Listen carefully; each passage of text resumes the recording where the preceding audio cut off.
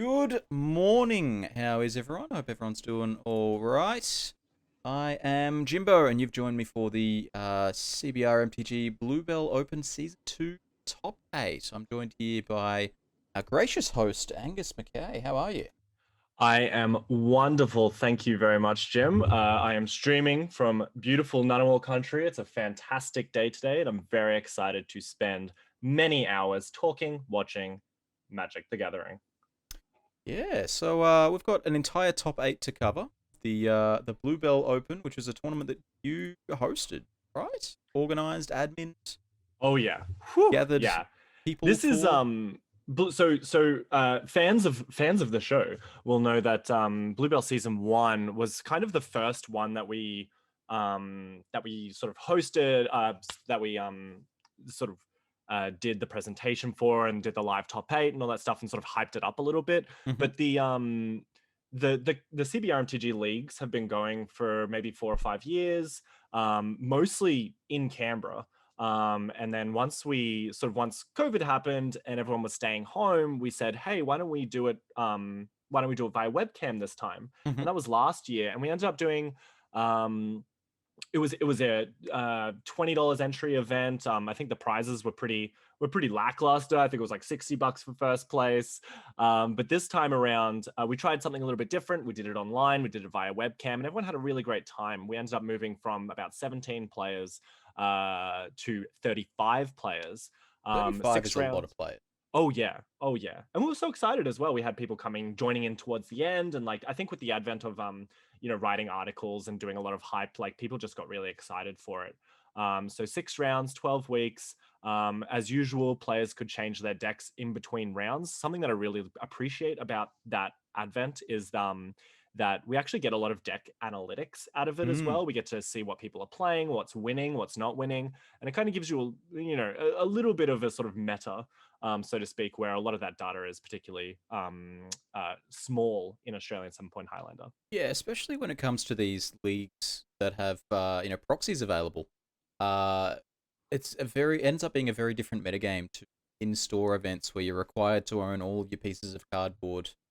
In a league, the ability to play whatever you want, and then if you don't like it, shift to another deck at $0 cost Yeah. is really good for sort of exploring the format and finding some decks that might not have been previously played. Yeah, I think it's also like it builds its own meta, as you said, that it's an entirely sort of different scenario if you can have access to all of the cards without having to worry about availability, which is actually quite a huge issue in even any sort of Eternal format, but even in Absolutely. Australian Highlander where you can play Ancestral Recall. But I have no doubt that the recent extra pointing of Ancestral Recall may have been because there was more being played because accessibility was not necessarily an issue. It was definitely something that was discussed, but we'll leave that one for another stream. How Yeah, about we I have a think look so. at some of the wide range of decks that were played across the league? Oh yeah, this is most of them, I should say. I did as much as could fit on the slide. I think this is like a really wonderful showing of exactly how diverse the league was. We had some people playing one deck throughout the whole league, which was fantastic, and that's like a great opportunity for you if you own one deck and you just want to tinker with it and like make it Hmm. the best that it can be. Yep. That works really well. But we also had people who would change their deck constantly just because they wanted to get an idea about what their play style was like. And we had a couple of new players who would change every single round because they just wanted to try different things. Mm. Yeah, there's definitely two sort of approaches with the league. You can come at it with the quote unquote best deck in the format and just grind that every week to, fight your way to the top. Or Mhm. you can really use it to just try new things and, perhaps experiment with an archetype that you've heard of or Yep. you've seen somebody else play and think you can do it better Mhm. and, play it in this sort of low pressure environment where you can make changes on the Oh, it was fly. casually cast aside! That is Absolutely. noisy. Wowee. Whew. Hey, thanks for So the thank you, subscription. Pat MTG Bazaar, for subscribing. We should mention that we missed the second portion, but we are going to sit down with Pat at about 2 p.m. well, we give the players a break, and we're going to talk about prizes and all these wonderful things that Pat has sponsored for us as part of Pat's MTG auctions. So huge sponsor. So huge thank you to for Pat for that one. And thank you for the subscribing to the channel, of course. That should be muted for the rest of the day, but we'll see how that goes. It should have been muted already. So we've got profiles for our top 8 players. You know, we had 35 at the start, and we're down to just 8 players now. They've all had to submit a deck. You know, you could change decks during the rounds, but once you're in the top 8, you've got to lock in one deck. Yes, that's right. No changing in between rounds from here on out. And the our players did get they did get a little bit of information. I mean, sorry, they got all of the information, I should say. We posted who was in the top 8 and who you were versing. So what the structure will look like for the top 8, and also who you were playing against. So unfortunately, people like Jared Goodwin was playing Dredge the entire way through the league, and it was very well known. And he crushed it. He did really, really well in the Swiss, and he didn't really change his deck much at all. But that means that people who know that they're going to verse Jim, unfortunate, yeah, well, only unfortunately, because it gives your opponents a lot of information, whereas I think some of the players sort of switched through a few different decks, so it was a little bit harder to kind of metagame in that aspect. Well, let's take that and run. Let's pop into our profile here for Jared. Please. So we have Jared Goodwin, 3rd in the Swiss. During the league, he played Dredge, and Dredge. That's right. And in previous events before the league, he's been known to play Dredge, a little bit of Reanimator, and Dredge. Yes.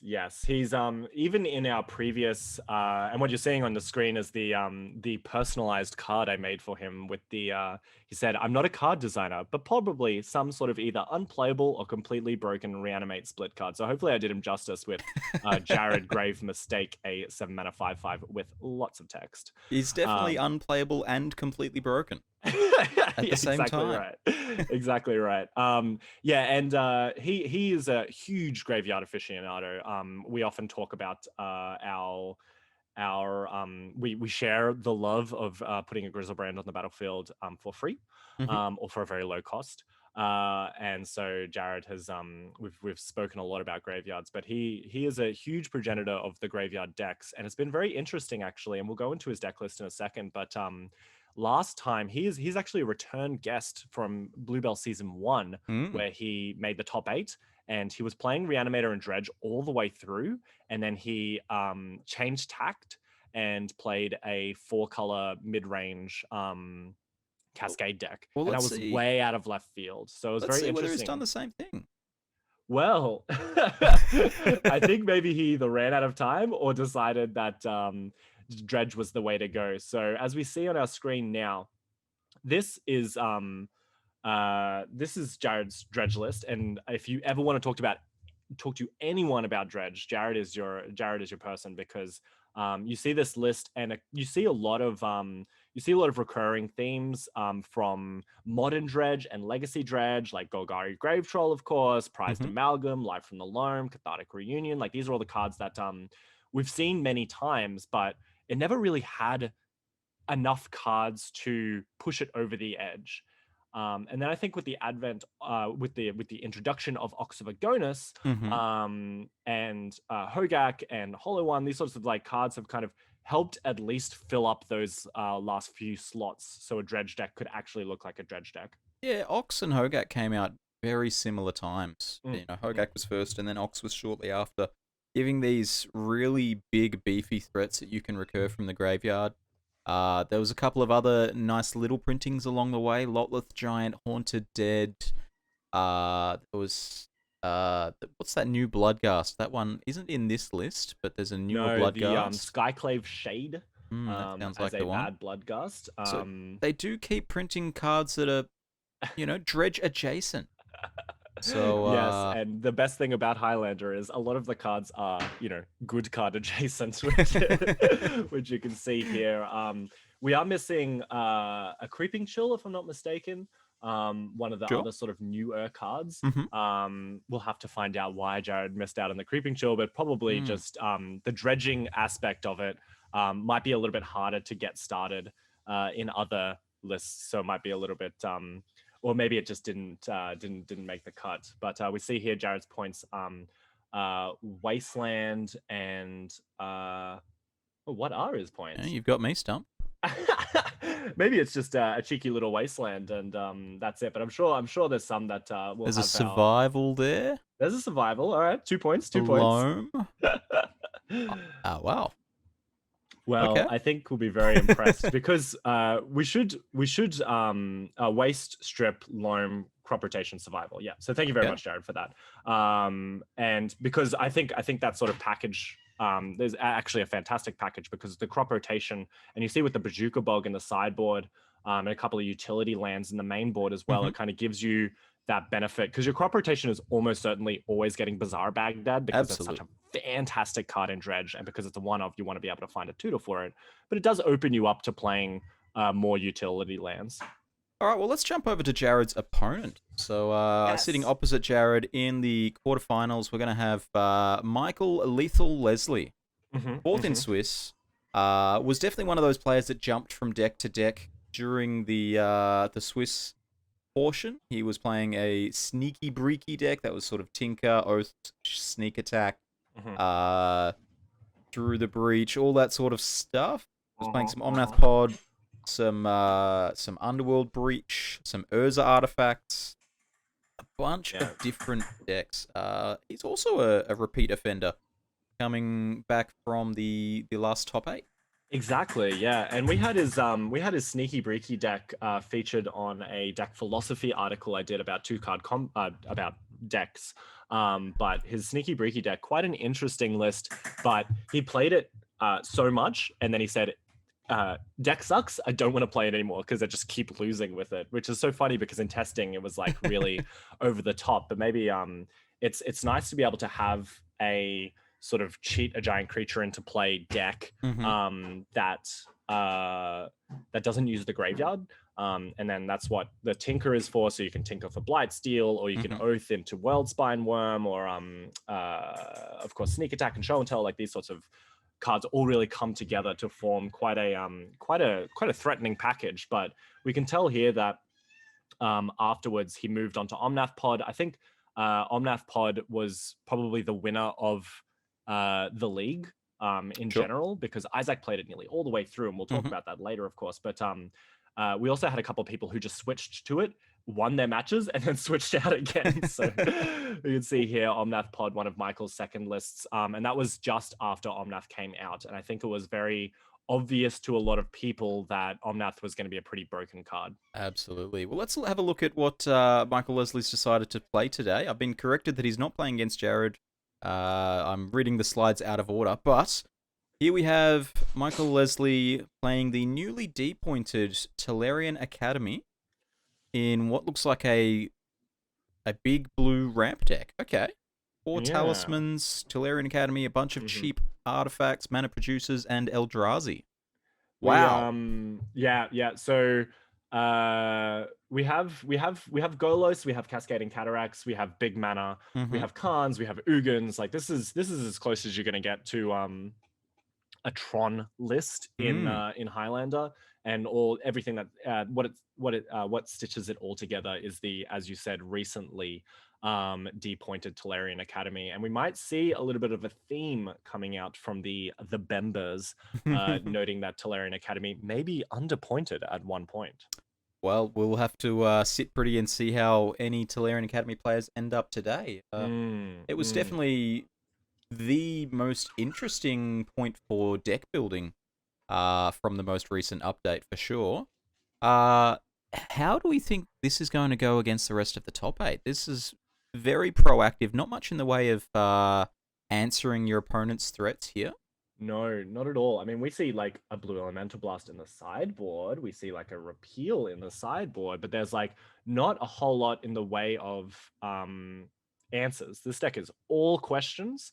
and hoping for someone else to have the answer. I mean, we see Transmute Artifact and Tinker as stuff that kind of sucks if it gets Transmute Artifact less so, I should say, because you do sacrifice it after the cost. But Tinker notoriously teased in the 7-point Highlander community because it's so heavily pointed, but if it's countered and the meta is sort of calling for more counters nowadays, Tinker can be quite the liability depending on what you sacrifice.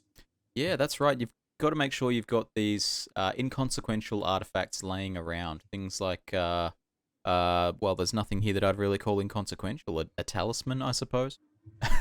Yeah, you don't really want to go sacrificing a key or a mana crypt. Yeah, it's kind of interesting. Something that we're sort of missing from this list is eggs, which is what I think a lot of decks have. Their sort of artifact decks because they obviously power up your Tolarian Academy. You don't want to play a Tolarian Academy on turn 1 and not have a 0-drop to turn it into at least a basic island. Yep. But something that is omitted from this list. I mean, we do have Mana Crypt and Mox Opal and Mana Vault as well as like kind of cheap artifacts that also produce mana themselves. But I think the idea is more so comboing with Paradox Engine than necessarily powering up your Tolarian Academy, which is a delicate balance that a lot of players have to deal with. Absolutely. Now this time I'm going to get it right. We're going to jump over to Michael Leslie's opponent for the top 8. Fifth in the Swiss here, we have Drew Carter coming all the way from the Adelaide Eternal team. Huge player in the space as well. I think he wasn't returning, but he was working with Daniel Abraham, who was in the top 8 of last time. Yep. But he's pretty prolific in the Adelaide Eternal and also national sort of Highlander scene as the progenitor of Bauble and Coke, which you can see as one of the lists that he played. He plays a lot of different lists and he's created a lot, but the sort of the deck that he brought to the table both today and throughout a lot of his history and playing Magic is this Jeskai. It's a Jeskai control deck that front loads all of its cantrips into baubles. I've just got to say, I really love these custom cards you've created for the players. We skipped over Michael Leslie's one, but it was a really good flash enabler. Yes. And Drew here, a companion. Your starting deck must contain Scrabbling Claws. I love it. Yeah, of his own choice. This is some of the when I said I said to everyone, if there was a card made in your honor, what would it do? Kind of like an invitational thing, because of course I was planning on doing this.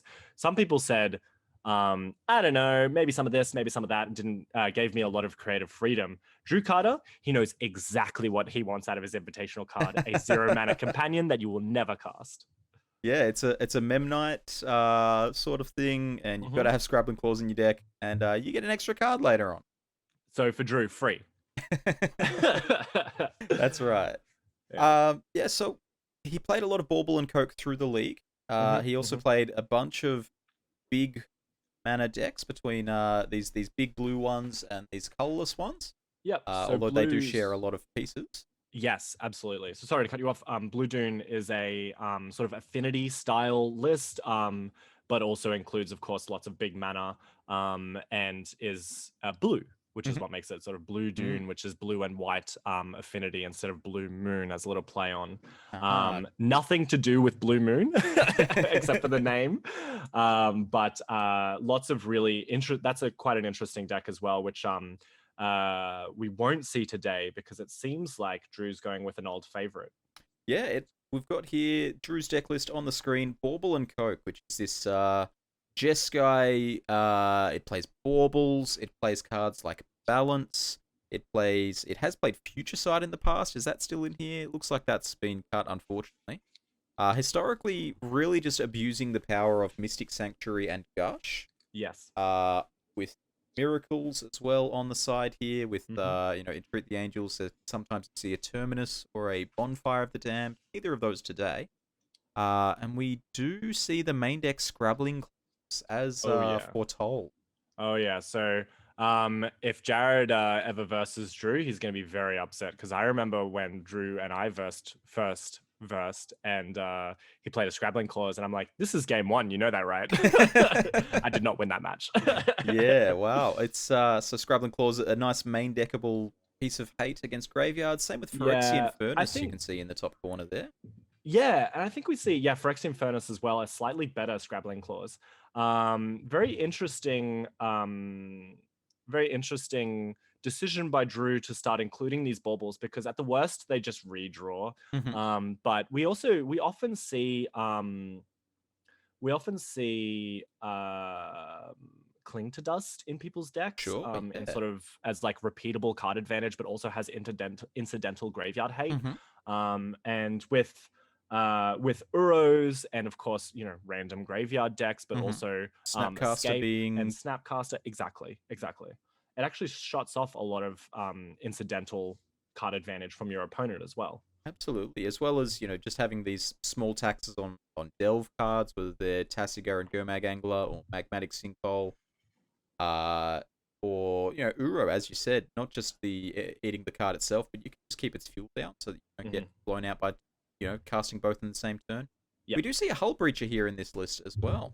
Yeah, it'll be interesting to see. I think there's a lot of blue decks hanging around. I think there's a lot of card draw hanging around in this top 8. So I think main deck Hull Breacher makes a lot of sense. Absolutely. Now, we started off this list with Jared Goodwin. Let's look at Jared Goodwin's opponent for today. That sounds like a great idea. We have another Adelaide player. We have Socrates Stavropoulos, 6th after the Swiss. Talk to me about this custom card. This is a doozy. I love it. Look, as I said before, some people chose their cards themselves. Socrates, he's a man who knows what he wants. Yeah. This is the perfect Thassa's Oracle enabler. Until end of turn, if you would draw a card while your library has no cards in it, you win the game. So a nice state-based action for a lab maniac. And then when it's put into the graveyard from your library, if it's the last card milled from your library, you win the game. So a little bit of workaround. You have to put it at the bottom of your library somehow. But it kind of gives you another Thassa's Oracle that you can play with. That's right. So a lot of the time through the league, Socrates was playing Cephalid Breakfast. It's a lot of 2-card combos. You could see the Thassa's Oracle, of course, paired with Tainted Pact and Demonic Consultation. You could also see the old breakfast combos of Cephalid, Illusionist, and Nomad Encore. Yes. So lots of ways to just flip your deck and put it into the graveyard. Yeah, it's interesting. We had in the chat, Jared's speaking about Hermit Druid as also a way to mill your entire deck, which is a lot of Hermit Druid decks do contain the Cephalid Breakfast combo. And we should preface really quickly, for those of you who don't know, Cephalid Breakfast is the name of a legacy deck that uses the same win con this is pre Thassa's Oracle, but the goal was to mill your library, Dread Return, and Angel of Glory's Rise to get back your all your humans, and of those humans was Azama, Lady of the Scrolls, I think her name is, and Laboratory Maniac, and then you tap to draw a card and then you win the game. So that was like a very specific deck that appeared in Legacy for quite a while, and Socrates has ported it over to Highlander to actually quite some great success, because we see here that it says decks played during the league, Cephalid Breakfast, Big Rug, Big Bug. But in reality, the Big Rug and Big Bug was what he had already he just played towards the end of the league once he was almost certainly locked into top 8. So it's kind of just a fun game for him to play a couple of rounds with his other loves.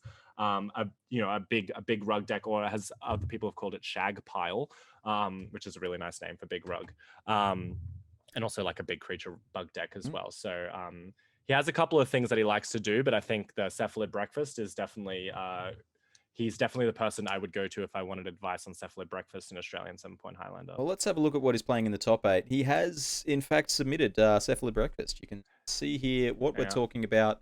The Nomads Encore, Cephalid Illusionist, Stoneforge Mystic finding Shuko, which is a 0-cost or quick cost to activate your Cephalid Illusionist. The plan to bin all of the cards from your deck, make a couple of reanimated creatures in Sacred Cat and Narcomoeba, and then Dread Return back a Thassa's Oracle for game.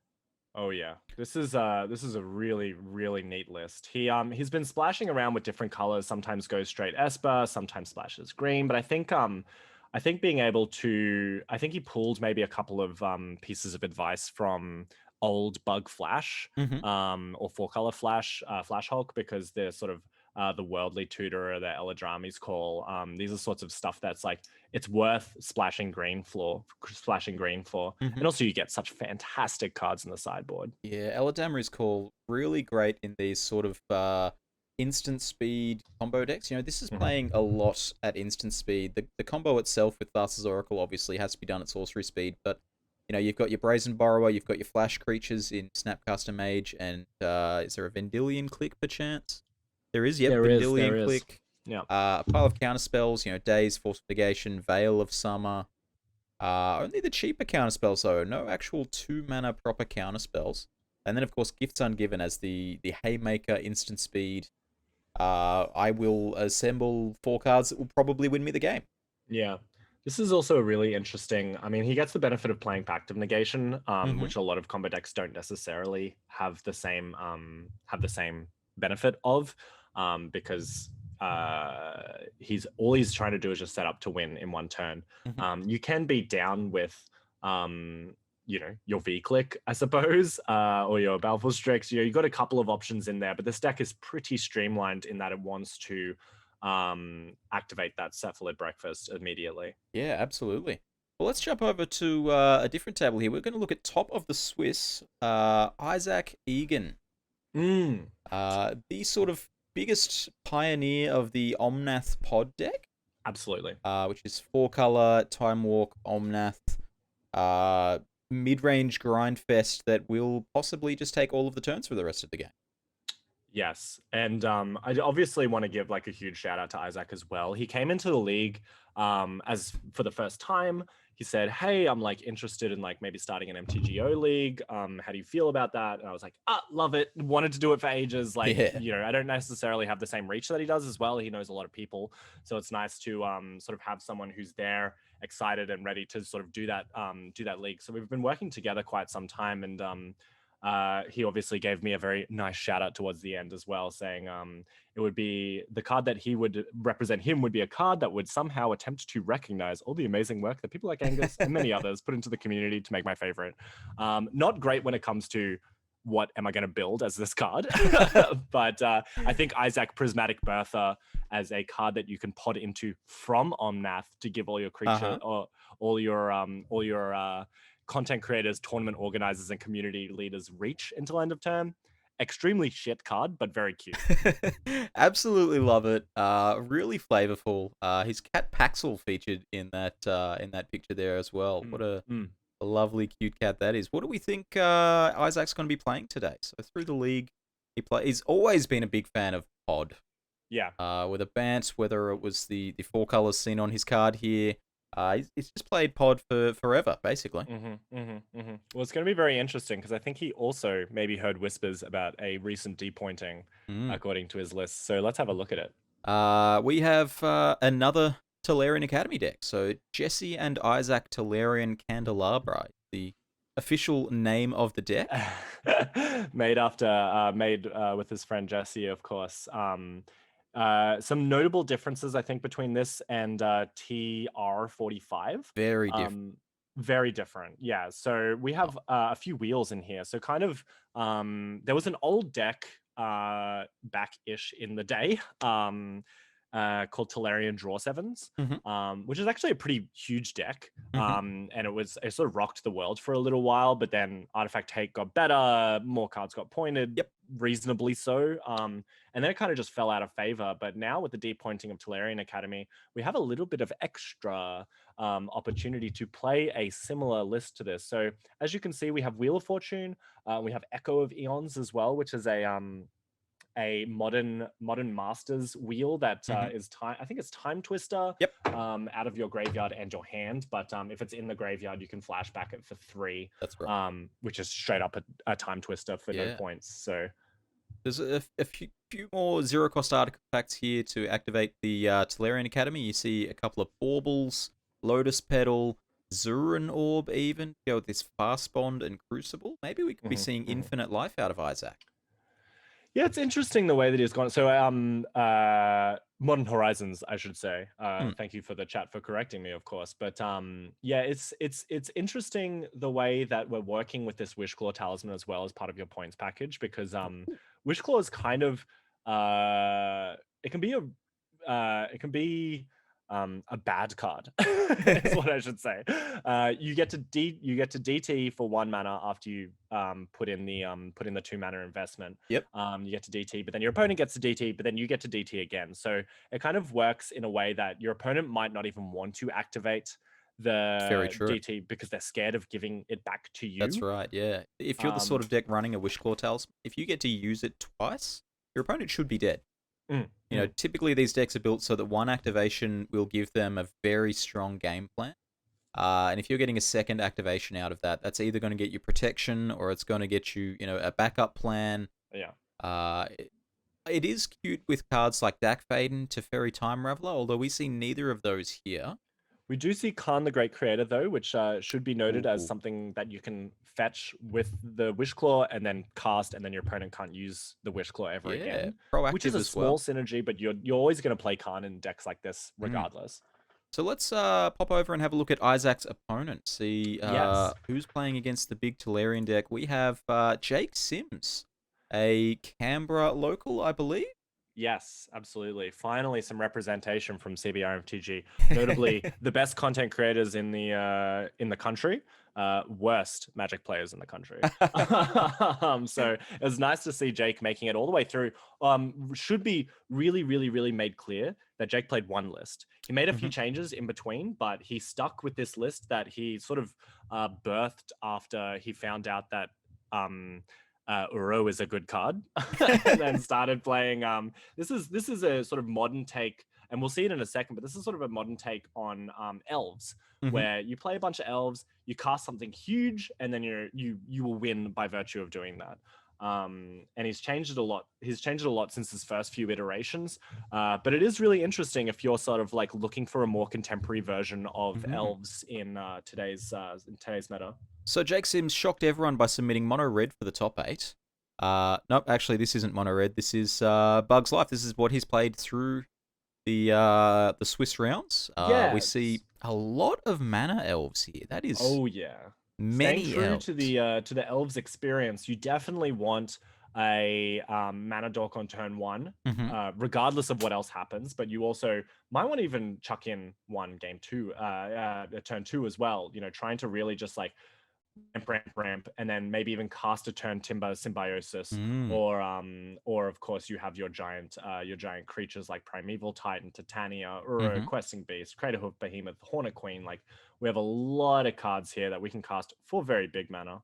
You've even got the two sort of bogeyman flash threats in Hull Breacher and Opposition Age. So, you know, even if nothing happens on turn 2, those mana dorks could still be putting in work and flashing out one of these. Yeah, it's going to be really interesting seeing this opposition agent in action, because we actually haven't seen an opposition agent so far, unless I'm mistaken. That's right. So that means that Cephalid Breakfast, both of the artifact decks, Drew's going to stay pretty safe from opposition agent, but even crop rotation from Jared's side, like there is no shortage of targets for opposition agent in this league. And someone pointing out as well that you know, Jake Sims' opponent is playing a lot of draw 7s, and Jake has both Leovold and Hull Breacher himself. Yeah, this is going to be really fun. Great answers to your opponent casting draw 7s. And he also has a lot of ways to tutor them out as well. I mean, he's also could get dunked by opposition agent, but thankfully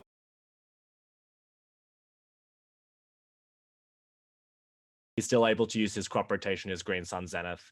Sorry, I lost you for a second there. Natural order. order. Not sure why my alert box. Yeah, they are pretty easy to tutor out. You do have a lot of options to find them. Let me while you sort your thing out, I'd love to talk about the sort of the how this deck sort of came to be.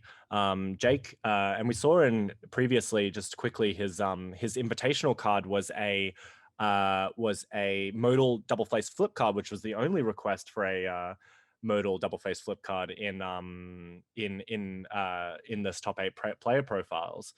But he had a Sylvan library, he had a Sylvan scrying on one side, and a thank you very much for that, and a thespian stage on the other side. So he really knows what he's about as well, I think. So he also chose this Billy and the Clonosaurus, which I don't think he'll mind me putting on there for him, because he is a huge Simpsons reference fan. That's right. Oh, let's jump over to the last table. We've got 2 more players left to cover, so let's jump into second in the Swiss, Michael Billinghurst. Yeah.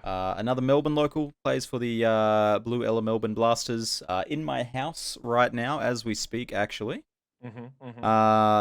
Big fan of blue decks that do nothing.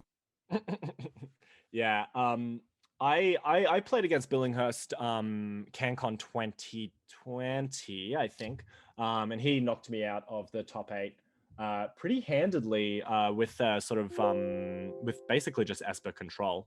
And it was quite the beating. But Michael, really technically skilled player. He wasn't top of the Swiss, but he did win the one of the prizes that we'll go into later for most games won, which is like interesting, I suppose. But he knows his way around these control cards, and he knows them really well. So it's going to be really interesting for control aficionados to see Michael in action today. If there's 2 things I know about Michael, he's going to be playing blue cards that want you to do nothing during your own turn, and he's going to be playing with some old grotty sleeves.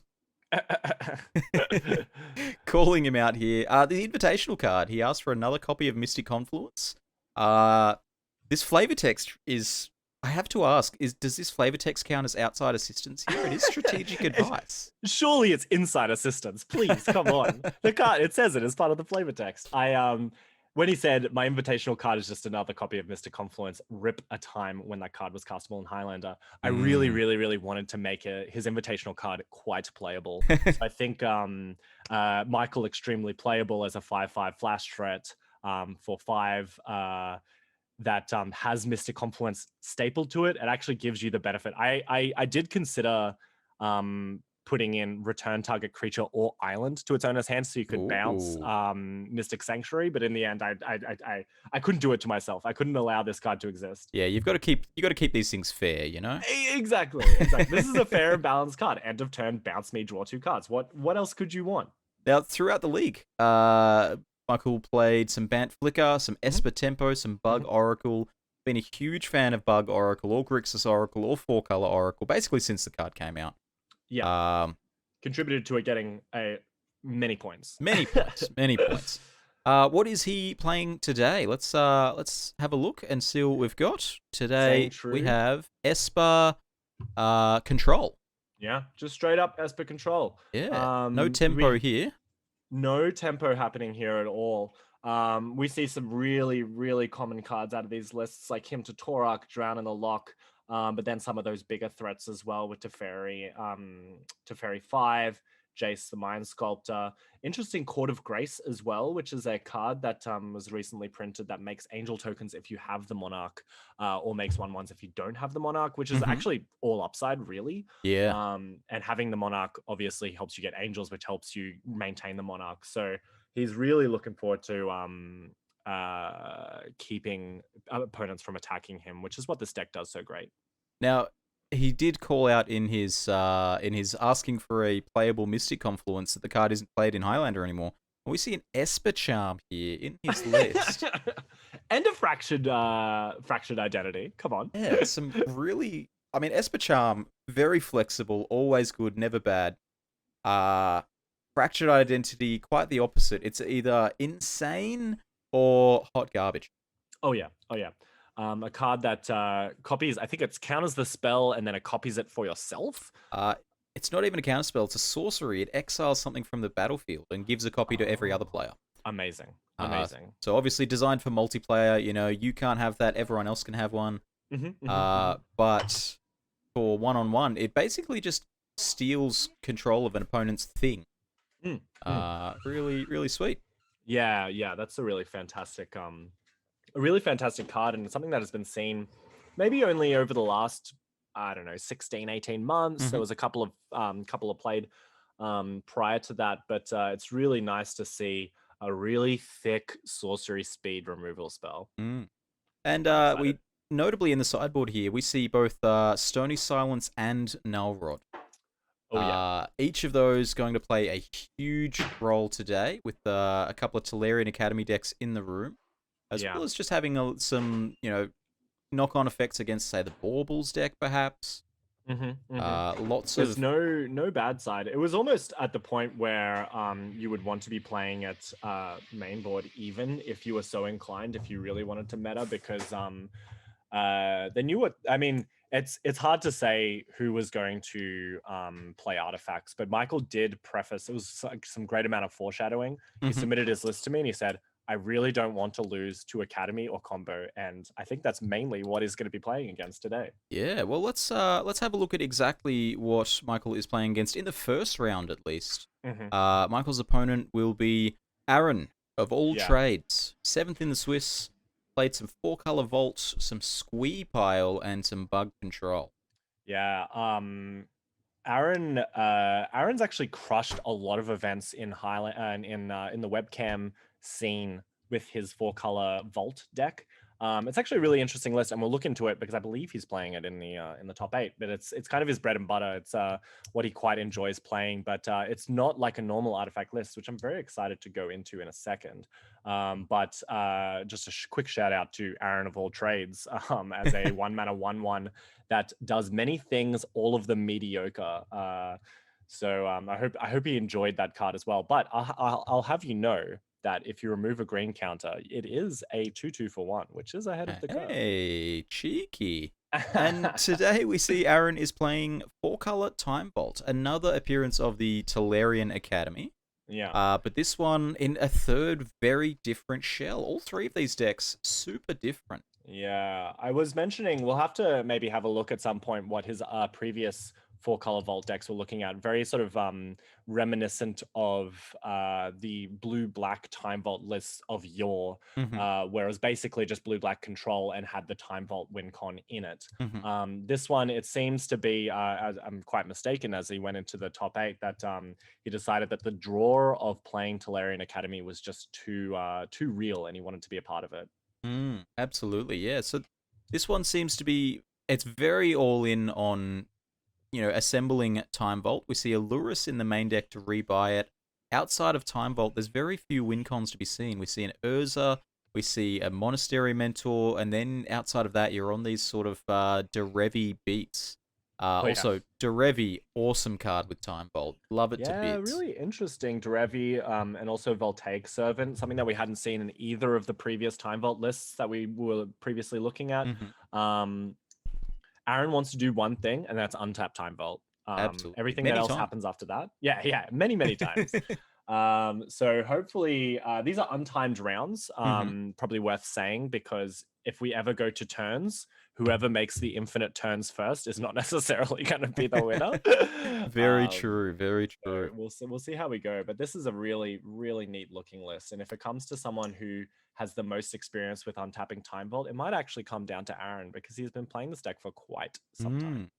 So here, let's have a quick overarching look at the bracket here. We've had a look at the individual decks and players in the metagame. This is their pairings. This is what they're this is what their path to victory will look like. If you're sitting in one of these seats, these are the people you need to get past in order to take the crown. Yeah. So we see Issac Egan on his Tolarian Academy Draw Sevens deck versus Jake Sims on Bug's Life. And then at the second table, we have Michael Leslie on another Tolarian Academy deck versus Drew on Jeskai Control.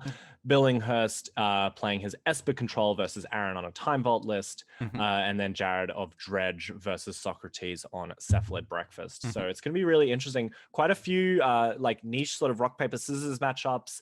A lot of combo versus control.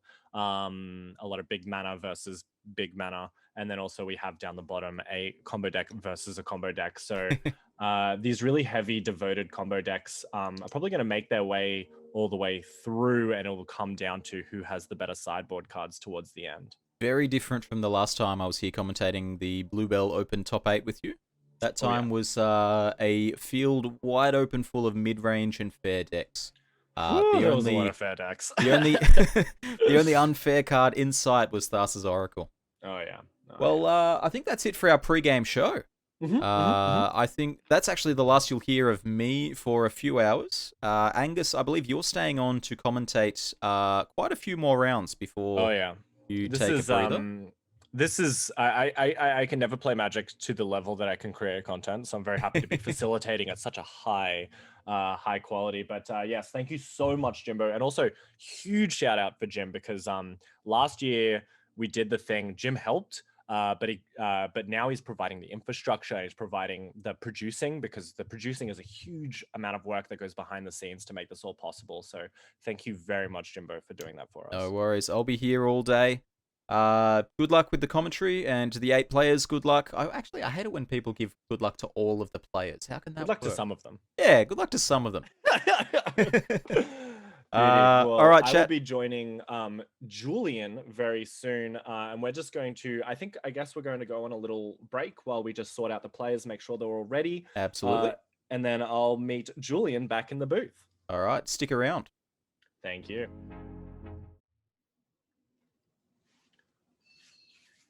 Alrighty, Roo, we are back. I'm joined here with Julian Hong. How are you, Julian? Good, thank you. Good morning. Thanks for having me. My absolute pleasure, and thank you so much for joining us. We're just about to kick into our first match with Aaron on Time Vault combo and Drew on not Drew, sorry, and Michael Billinghurst on Esper. So while we wait for the cameras to move over from Jimbo, we will get right into it. But Julian, do you maybe just want to give us a quick update on what these decks are and what they're trying to do? So the matchup we have first for everyone is Esper Control playing against 4-colored Time Vault. We have Michael Billinghurst's list up on the screen right now. And the first thing you'll notice that the only way Michael can interact with an artifact that is resolved is a Fractured Identity, which, by the way, costs 5 mana. And most of the artifacts you'll notice in Aaron's deck cost less than 5. So I believe for game 1 at least, Michael Billinghurst was relying heavily on counter magic and discard effects, because he's decided not to play anything like Vindicate in the main deck, or any Oblivion Ring effects. But I think Council's Judgment sort of thing. No Council's Judgment either. So I think, you did mention that Michael Billinghurst said he didn't really want to lose to any combo decks or academy decks. But I think his main deck choices have left him a bit open. Yeah, we'll see. He can bounce the vault with Teferi or tuck it with the other Teferi, but I think we're really trying to just counter it before it comes down. Yeah. I think Billinghurst was relying heavily on his sideboard. He has got a Stony Silence and a Null Rod in there, and he's got an extra Duress as the 4th discard effect. There's an Ashiok to prevent the myriad of tutoring effects coming from Time Vault decks, as well as getting rid of the graveyard, because Aaron's deck does have a Lurrus and an Emery, I believe, 2 cards which interact with artifacts in the graveyard. Yeah, and we're going live. Thank you very much. We as you mentioned, it does he does play in the graveyard a little bit, something that we sort of talked about before we came into this, but not enough to maybe justify playing Rest in Peace. On intuition, I imagine Michael Billinghurst would want to bring in his Nihil Spellbomb, but the Rest in Peace is something I wouldn't. I'm not sure, but I imagine Michael's figured that out by now, because we are playing with open deck lists. Yes. Yeah. Well. It was open deck lists. But they did have to build their. Of course, being open deck lists, they had to build their deck before they were before they were released. So you couldn't really figure out whether or not everyone was playing Tolarian Academy lists, which I think we found out in our pregame show that a lot of people did opt to go for those Tolarian Academy lists. Yeah. I mean, it's interesting designing a deck in that spot because the points change has been announced. You know that they're relevant for the top 8, but no one's really had that much of a chance to test. Yeah. But we've got the game fire off. Michael is on the play. He's opted to mull to 6, I believe, but he's led the game off with an Underground Sea and a Preordain. An Underground Sea without a fetch land for that battle. And bottom as well, if I'm not mistaken. So hopefully everything's all right.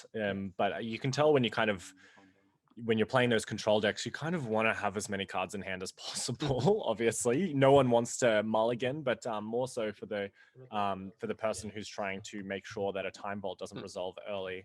It's very important. I mean, it might feel alarming that Michael's opted to go bottom and so quickly as well. He just went slam. Yeah. But I think he understands that very few cards in his deck matter for this matchup. Yeah, you're right. You're absolutely right. So if we saw 2 removal spells, we might be pretty happy to send them to the graveyard. Although it can be noted that Aaron has both Voltaic Servant and Derevi as a way to untap the Time Vault. Yeah. There's numerous cards that I think the nature of Time Vault decks is that you're happy to just play the untapped effects and just bet your opponent into dealing with them. And we have Billinghurst playing an Inquisition of Kozilek, which gets swiftly mental misstepped. And then in return, Spell Pierced after that as well. So we are going to have this this Inquisition Resolve, which we see a Lurrus, a Transmute Artifact, and then if I'm not mistaken, just 3 lands. Yeah. I mean, it's interesting whether you take the Transmute Artifact or Lurrus here, given that Aaron has neither part of the combo ready. Yeah. It's I think Lurrus, we might see a bauble or whatever, and then he might get back into the situation. But as long as Billinghurst knows the cards in Aaron's hand, he can kind of breathe a little bit easier. Yeah, because that Transmute Artifact doesn't do anything unless Aaron has an artifact ready, which he didn't. Yeah. Same with the Lurrus, I'm sure as well. Like not having anything in the graveyard to kind of get back with it immediately, it makes it a little bit easier. And Billinghurst seems confident to use this opening to play and resolve a Narset. Yes. Yep. So maybe I imagine the Narset. I mean, he has the option of looking for more answers, but given that Aaron's hand feels a bit dry at the moment, he might opt to actually look for his non-creature win conditions. And we do, of course, see the famous Esper Charm pull up on the screen. No better time to play it than to get it with Narset than the present. We'll see how it affects Aaron, but we do often with these Esper control decks, they're more than happy to just really expertly find an opening to play something. And I mean, I was just about to say, fantastic that he found an opening to play this Narset because it's going to be great for him, but this Time Vault says otherwise. Yeah, this Time Vault came off the top. Actually, it might have been part of the 3 cards that Aaron saw with the Ponder. I don't remember if he played a fetch land afterwards. But this Esper Charm, the third mode, unfortunately, is destroy target enchantment, not an artifact. A classic white spell. I mean, there was a discussion in the Discord a few days ago about how bad or underplayed white was. This might be part of the reason. As well. Yeah, I mean, it's infamously referred to as the support color. Although it seems to be failing in this case as well. It's like, can you support me by dealing with these permanents I can't deal with? Like, no, I can't. Yeah. It's I think R&D has heard the calls of our white mages saying that, God, everything really sucks right now. It'd be nice to not have this happen. But we're still yet to see any sort of like back to taxing or I guess taxing is sort of the main thing that I do, but also like cheap efficient creatures is kind of, if you're not playing white weenie, then it's kind of makes a little bit less sense to play white unless it's a support color. Yeah, and like all the effects of getting even on like the balancing effects with lands, like Knight of the White Orchid, they just all the cards that they print aren't good enough for Highlander. Bring back mass land destruction. That's what I say. When was the last Ravages of War we see? Too long ago. I believe Aaron untapped his Time Vault by giving Michael an extra turn. Is that what happened? It seems to be the case, yeah. So I think just he knows he's not doing anything at the moment, and Michael's kind of not doing that much either. Now that Narset isn't accumulating value just by sitting on the battlefield. He already got his Esper Charm, and he got I wasn't sure about what the other card that he got with Narset was. Did you manage to see? I didn't see that either. I think it's totally fine. I feel like the impetus for Aaron doing that is that he understands that Esper Charm, the discard mode, isn't that useful. Yeah, Because especially, his hand was what, transmute artifact and 2 lands, and he Mm. doesn't really need more than 3 to operate. Exactly. Oh yes, yeah. that's right. He got a Teferi, the Time Reveler. I see. And yeah, and again, he knows that Michael doesn't have any cards that can deal with this Resolve Time Vault apart from the Teferi, which he just took, but also Fractured Identity. So I think he just wasn't that scared, and obviously there was a chance that Narset could find the Teferi, but I think that was a risk that Aaron was willing to take. And honestly, I think it was a very well calculated risk. It just happened to not quite work out, but we'll see, because Billinghurst has not committed to the Teferi yet, so he obviously doesn't think it's a slam dunk play. So I'm curious what he's drawn since the first usage of Narset. Yeah, it'll be interesting to see, because Teferi, of course, not really a permanent answer by any stretch of the term for Time Vault. Just bouncing it back to the hand, it's fine. It's a 2-mana artifact. It's not like you're bouncing a Blightsteel. Well, the thing is, we know that Aaron has expended his mental misstep, so it means that Billinghurst doesn't have to worry about that if he finds a spell snare for the Time Vault. Okay. Oh.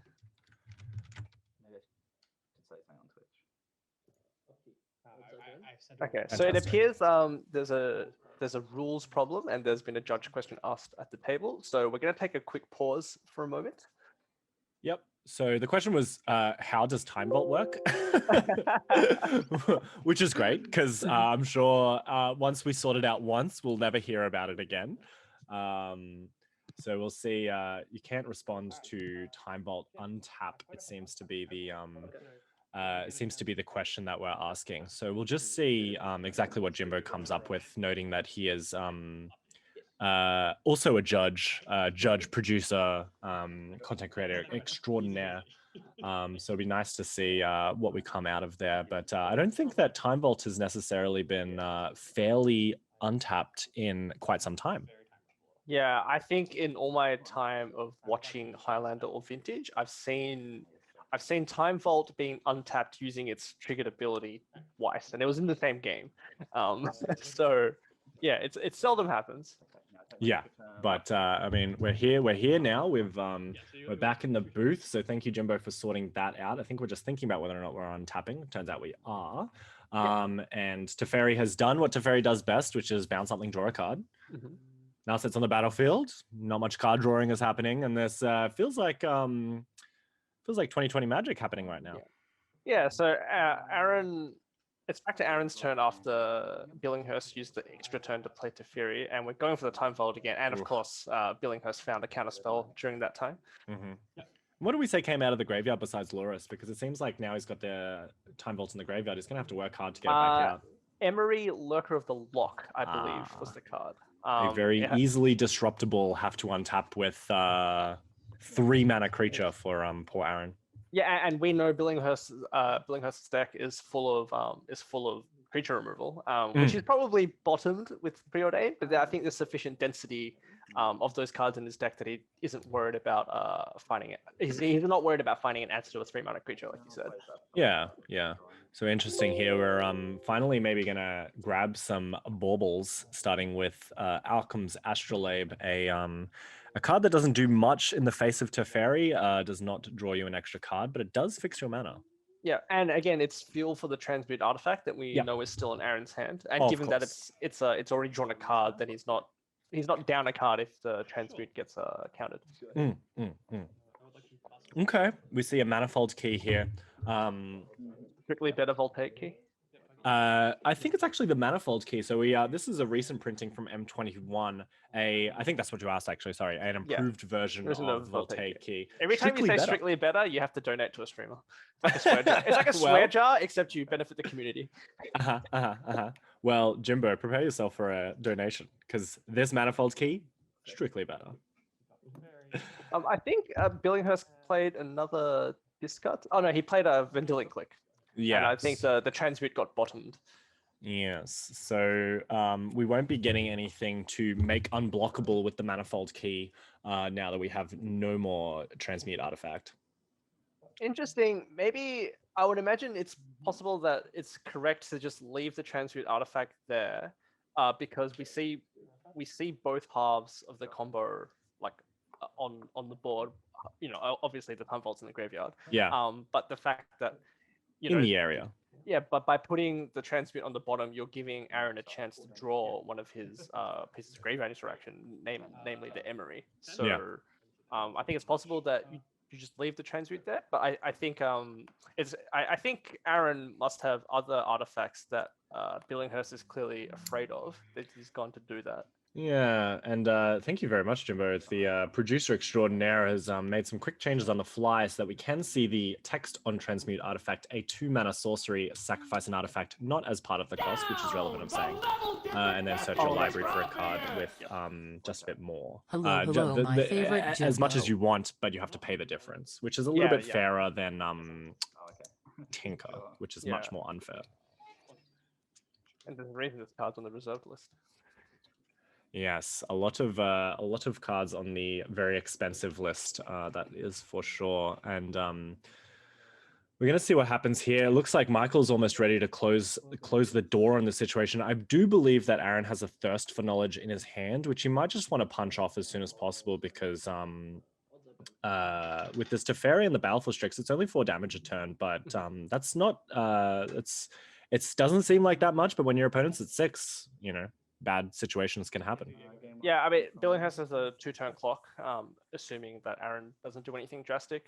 Mhm. But I think Billinghurst is in the mode of let's not lose by accident, and Aaron is desperately trying to. He knows he's got 2 turns to figure out how to pull a win from this. Yeah. And as his few, because Michael's not playing that many creatures, he's playing a few that are just good and you do want to play. But a lot of them do coincidentally have flying, which means that this Voltaic Servant is actually not going to do that much. And we see a reshape coming out from Aaron. Yes. It's like a balanced transmute artifact. But I'm just looking through his list. I don't think there's many artifacts that get him out of this situation. It doesn't seem like it, no. Unless he snuck in an ensnaring bridge after he submitted his list, we might be out of luck. Well, we were saying before that Mixstone kind of takes that place. Creatures with power 3 or greater don't untap. So given that Billinghurst has already attacked multiple times with these 2 flyers, the Mixstone keeps them down until Billinghurst finds an answer to them, but he decided to opt for a Baleful Strix. I'm not going to go and speak ill of players and say it's a mistake, but I think he should know that Billinghurst is likely to have dead creature removal sitting in his hand. Surely. And I think that while that Baleful Strix does draw him a card and gets him technically a 2-for-1, it's removing a dead card from Billinghurst's hand, which doesn't help out. I'm sure he's very happy about. Yeah, it's like, this card which I wasn't probably going to cast like this, this game, it was probably going to sideboard out. And speaking of main deck graveyard hate, I did get a little flash. I'll have to remind the players to keep their hands hidden because maybe Aaron got a flash of it as well. But Michael is playing a Cling to Dust in his hand, which will tie up that Time Vault completely, put it straight into the exile zone, and then Aaron doesn't have that much opportunity after that. Yeah, I think that's mostly lights out, given that he's on a low life total already. Yeah. But I think at some point Billinghurst grabbed Lutri from his sideboard as a companion. Yeah, it seemed to be the game's over. Yeah, a tough one. We saw just the pieces kind of get torn to shreds pretty quickly. Yeah. A couple of influential spells got countered. It would have been nice to see what exactly could have came out of Aaron if he had managed to have his cards appear in the correct order. But I think when you're playing less enabler artifacts that you can transmute, you kind of can find yourself in a sticky situation where you have transmute artifact and no artifact on the battlefield. Yeah, like you said, I think the order in which he saw his cards is really unfortunate. Like he lost his Lurrus, he got the Time Vault. Yeah, he got the Time Vault, then put into the bin, and then Lurrus was gone, so there's no way to get it back.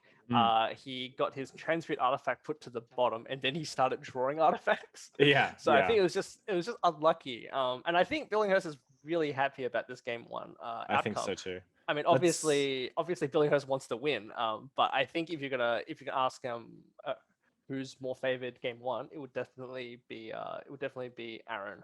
But now that Yep. Billinghurst has stolen game one, well, not stolen is probably not the right word to use. Mhm. But He now that he Billinghurst has got game one, I won think it fair and square.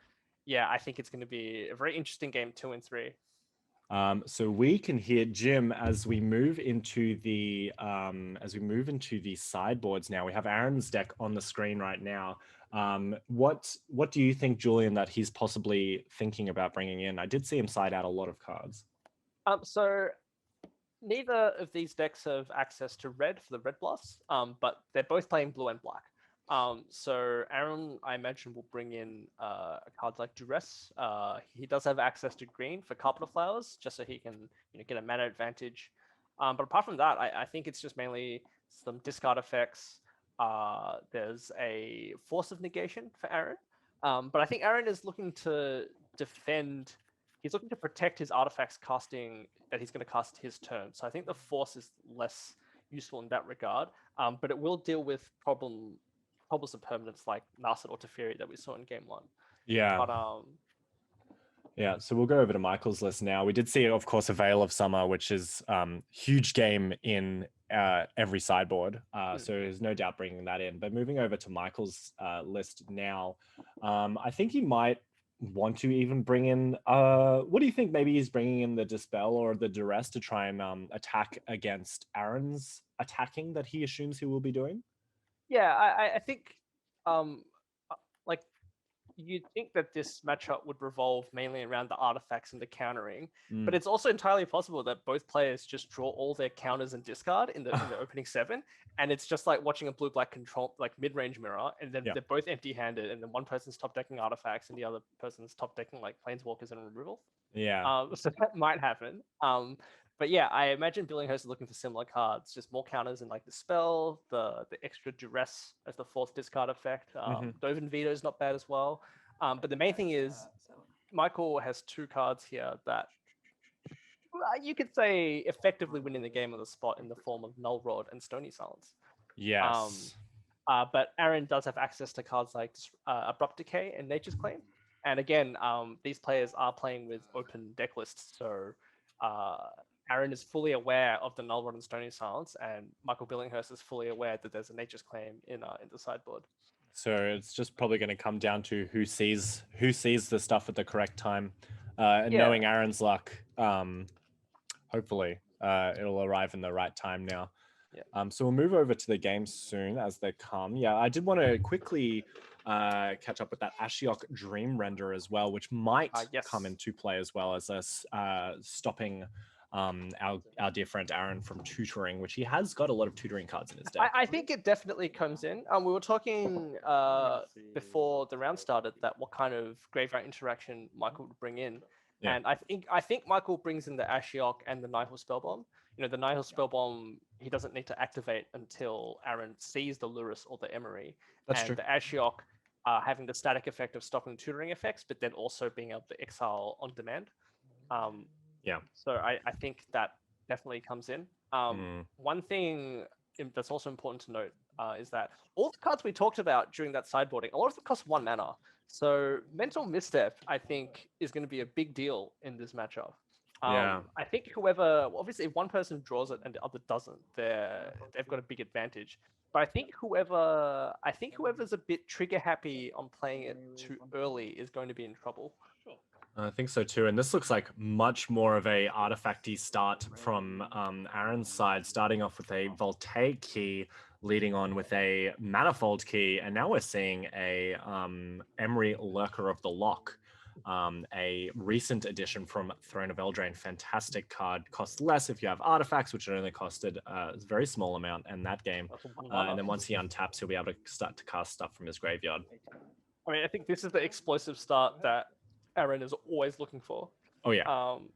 And being on the play only attenuates how big of a deal that is. And speaking of Mental Misstep, you called it quite correctly, because there's been a bunch of 1 mana or pseudo 1 mana in Emery spells coming out of this game already. But the Swords to Plowshares, which was Michael's first answer, was actually swiftly taken down by said Mental Misstep. Yeah, I mean, at this stage, like, while Aaron has had a really explosive start, we do need to note that there's no time vault in play yet. That's And true. I think, I mean, it's possible the rest of Aaron's hand is just air. So Aaron has to turn this advantage into something. And Aaron- he does have a Baleful Strix in the graveyard that he milled over. Ooh, hello. Are we seeing a win con right now? Oh, that is a Whir of Invention. I was about to say, like, Aaron's got access to a lot of mana, but his sideboard doesn't have any big cards like Khans or Wormcoils. But there is a Whir of Invention, which I believe is being cast for how much mana? Is there? It must be 2, surely. So tapping the Voltaic key and then 1, 2, 3, 4. Oh, right. He wants to get specifically the Time Vault, of course. Yeah, so, and unfortunately, he was not given that opportunity because it was met with a Force of Negation. Actually, a pretty nice inclusion from Modern Horizons, being able to have another Force of Will that's obviously unpointed, but also actually kind of mostly just for fair decks. Yeah, it's very hard castable. Oh yeah, 100%, 100%. So we just have another judge call now. So we're just going to, I assume, go back to some deck lists that we can talk about while. Oh no, the judge call is for a different table. Oh, of course. Okay, no problem. Yeah, no problem. So, like, if Aaron had his own Force of Will there for Michael's Force of Negation, I think we can safely say that Aaron had the absolute nuts, like the actual perfect hand, and on the play. But fortunately for Michael, that's not the case. So we still have a game going on our hands. Yeah, it would have been a very quick one, and something that these Time Vault decks really have the capability to do, especially with an early Tolarian Academy, is that once you have like a Soul Ring or better on the battlefield, like you can kind of jump the curve a little bit and cast those Time Vaults for extra cheap. But like Aaron spent 6 cards developing, like that was his first wave of cards. Yeah. But now I think he's down to, given that the Whir got cancelled, got counted. I think Aaron's down to just kind of top decking and playing 1 card a turn, which is what Billinghurst wants. As like in this instance, he's a defensive player, and Billinghurst has found the answer for the Emery. So basically, the way you explain things. So Aaron is just kind of hoping to draw something relevant, and then Billinghurst knows that the pace is slowed down compared to the explosive turn on turn 2. Yeah. So we've got a fair game back in our hands, it seems. Oh yeah. So we're just gonna move off. We're just gonna move off this game really quickly and pop into this deck list just to have a quick look while our wonderful producer does some magic in the back end. But it will be interesting to see what he brainstormed.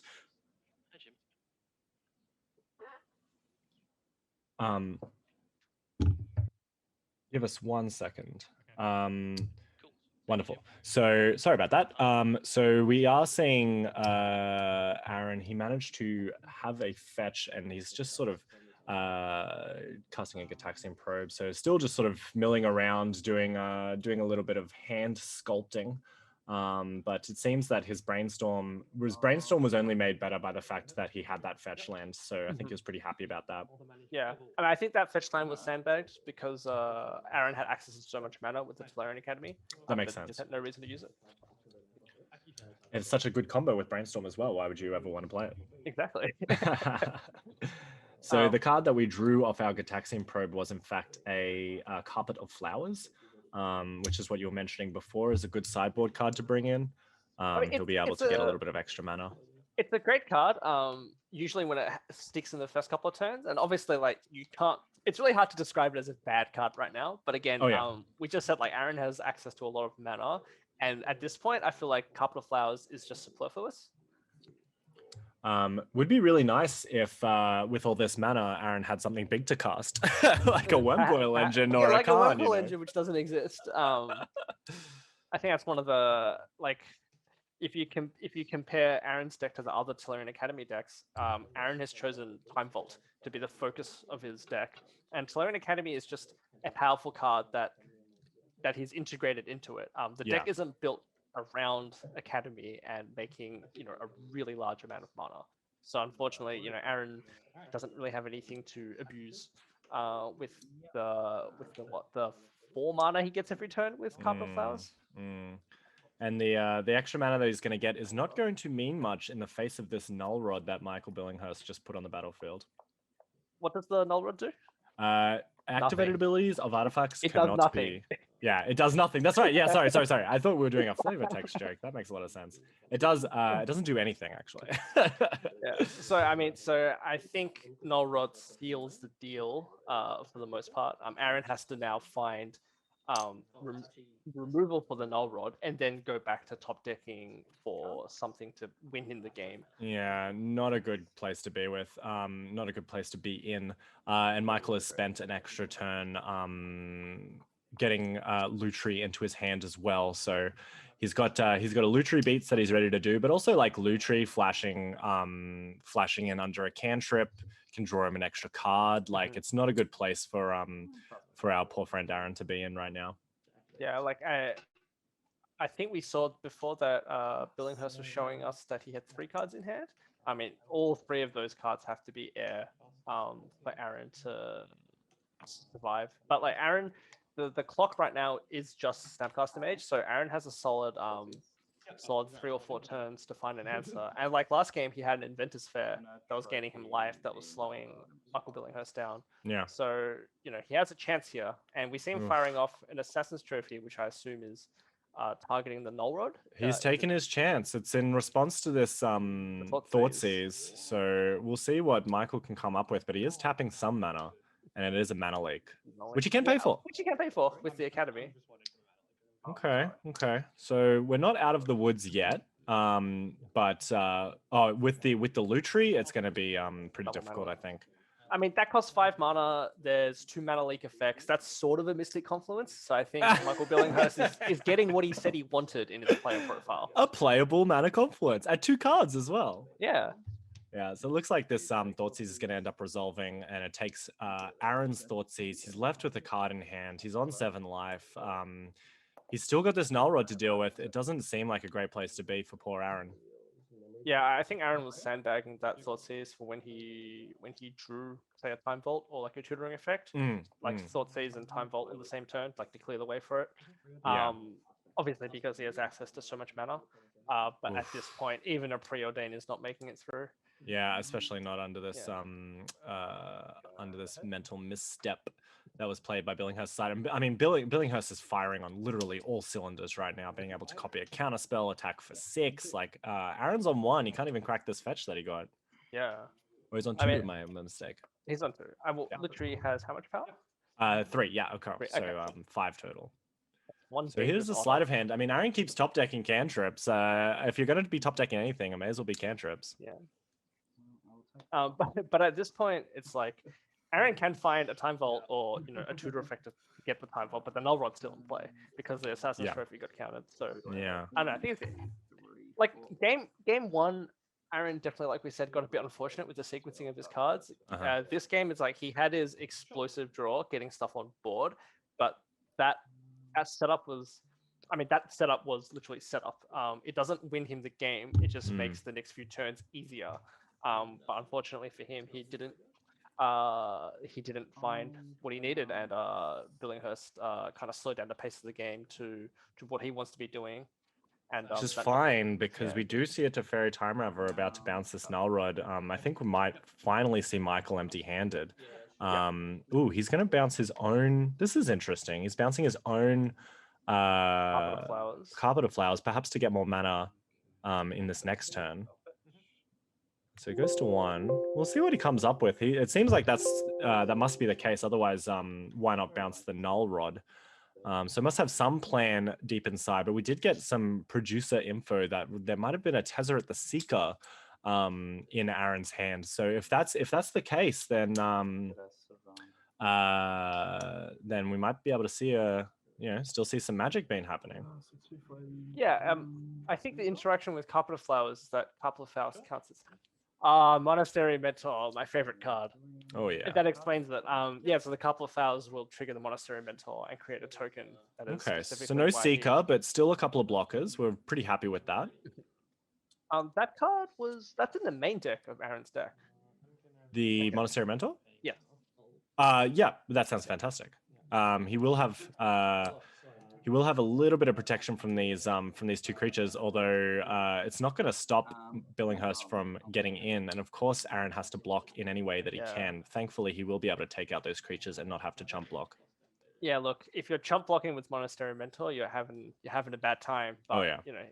I think in Aaron's case, it's not your win con. It's just like it's fine that he's using that to delay the game. And again, once again, look for an answer to Null Rod and look for a win con. Yeah. So a little bit of nothing happening on both sides, it seems. Just a little bit of draw go. Thankfully, Aaron has a little bit of breathing room to perhaps try and make his way. We got a little quick update. So Sock wins game 1 over Jared for our viewers at home, which is very exciting. So here goes Sock. We see what card is this? Is this Muddle the Mixture? It seems to be. I think so. The alternate art. Excellent. So Muddle the Mixture, that's perfect. I mean, we are 1 turn away, ladies and gentlemen, from... never mind. I take it all back. I was going to say that Teferi can tick up 1 more time, and then the next turn after that, he'll be able to tick down. So still 2 turns away, but it seems that Aaron has opted to cast the Sylvan Library instead of getting a Time Vault. I mean, the library lets him filter, basically a ponder or brainstorm every turn, but he's on 1 life, so unfortunately he can't pay any amount to draw an extra card. Yeah. Which makes sense. Like, I mean, he wants to deal with a Null Rod and then find a way to win. But given that you said that he's got Teferi out, I would have suspected that he would get the Time Vault and then bounce the Null Rod with Teferi. So very fortunately opted to tick up. Here comes this Thirst of Knowledge. Probably just to get rid of those 2 cards that he didn't quite like. He will have to probably discard. Oh, he discarded an artifact. Very good. So that's just a draw 2 for 3, which we're all very happy about. The Teferi still threatening to take rid of the Null Rod. So we might actually see Aaron have a game here, which I'm very excited to see happen. And here comes this Reshape. So Reshape gets rid of one of the untap effects, gets rid of the Voltaic Key, and finds the Time Vault. Oh, hello. Did we just win the game? That's fantastic news. I think. Yep, and there's the Null Rod bounce, and Null Rod's being bounced for Teferi. That was game 2. Wow. That came back really quickly. Oh yeah, we thought it was lights out for Aaron for quite a large portion of that game. So it's very interesting to see him sort of claw his way back there. I think one thing that we both overlooked during that period was that I think Billinghurst was empty-handed that whole time. I think he was top decking while he was attacking with the Lutri and the Snapcaster the whole time. Right. And I think in these situations, when you're in the top deck mode, I think the proactive deck is always much happier with that. Yeah, absolutely. So let's move over to Billinghurst's deck while our wonderful players start sideboarding, and then we can kind of blindly theorize more so if he's going to make any changes now that he's seen what Aaron is playing. Do you think that might be the case, Julian, or do you think maybe he's going to stay true to what he was doing before? So I'm not sure if Michael saw anything that game that made him re-evaluate the matchup. I think if I was Michael, I would have assumed that Aaron was keeping in the Monastery Mentor. So I don't think Michael, shifts the number of removal spells that he keeps. Yeah. But I think we're not going to see any significant changes from either player's sideboard. I think the only thing that would change is being on the play or draw. But again, I think most of these cards are just all-round cards that just do a good thing. I don't think play draw really changes each player's trans. Yeah, no worries. We're just going to move over into Issac's game. The other 2 are getting started for game 3, but it's worth just popping our head in with Issac and Jake in there. Before we see, how much mana do you think Issac is capable of making as we pop in? Over under 5. I'm taking the over on 5. You're taking over on 5? Yeah, I'll take the under on 5. There's no way he can make more than 5 mana. Come on. Wait, we might have a situation. That's a lot of permanence. So we see a Fast Bond, a Urza, a Voltaic Key, a Mox Diamond, Mana Crypt, a token of some That's kind. over It must be the 5. construct. Oh yeah. This is much over 5. When you combo Urza plus Tolarian Academy, you are making quite a lot of mana, would you believe? My only question is, how has he not won the game yet? Well, I think this Tinker might seal the deal for our good friend. He's getting rid of the Mana Vault And I think he's going to probably search his library maybe for a Time Vault. And then we'll see another Time Vault win con here. We see on Jake's side just some interesting cards. Oh, never mind. It's a Tolarian Academy. It's a Crucible. So he's going to do something with a lot of mana, that's for sure. So very exciting. So that's very exciting from that game. So let's we'll head slowly back into our match with Aaron and Michael very soon, and I'm sure Jimbo will at some point check up on the other matches as well to see where that's going. But yeah, it'll be interesting to see what comes out of this game 3 from Aaron and Michael's side, because a lot more close than we thought it would be. Yeah, like things looked really good for Aaron on turn 2 when he just burped out his hand. But like Michael sort of clawed his way back, got the advantage, and then but again when both players were top decking and his clock got dealt with, Aaron came out on top.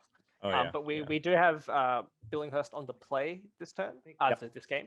And like we were saying, there's not that many cards that change in value on play draw. They're just cards you want in your deck regardless. Being on the play, though, means that if Billinghurst has discard effects, he can fire them off a bit more proactively.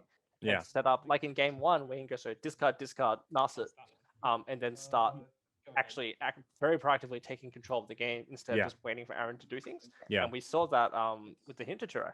Yeah, that's a huge play from Michael's part. You're like very rarely upset to have a Hinterturak in your opening hand as an Esper control player. That's for sure. And it's one of those matchups where Aaron can't punish the fact that Michael played a 2-mana sorcery. Like if Aaron was playing like an aggro deck, spending 2 mana off in one of your first few turns might just mean that he's not dealing with a board presence that ends the game. But in the case of Time Vault, that's not really a problem. Yeah, absolutely. So we'll see what comes out of Aaron's side. He's fetching his 3rd land, it would seem. Hasn't quite managed to do very much on his side, and we saw the Gitaxian Probe on turn 1, showing off a couple of cards, including Swords to Plowshares, Big Teferi on Field of Ruin, as well as a card that's a little bit hidden. But I think you're mostly okay to just start to get a wriggle on, really, with this Thirst for Knowledge. Maybe you can start assembling your combo before it's too late. Yeah, like Michael's hand currently is a bit light on answers, and he's kind of just waiting to find a spot to resolve the Teferi, which I feel like it's a high likelihood of resolving. Aaron doesn't have that much counter magic, but it's more the fact that you're spending 5 mana and tapping out that makes it troublesome. Yeah, so Mishra's Bauble. And cracking immediately to find out what Michael's going to draw in his next turn. It was just a regular swamp, no snow covered here. We see this Snapcaster Mage. This Snapcaster Mage is bad news for poor Aaron. Well, you heard it here first. Snapcaster Mage just followed the religion of Turak and knows how to steam. So that's him to Turak number 2 coming out. So did the first one resolve? Do we know? It did, yeah. It got rid of a Urza and a Zwang or Duress. And now the second one's taking care of a something and a welding jar. So, I mean, quite the 1-2 punch. Yeah, I mean, that's 2 cards, both of them 2-for-1s, and random as well. So I think Michael Billinghurst is very happy with that. Next turn, he's got the Teferi lined up. He knows that Aaron hasn't played either half of the combo yet, so he knows Aaron's sort of just spinning his wheels trying to set up for something. Unless something big happens this turn, I would imagine that Michael is pretty confident in slamming the Teferi. But also mostly because he just doesn't have a choice. He doesn't have any card to hold up apart from Swords to Plowshares, and Aaron has complete information of his hand because of that Gitaxian Probe. Yeah. And it is an opportunity for him to cast some cards, because soon, once that Teferi comes down, it's going to be really hard to stick one part of the combo and not the other one in the same turn, because of course Teferi can send either one of them to the 3rd top from the deck. We just got another update from one of the other games. Sock handedly took down Jared 2-0. So yeah, that's bad luck for Jared, but good on him for sticking with his dredge deck all the way through and seeing it through to the end. So we'll see Sock come into the semifinals, which is fantastic news for him. I think we're guaranteed. So we're guaranteed to have a graveyard deck in the semis, along with probably, I think most probably at least one Tolarian Academy deck. I Surely. think they're all in different matches. Yeah. Really, Time Vault's really covering all bases here. So we saw a Wishing Well come out from Aaron. I think Aaron was more than happy to tap out for that. Yeah. But I think Billinghurst opted to activate his Field of Ruin instead of playing the Teferi. Okay. Possibly just to set up for this Narset. We might have heard that Narset was coming onto the battlefield, so Aaron took this opportunity to draw 2 cards from his Witching Well while he had the opportunity to. So Billinghurst is contemplating which card he's gonna take, or rather, he hasn't shown us. It's a little bit difficult with these webcam games with only one set of cameras that you obviously don't want. I guess you have to show Aaron as well. So sneakily hid it from view, but I'm sure Aaron knows exactly what Michael got with this Narset. I mean, given that Michael's hasn't seen any counter magic, I'd imagine it's something like that. Yeah, I would have no doubt. So here comes a Tribute Mage, another card from Modern Horizons to complete the pseudo cycle of mages. The Trinket Mage, of course, getting a 1-drop, Tribute Mage getting a 2-drop, and then a Trophy Mage getting a 3-drop, and then there's one for Treasure Mage for 6. Treasure Mage, I think, is 6+. Yeah. So really filling out the artificers who are also mages. Nice to have that 2/1, but it's worth noting in that Tribute Mage art, she is polishing a Sword of the Meek. Sword of the Meek being a 2-mana card, of course. Yes, but this is not the card that Aaron is going to get. He's going to straight get that Time Vault, to no one's surprise in the world. Yeah. I'm sure someone could extrapolate the back of the artwork and tell us that the Tribute Mage is actually standing inside the Scepter Foundry, which also costs 2 mana. Inside the Time Vault, which is also yes, of course. So another update from Issac. He is up a game and sideboarding. So I suppose from looking at that previous game that we were in, that Jake did not win the match where Issac had about 20 permanents on the had about 20 permanents on the battlefield. Yeah, exactly. And could make more than 5 mana. Yeah. Yeah, I mean, you did win that over-under, but I think I was pretty close. We sold 50-50 on that one. Yeah, I think so too. So Michael has, I think Michael has played an Inquisition. We don't know if he drew that or he got that off the Narset. He might have got it off the second activation, actually. But this, in response to this Inquisition, Aaron has decided to play a Brainstorm. Let's see if he wants to hide one of the combo pieces, the Time Vault, I assume, from that Inquisition. Yeah, good time to have a Brainstorm, that's for sure. Yeah. All right, so we see a Luris, Assassin's Trophy, and a Reshape. I mean, those three are three very good cards, but none of them is the Time Vault that we saw. Well, who knows where that Time Vault could be? It could be anywhere. I'm just gonna quickly check the chat to see if they saw what was taken, in case we thought it was a Time Vault and it just wasn't. No, we're very sure it's a Time Vault. Yeah, there's a Time Vault, yeah, for sure. So I wonder if we played Brainstorm to its fullest ability, or if we just used it to put 2 cards back on top of it. I guess draw 1, put 2 cards back on top of the library. I'm sure that's what happened, but of course Narset is not going to make Brainstorm a very fun card to cast in most senses. No. Alrighty, Rue. So we still have Luris in hand. We still have Reshape in hand, which is, I think, Aaron is still pretty happy about, but it's going to make things a little bit awkward because he probably wants to Reshape for a key, but we don't have a key. Sorry, we don't have the artifact to Reshape with. So we'll have to see what he's sort of thinking. I can only assume he wants to put everything. He might, if he wants to be really cheeky, he can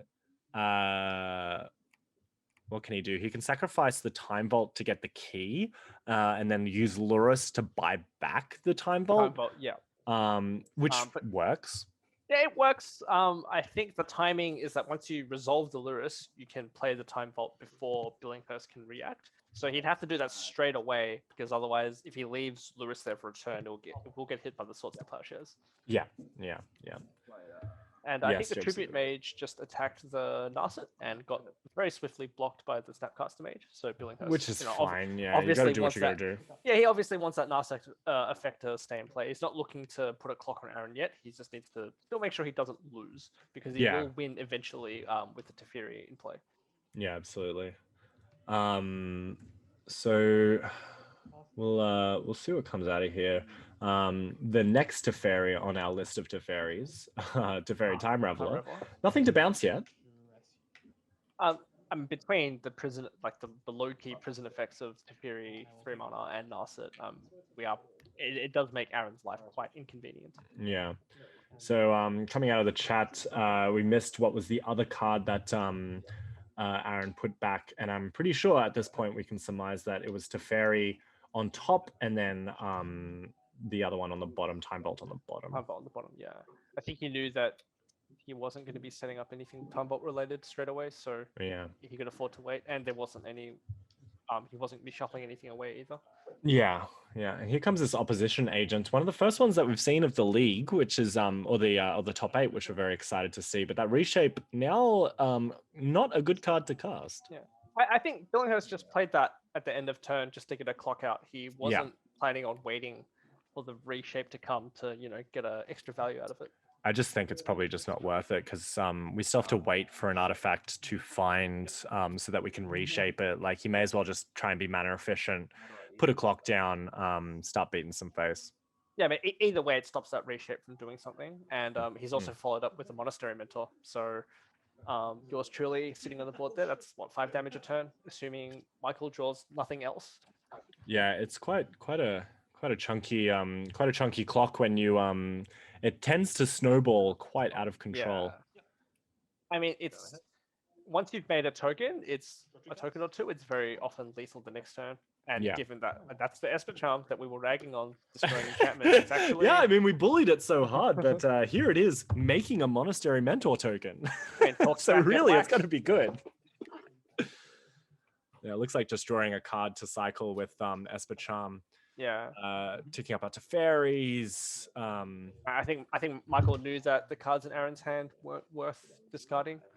Yeah. Still need some stuff. Like, we still have the Swords to Plowshares, so just definitely not unhappy for him to cast Lurrus. And then the reshape obviously does nothing either, so making him discard those 2 cards probably just not worth it. And the Hull Breacher, all the 3 mana creatures coming out of Billinghurst. Oh yeah, this is... Yeah, that's right. We have a piece of watch list on the board with Hull Breacher. Not only can he not draw cards, but if he ever did, it would make treasure for his opponent instead. So it would but does the Narset preventing the card being drawn? Yeah, Narset, I think Narset takes priority over the Hull Breacher. Yeah, so it would appear. So I mean, it's good to have both. It's good to have both, but I think Michael just wants to scoop up this game as quickly as possible, and it seemed to have worked, because Aaron has been taken out of the quarterfinals, been taken down by Michael Billinghurst on Esper control with quite a convincing victory towards the end. Yeah. I mean, if you asked me before this round happened, who I'd put my money on, I would have said that Aaron would be more likely to win. But if Billinghurst was to win, he would have to take it to 3 games, which we did see. Yeah. So while we just find another game, we'll go back to Billinghurst's profile. As you so accurately mentioned, he did cast a playable cryptic command in the form of like a mishmashed Frankenstein, Mystic Confluence. Exactly.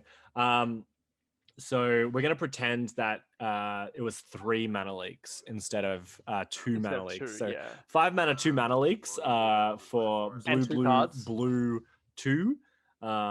Which is 1 more blue than Mystic Confluence, but the same number of blue as Cryptic Command.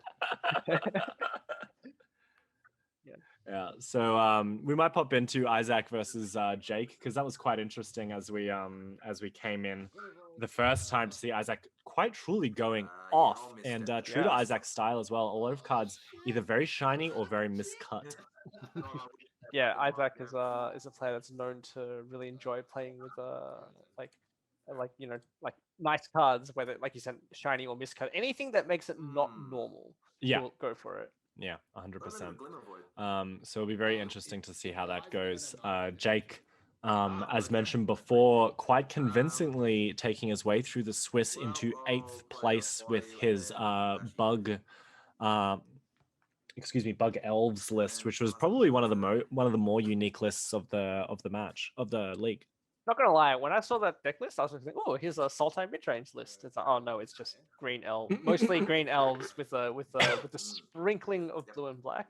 But if we look at some of the blue and black cards in this list, they're all very high impact. Cards like Hull Breacher on the watch list. Oko recently went to 2 points. Leovold, just a very powerful all-round card. Uro on the watch list.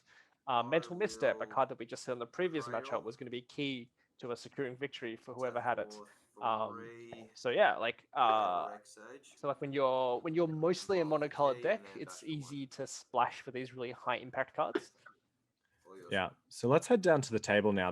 You're absolutely right. We'll head down to the table now to see what Isaac and Jake are doing. We see a Reclamation Sage making swift work out of the Voltaic key that was originally on the battlefield on Isaac's side. Yeah, both these decks really want to just empty their hand as soon as possible. But as we saw last game, and also in game 2 of the match with Aaron and Billinghurst, that sometimes the Tolarian Academy decks, they empty their hand and they've got the capacity to make a lot of mana, but they don't have anything to do with it right away. So they still need to either draw a big threat or find their card draw to then find their big threat. Yeah, exactly. And it's basically now, I mean, obviously we see 2 big mana decks with Bug Elves also wanting to jump the curve a little bit with the unpointed version of Tolarian Academy just for creatures in Gaia's Cradle. I mean, that's the advantage of the Elf deck is that as it ramps into mana, the process is a bit more gradual, but all the things that give you mana can also just attack. And the deck is built to make use of the volume of creatures that you have. Cards like Natural Order, Creator of Behemoth, which I haven't actually seen in the deck, but I'm just going to assume they're there because they're very powerful cards. Yeah. When we saw the deck list prior, he was playing both a Hornet Queen and a Creator of Behemoth. So I have no doubt that we'll be seeing some big creatures coming out soon.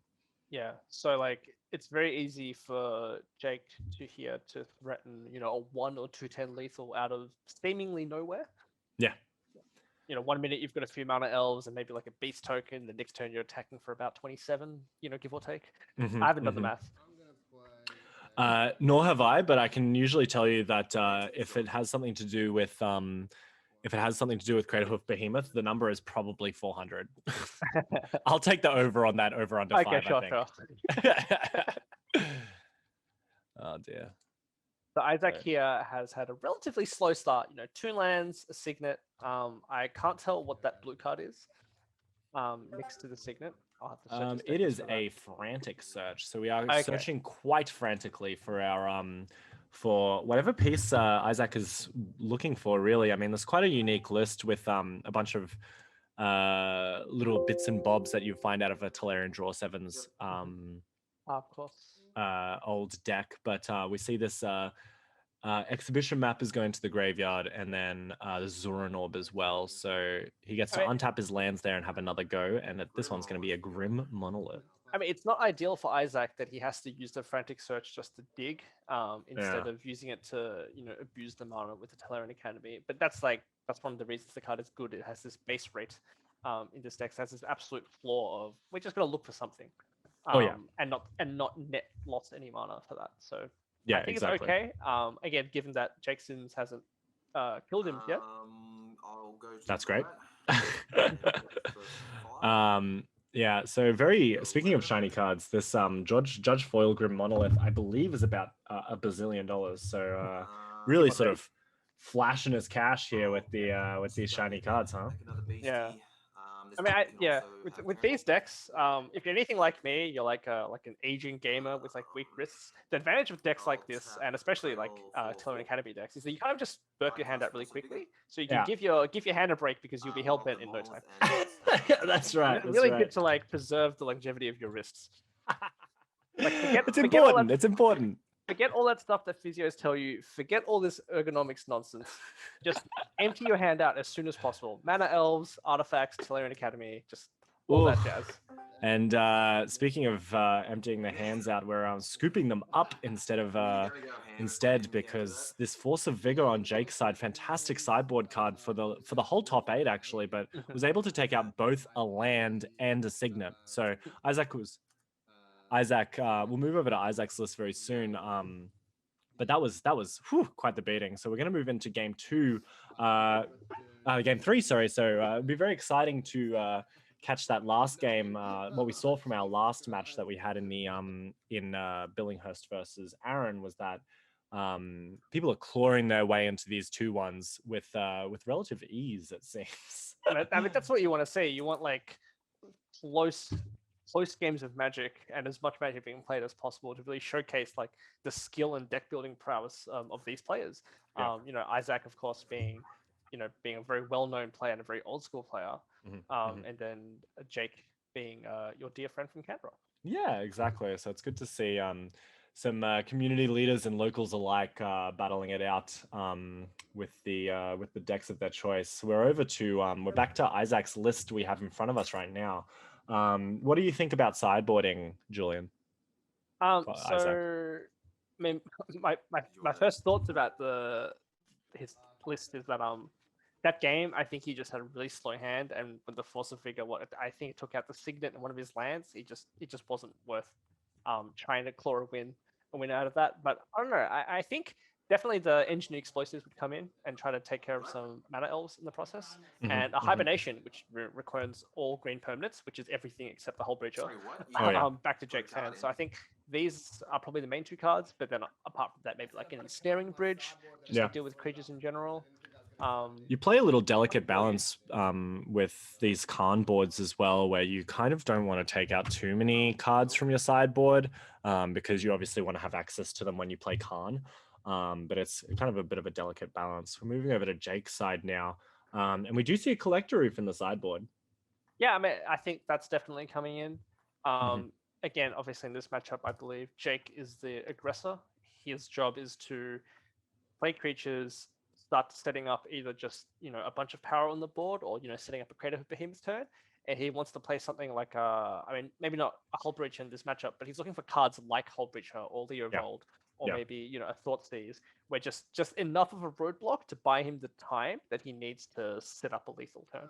Yeah, there's not a lot of threats that Jake will have to stick in order to win the game. With Primeval Titan, Titania, even some of the Vivians and the Nisses is going to be quite the experience. I mean, most of the Mana Elves in this deck are interchangeable. And I mean, I think some Planeswalkers will be better than others in this specific matchup. But mostly he's looking for, here's a certain number of Elves, doesn't matter which one they are. Then anything out of, say, Titania or Prime Titan or Credible Behemoth is enough for him to seal the deal over a couple of turns. And we'll just move over to Jake's profile once again. Final placing after the Swiss was 8th, and he played the bug list all the way through. So it's exciting to see the finished product after 6 rounds and 12 matches as well, which is no small achievement. Representing our local scene, CBR MTG. Thank you very much, Jake. It's nice to see the card that Jake would make. Is Life Finds a Way, the modal double-faced flip card. I mean, that's. I think we said before that was a Simpsons / Jurassic Park reference. Of course, from the Secret Lair drop Billy and the Clonosaurus. Jake, I'm sure Jake wouldn't mind having a Simpsons reference in his player profile, although he didn't ask for it. He's one of your favorite friends who knows all of the Simpsons references. So Leslie,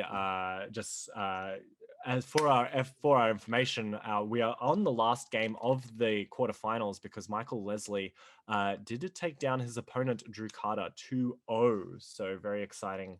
So condolences to Drew Carter.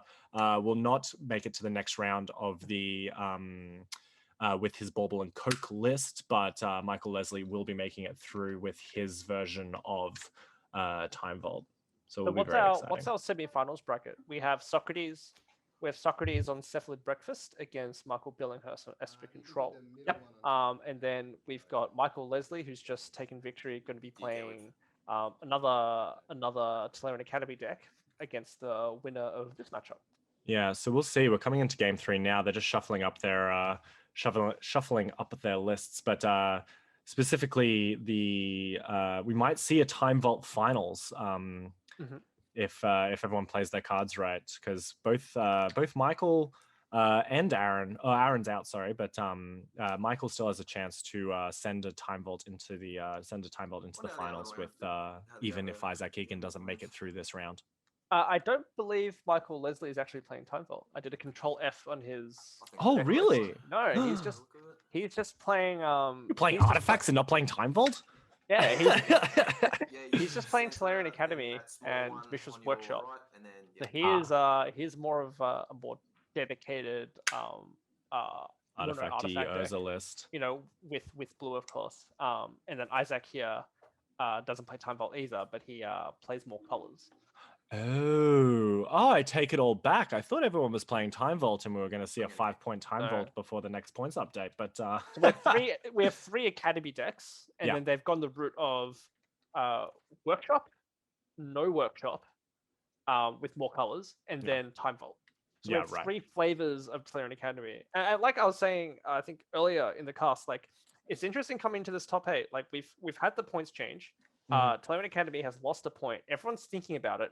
Even if you're not playing Academy, you're building a deck on the assumption that someone is bringing an artifact deck. At least 1 or 2 people is bringing an artifact deck into the top 8.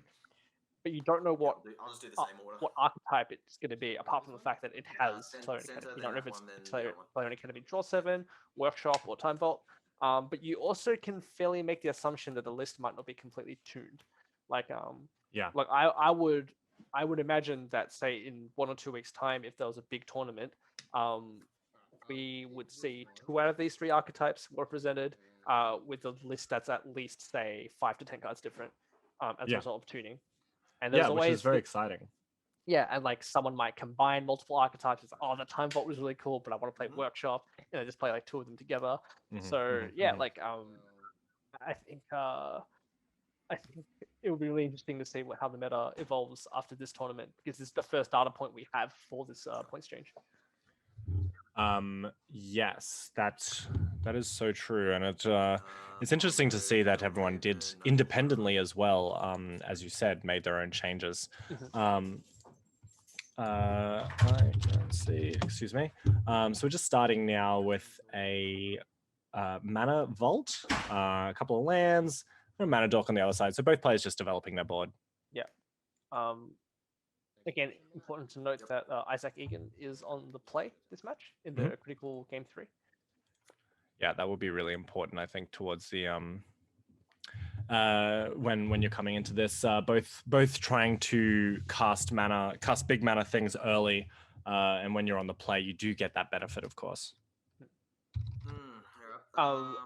Jake Sims has drawn Noble Hierarch, one of the better mana dorks in terms of colors of mana, but I don't think that many of his blue spells are going to be relevant to this match.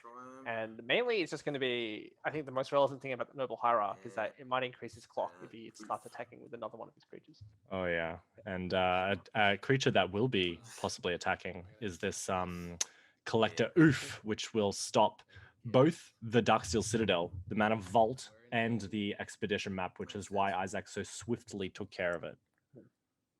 So Issac has, immediately taken that map and turned it into a Tolarian Academy, which is not affected by the Collector Oof. The Darksteel Citadel is still indirectly producing 1 mana by fueling the Academy, but that Mana Vault looks extremely sad. Oof. Yeah.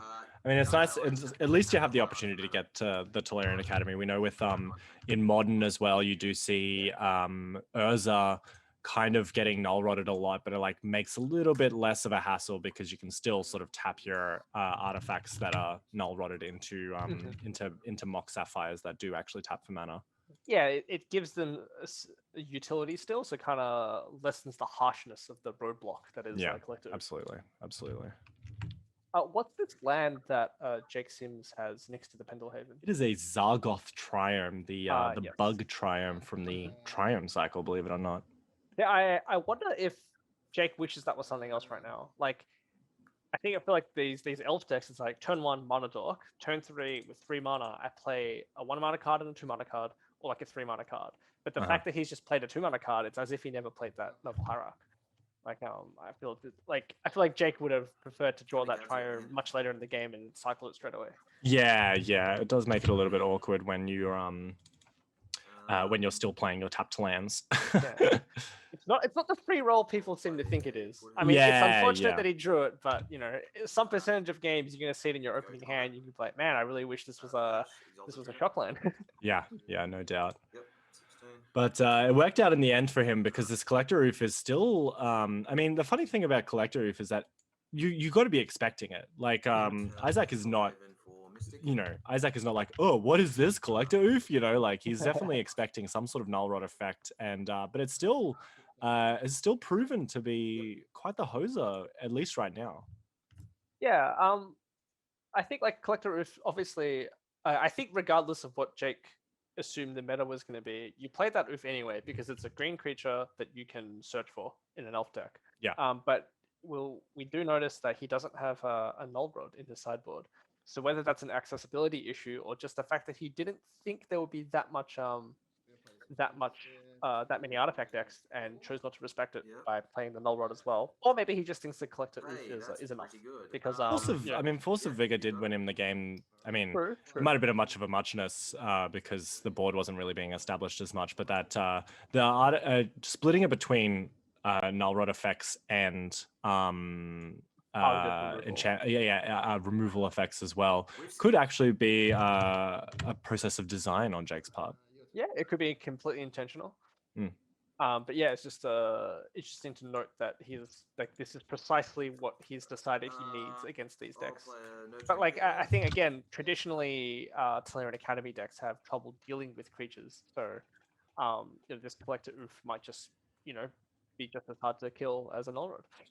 Yeah, absolutely. And we're seeing this Antiquities War, which is a really, really, really good null rod pseudo answer because your Darksteel Citadel might not be able to tap for mana, but it does attack as a 5/5 after the third lore counter has been placed. Yeah, I mean it does that until end of turn, but Issac has a couple of turns to play enough artifacts that it might just threaten potentially lethal.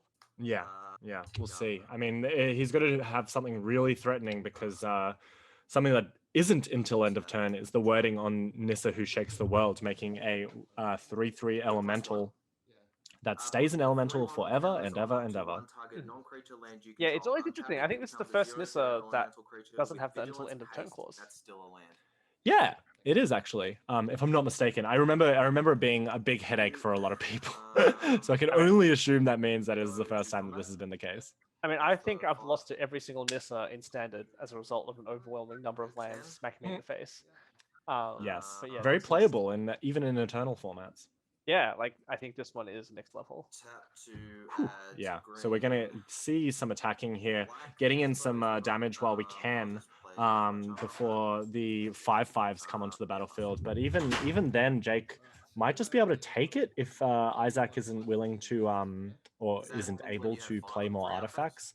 He might just be happy to just go, all right, well, I'm just going to attack you with these 2 5/5s. Jake's like, all right, take 5, take 10, attack you, kill you.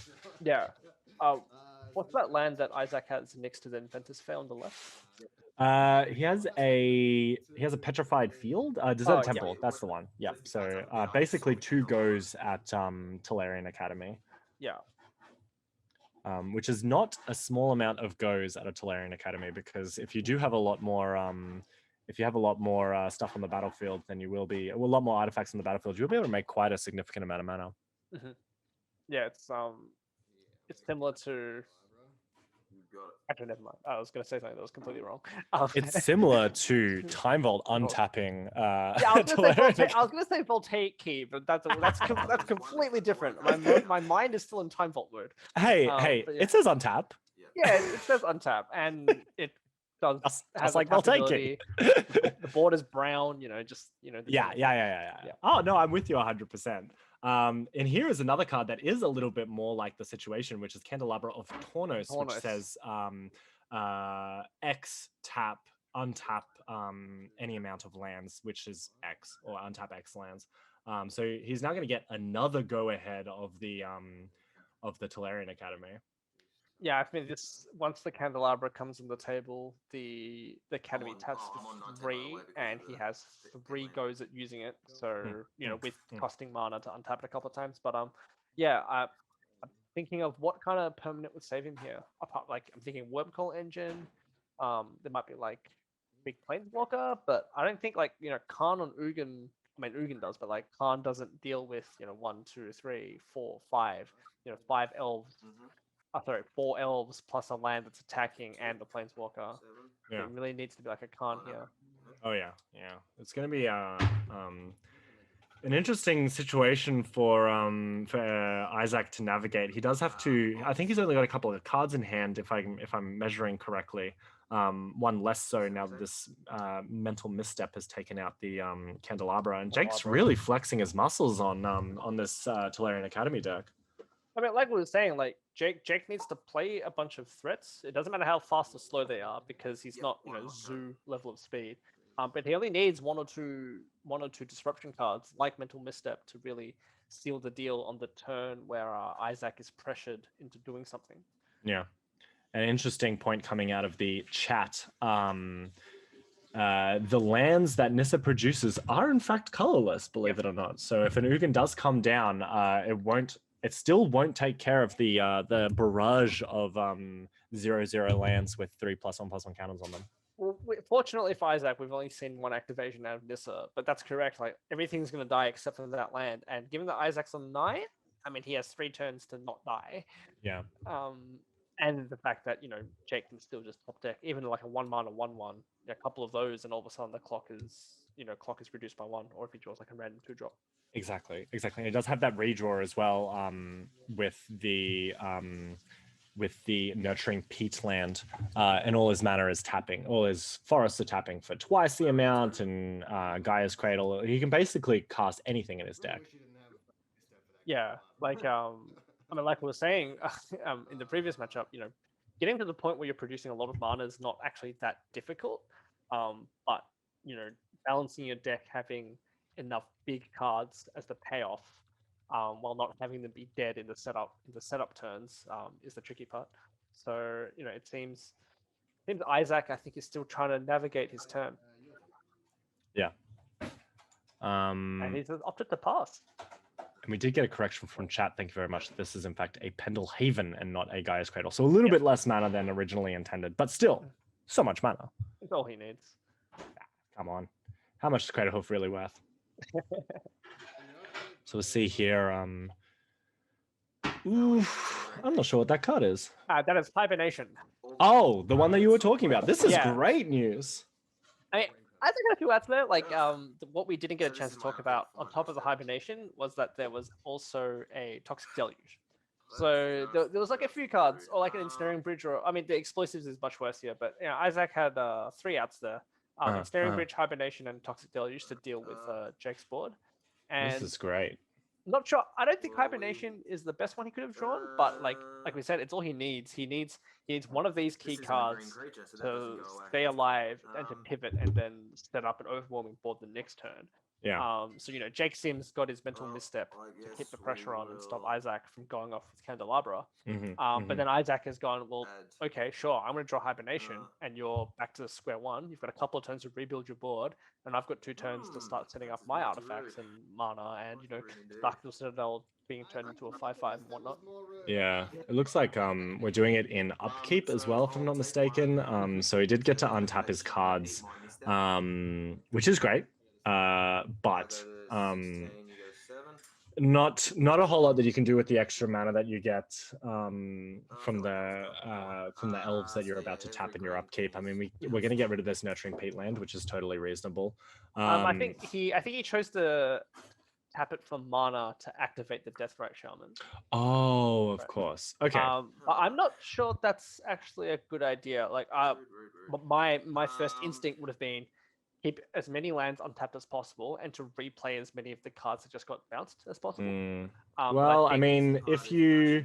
Issac on 9, now he's down to 7 as a result of that activation. So I think there might be some maths there that I've missed because, like someone in the chat pointed out, that land is colorless. It's still there and attacking. So that land will put Issac down to even a lower life total. Yeah, it's... Mana Vault, of course. Someone else just pointed out. So, I mean, he is going to just play the oof, which is fine. But I think actually, I do agree with you that if he had kept all of his mana up, 1, 2, 3, 4, and he had a land in hand, which he does because he's playing this turn Timber Symbiosis as a land, he would have just been able to recast the Nissa, untap a creature, attack with it, and then replay his board basically quite easily because he'll have 4 mana if he had a forest, which he only has 1 forest, but he can still replay a bunch of his cards if he managed to keep his lands untapped and try and get that Nissa. Well, this way, Isaac's Mana Vault puts him to 2 at the start of his turn. So if he plays the Deathrite Shaman this turn, it's going to be lethal as soon as he untaps. 1, 2. I think Mana Vault only takes 1. There's an Inventor's Fair on. Yeah, Isaac it might on the board, actually, which balances out the Mana Vault. Yeah, it's actually not even active either. Because it's only if you have pseudo Metalcraft. I just saw Isaac's life total go back up to 4, so slightly confused here. Something's going on here. I'll just give an update while we're figuring this out. That in Michael Leslie's game, I can tell you that he game 1 cast Balance twice and turned in a turn to kill 3 Eldrazi, then Slaver locked his opponent. In game 2, he cast a 1-land Null Rod Force. He kept a one land Null Rod Force, and I kept a 1-land Trinosphere turn to Lodestone, which ended up winning him the game pretty convincingly. It's fun when you're playing artifacts and your opponent is not playing artifacts, because then you get to cast Lodestone Golem. That's the meme of Mom said it's my turn to play on the Xbox, right? I get to have fun now. Sorry. It's my turn on the Lodestone. Yeah, so we're down to 3. We don't quite have Metalcraft. We have our it looks like we're about to have the 5/5s, but that's it. Isaac could not get past that Collector Oof. Hibernation was not enough. Jake had too much mana to deal with, and we see a CBR MTG make their way to the semifinals. Yeah, that was that ended kind of quicker than expected. Isaac was kind of tanking, trying to figure out how to win. Yeah. Yeah, like it was just too much to deal with. Collector Oof, too strong. I wonder if it may have been. I mean, I guess he was pretty dead, so there wasn't a huge opportunity for him. But like, if he was less dead, then he quite possibly could have done the hibernation at end of turn, untapped, attacked with his 5/5s or whatever. Maybe life would have been a bit different. But because his life total was so low, he didn't even have that. He didn't even have that ability. So it was basically in combat when he knew that he was going to get attacked, or straight away in the upkeep, which is what he decided to do. He didn't want the Nissa to get an activation and create a second land. Of course, attacking. Of course, because that would have been much closer. Very bad. It would have been very bad. I think that might have been. He might have been at a low enough life total where that plus a Deathrite Shaman activation meant that he was just dead in his upkeep to the Mana Vault trigger. So I'm just going to quickly update this wonderful standings that we have, because in our next round, which we're going to go into very soon, we have Jake Sims on his Bugs Life deck versus Michael Leslie playing Time Vault. So Jake's going to get his fair share of Collector Oofs opportunities to cast, and then we'll also have Billinghurst versus Socrates. So there's no shortage of fun Magic to be played in round 2. And Yeah, it's gonna be a good day, I think. We'll swap to bracket. It's okay, great. All right. So thank you to Microsoft Paint. I was more than easily able to update the pairings. But yeah, as I mentioned before, Michael Leslie versus Jake Sims, and then Billinghurst versus Socrates, which is going to happen very soon. And then after round 2, we'll have a little break, and then I'll gladly meet Pat Hawkins in the booth, and we'll talk about prizes. But I think for now, if everyone's ready to go, I'll just talk until Jimbo replies to me privately. But we're gonna be joined very soon by Dylan Kakawa, a wonderful CBR MTGer as well, who will be able to take us through with me into round 2. Yeah, so, that's going to be it from me today. It was really, thanks for having me, obviously. It was really fun casting this first round. But yeah, we're going to be leaving it to Dylan. We'll be leaving it in his capable hands to cast our round 2. Excellent, and thank you so much, Julian, for joining us. It's been a wonderful adventure. It's a pleasure to be here. Thank you. All right. All righty, Roo. We are back for round 2. We're just sorting out some technical difficulties. We can obviously always thank the Australian internet for that. But for this round 2, I'm joined by Dylan Kakawa. Welcome, Dylan. Hey, how's it going? Very good, thank you. And Dylan, why don't you tell us a little bit about yourself, just to sort of spruik people up and get people excited while before we head into our next game. I've been playing Magic a very long time, since 2002. I really love the game, and looking forward to casting my favorite format. Amazing. Someone that I often quote or go to when Red Black Aggro is in the driver's seat. Yeah, it's a deck I've played a lot of. It's a deck I enjoy a lot of. Yeah. There's always Absolutely. new improvements that other people can make on it, though. So yeah, of course, and there's always new cards to keep it fresh, of course. So we're just looking at the standings now. So as I mentioned before we went to our short break, Michael Leslie is going to be joined by Jake Sims as soon as they can work their stuff out, and we would really like to see that game, because we didn't actually get to see too much of Jake Sims' deck, and we didn't get to see any of Michael Leslie's deck. Yeah. Luckily, though, we've got Socrates and Michael we can watch for a little bit until that gets ready, and this way we get to see Socrates' deck as well. Yeah, absolutely. Very familiar with Esper control from what we saw in the previous time. But Dylan, maybe you would give us sort of a rundown of what Cephalid Breakfast is and what it's trying to do.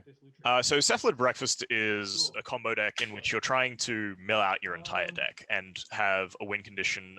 In this case, the form of Thassa's Oracle. Or Jace, Wielder of Mysteries, and so that no longer having a deck is your win condition.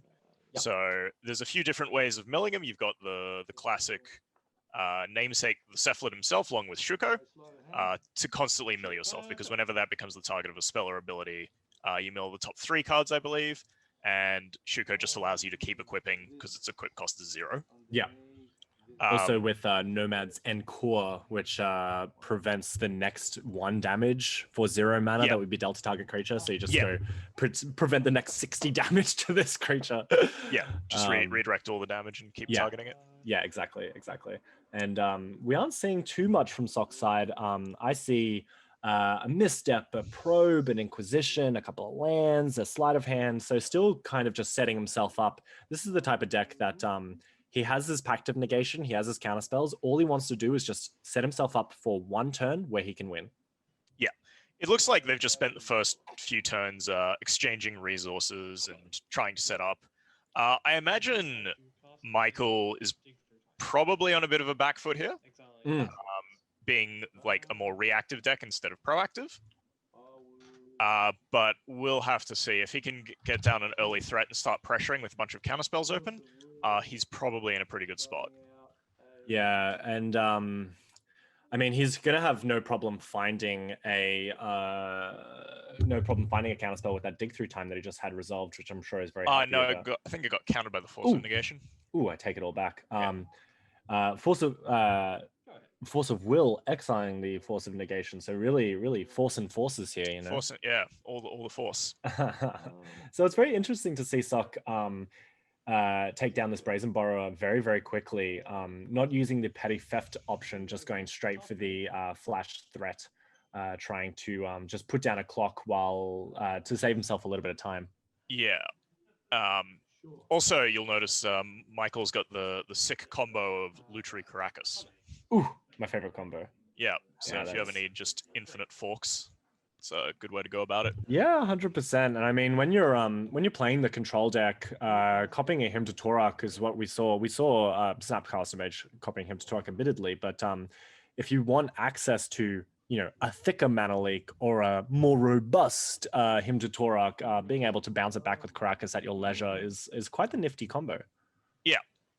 So here, like, Michael's on the beatdown plan. Yep. Socrates is at a very low life total. So Socrates is going to have to start trying to probably combo off at this rate. Which is kind of what he's like, what his game plan is a lot of the time, where it's just like, life as a resource, you know, it's like an extra turn. Yeah. He's happy to do that. The trouble he might have is one or two well-timed counterspells from Michael might be just enough to make him lose enough time. Yeah, we did miss the first threat being countered with Jace, Wielder of Mysteries, having its own Labman ability attached to its static, and he did manage to get that through. So we'll see if Billinghurst can stop the second half of the combo. Well, he's take it all back. Yeah, he's taken the first half out. Fractured identity forces, here. No days. Nothing. Misdirection? No. Oof. Would have been a really nice time to have that extra Force of Negation, but you see with these cards, I mean, his deck is mostly blue. I'll give him that. Like, there's no problem in saying that. But when you're playing 4-color, it's not, you know, it's not nothing to have to exile a card from your hand. And the reason probably why he exiled his Force of Will with his Force of Negation was that he probably just didn't have enough blue cards in hand to be able to keep both. It's also possible the timing of the Force of Negation wasn't during. The reason it was Force of Willed and not Force of Negation was because it was during. Of course. Yeah. Of course. Different turns. Yes. So we were about to say, oh, it doesn't have the ability to. Let me just. It doesn't have the ability to. So Socrates is on a 1-turn clock here. And there's a Jace on the other side now accumulating card advantage. So curious to see what Socrates has to try and get out of this sticky situation. Yeah. He might just have to go for the combo now if he's got it. We'll see. I mean, he doesn't have very many options, that's for sure. We can see that Michael, just in the corner there, has got a Spell Snare. So that could be a hindrance depending on if Socrates is trying to use a Tainted Pact or Thassa's Oracle itself, like the hard way. Yeah. It's going to be interesting to see what he can sort of pull out from this. But I do wish him the very best. Just sorting out this, we might be able to. Yeah, we did have a mention of Sock being the type of person to not concede unless he's literally facing, at least is literally taking lethal damage, which is a very admirable way to play, I would say. Yeah. I've definitely snuck in a few cheeky games like that by my opponent misplaying when I was completely dead. So here we see a Tainted Pack coming down, and I'm imagining, oh, it's resolved. It seems to be, yeah. We're exiling cards from the top of our library, so I can only assume. All right. What do you think he's named here? He's named the Cephalid. That makes sense. Yep. Well, it's a good benefit of having Tainted Pact, and probably most likely why it's a point, is because of this situation right now where you can just kind of look for other combo pieces if you don't really want to do it any other way. So the Cephalid being really close up is actually very good for him because it means he hasn't exiled the other pieces he would need, such as the Dread Return, the Thassa's Oracle, the Narcomoeba, and the Sacred Cat. He wouldn't need the Sacred Cat and the Narcomoeba because he's got the Brazen Borrower in play.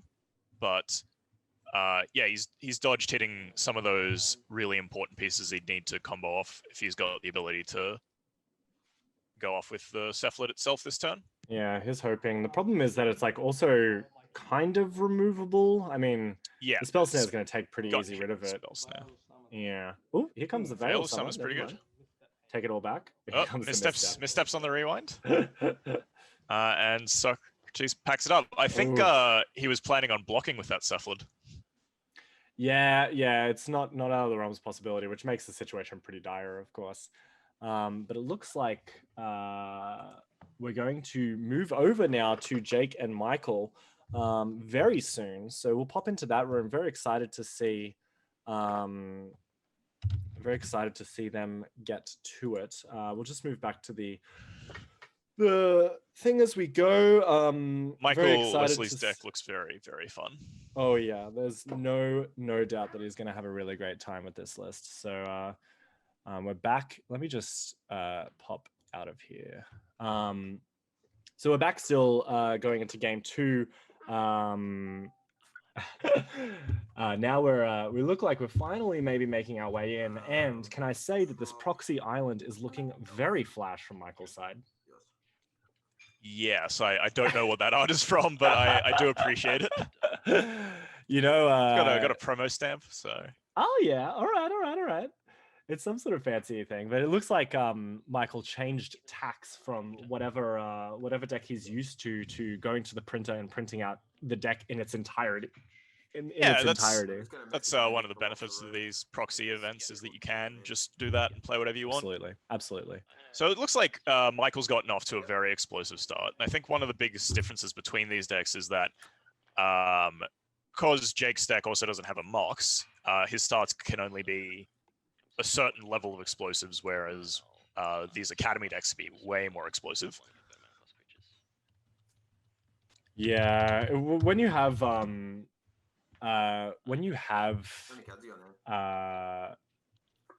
dorks versus 0 mana artifacts that literally go on the battlefield and take people out, it can make things a little bit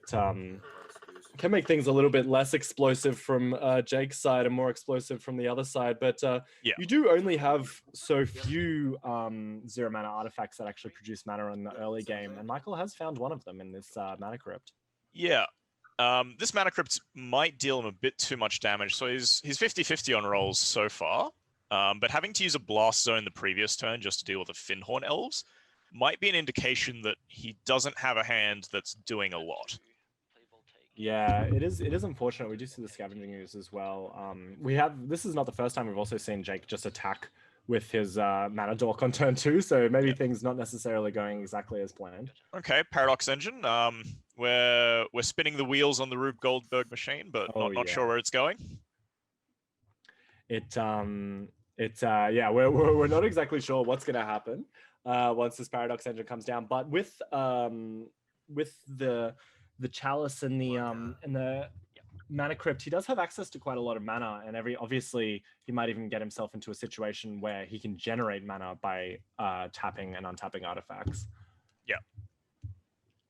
So we'll see what happens. But he also has that key as well, so he can tap and untap Mana Crypt to get even just a little bit more mana. Yeah.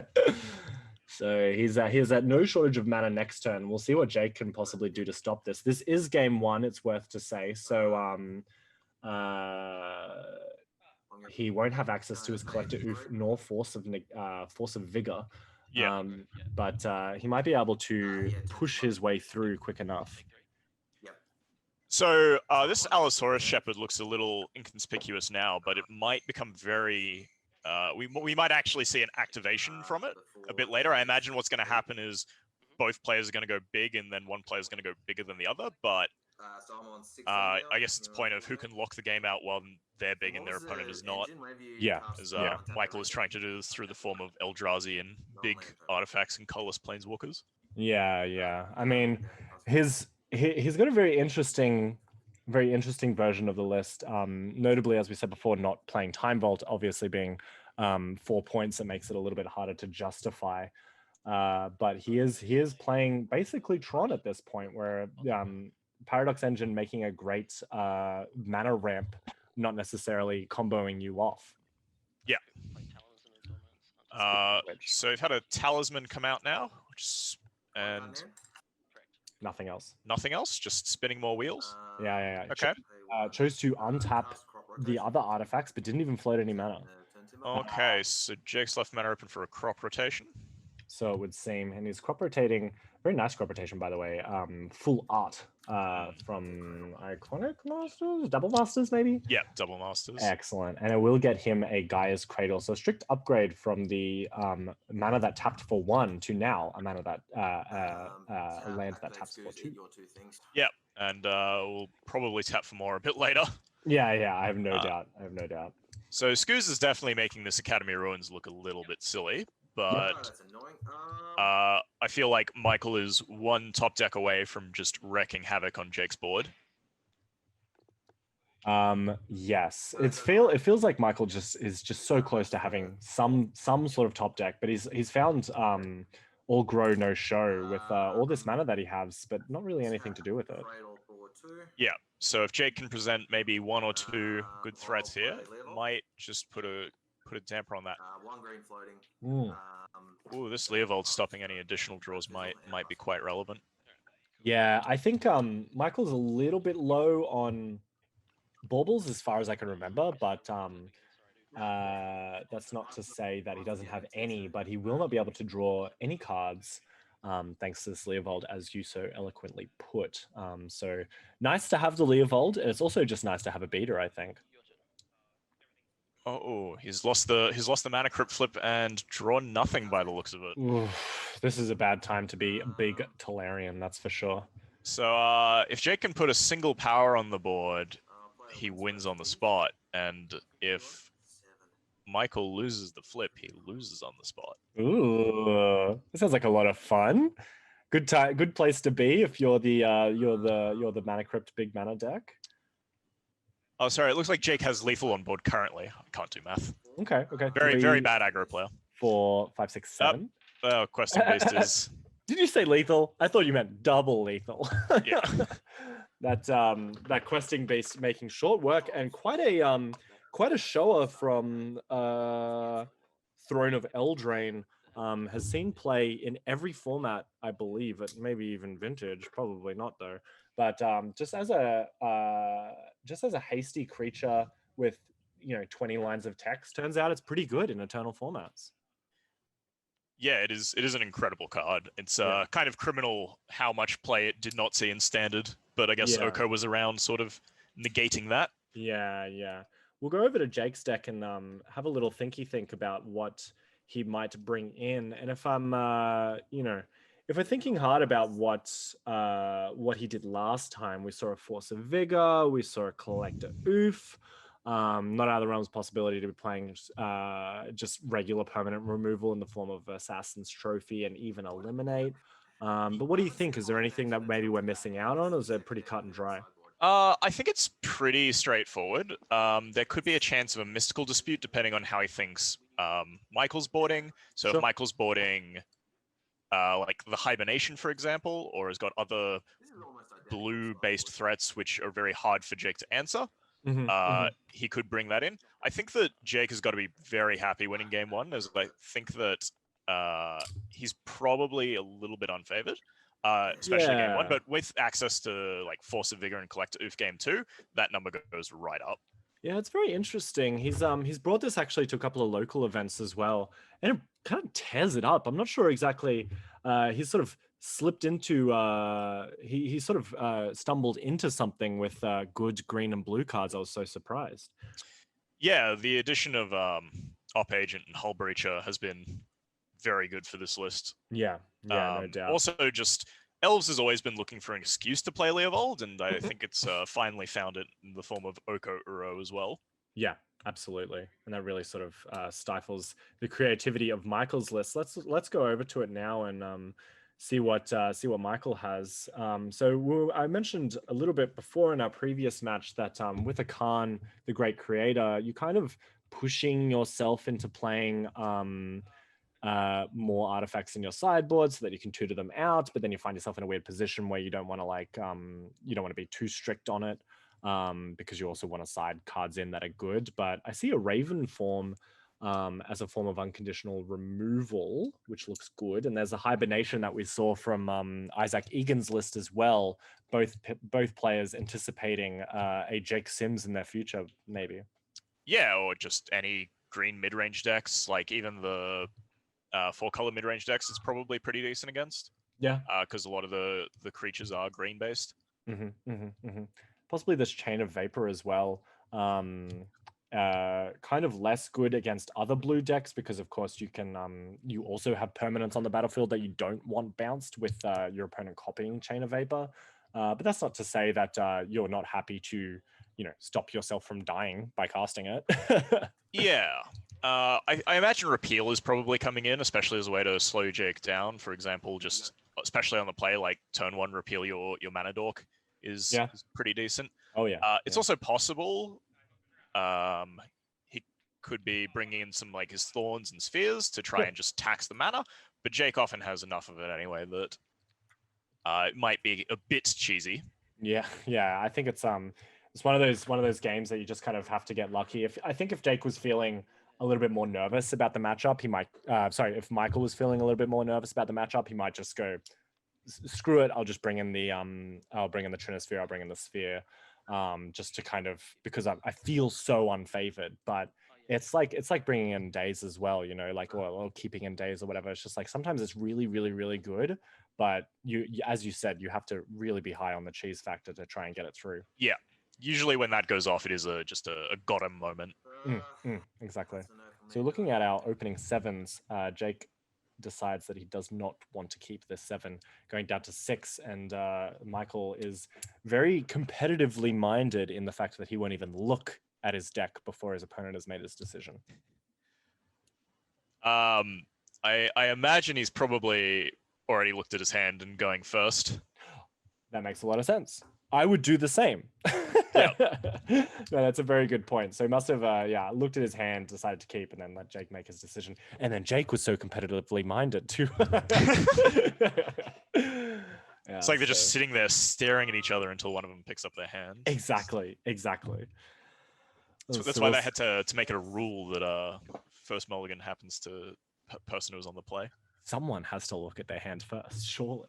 It looks like Jake's keeping his 6, putting a card to the bottom, and then Michael will no doubt lead us off. I'm hoping to see at least 7 permanents on the table by the end of Jake's turn. That would be real fun. That would be more really so for cool. Michael than Jake, but...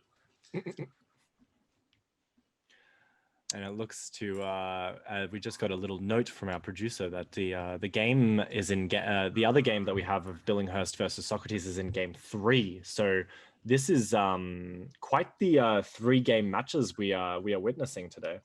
Always good for Highlander, because I feel like the games are so unique in their own right that a lot of the time you will end up with just multiple games, like multiple game 3s. Yeah, no doubt. And unless you're playing Black-Red aggro, in which case you're just... Whatever happens. It's not up to me anymore. But the deck just does the same thing every time. That's why I love it. So this is an interesting keep by... Hey, that's pretty good. By Michael, I guess. You can turn that. That's a... is it a workshop or is it a factory? That's a workshop. Okay. I have Ugin. So a lot of fast mana. So I guess he's kind of hoping to be on the top, like just top deck. Thoughtseize coming out of Jake is very good. Yeah, probably taking the Tinker here. Yeah, I would imagine so. It'd be interesting to see exactly what he goes for. But this hand, it's kind of very reminiscent of the hand that he kept last time, where it was all grow, no show, all mana and nothing to cast with it. And it seems that he's just going to go for it again. Yeah, well, maybe he can top deck something and utilize this Mishra's Workshop really well. So playing revealed. Surely it wouldn't happen nice 2 games in a row. Oh, I don't know. I've seen these big red decks. They tend to flounder about sometimes. Oh yeah. So we're seeing our second land drop from Michael. Just a nice Inventor's Fair.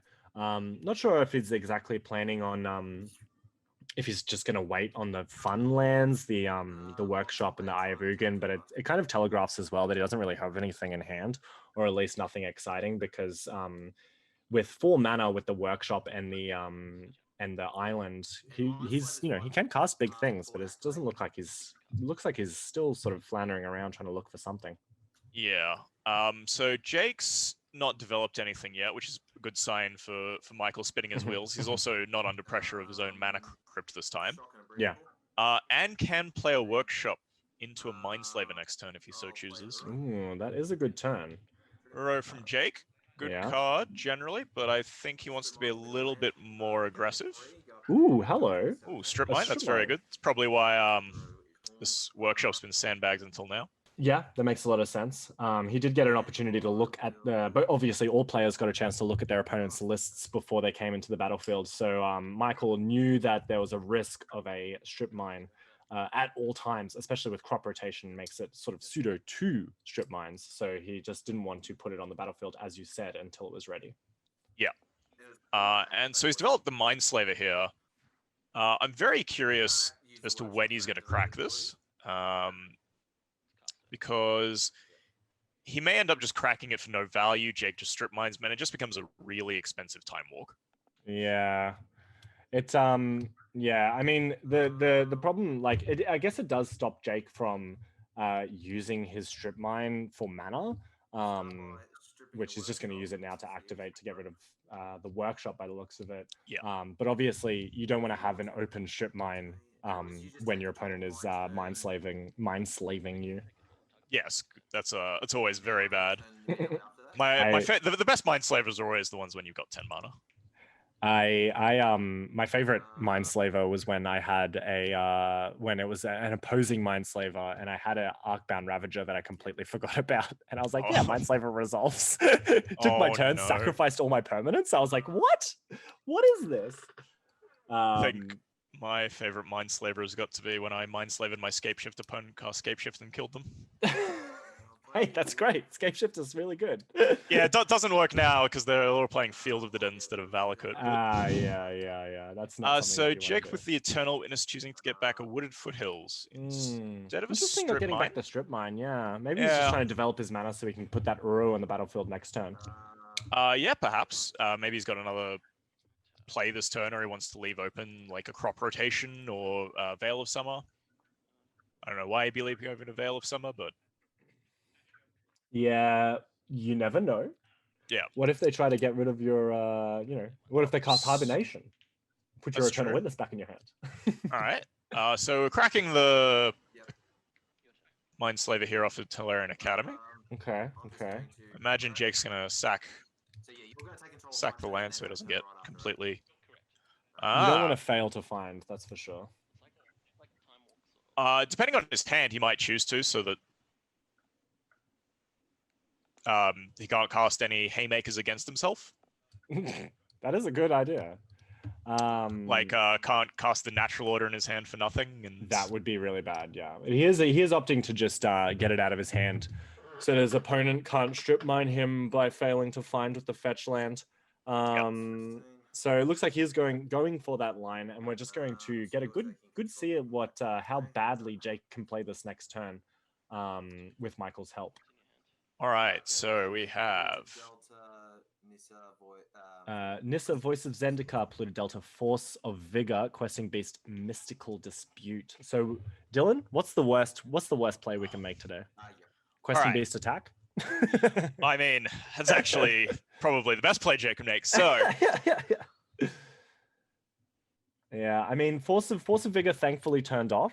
Not that it would do anything, of course, so I guess that's fine.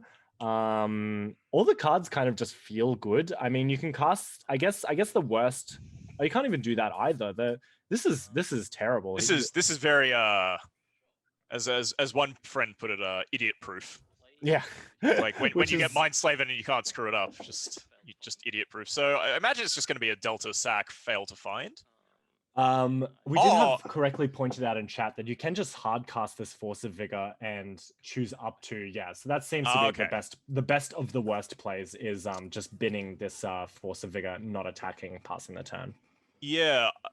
if there was another card in Jake's graveyard, he could escape the Uro and Mystical Dispute it. How many cards in here? Yeah, that'd be pretty hot. I think he was just pretty happy to get rid of that Force of Vigor and also discard the Polluted Delta by searching and not finding. But Jake's back in the driver's seat now. We have the if he drew a land off the top, he might be able to hold up a Mystical Dispute and play a Questing Beast. Otherwise, he can play the Nissa and hold up Mystical Dispute. But I think he's probably pretty happy, honestly, to just cast this big goofy idiot and attack with it by the looks of it. Yeah, another line is he could play the Uro from his yard. Yeah, that's true. That's a great play as well. It also means if you draw a land, you get to potentially leave open Mystical Dispute depending on how many blue sources you have in your deck. But yeah, it seems that we're just going to go for this Nissa hold up Mystical Dispute, which is totally fine as well. The Tolarian Academy doesn't tap for anything. If he plays like a Sai or a Tribute Mage or something like that, like the Mystical Dispute will take it down. Yeah. So we'll see. Maybe Jake's plan is to play the Questing Beast next turn and tick down the Nissa, putting counters on them and effectively adding... That is a great play. Yeah. It adds quite a bit of damage to the table. 4, 5, 6, 7.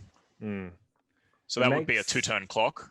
Yeah. I mean, the game's probably going to be over pretty soon if Michael can't do anything. He got rid of the sideboard card, which is fantastic, but Michael's sitting on 4 cards in hand, 3 that we don't know about. And not doing anything. So maybe he just has a big pile of dumb creatures and he has the opposite problem to what he had the game before, where now he has all show and no grow. Yeah. And then get frisky. He does still have 5 functional lands, so he could potentially just slam a Worm Coil next turn if he has another land he can play. That's true. That's true. High Vugan helps as well. Helping with the colorless cost. Is it colorless Eldrazi or is it just color? It's colorless, right? Surely. It lets you find Eldrazi.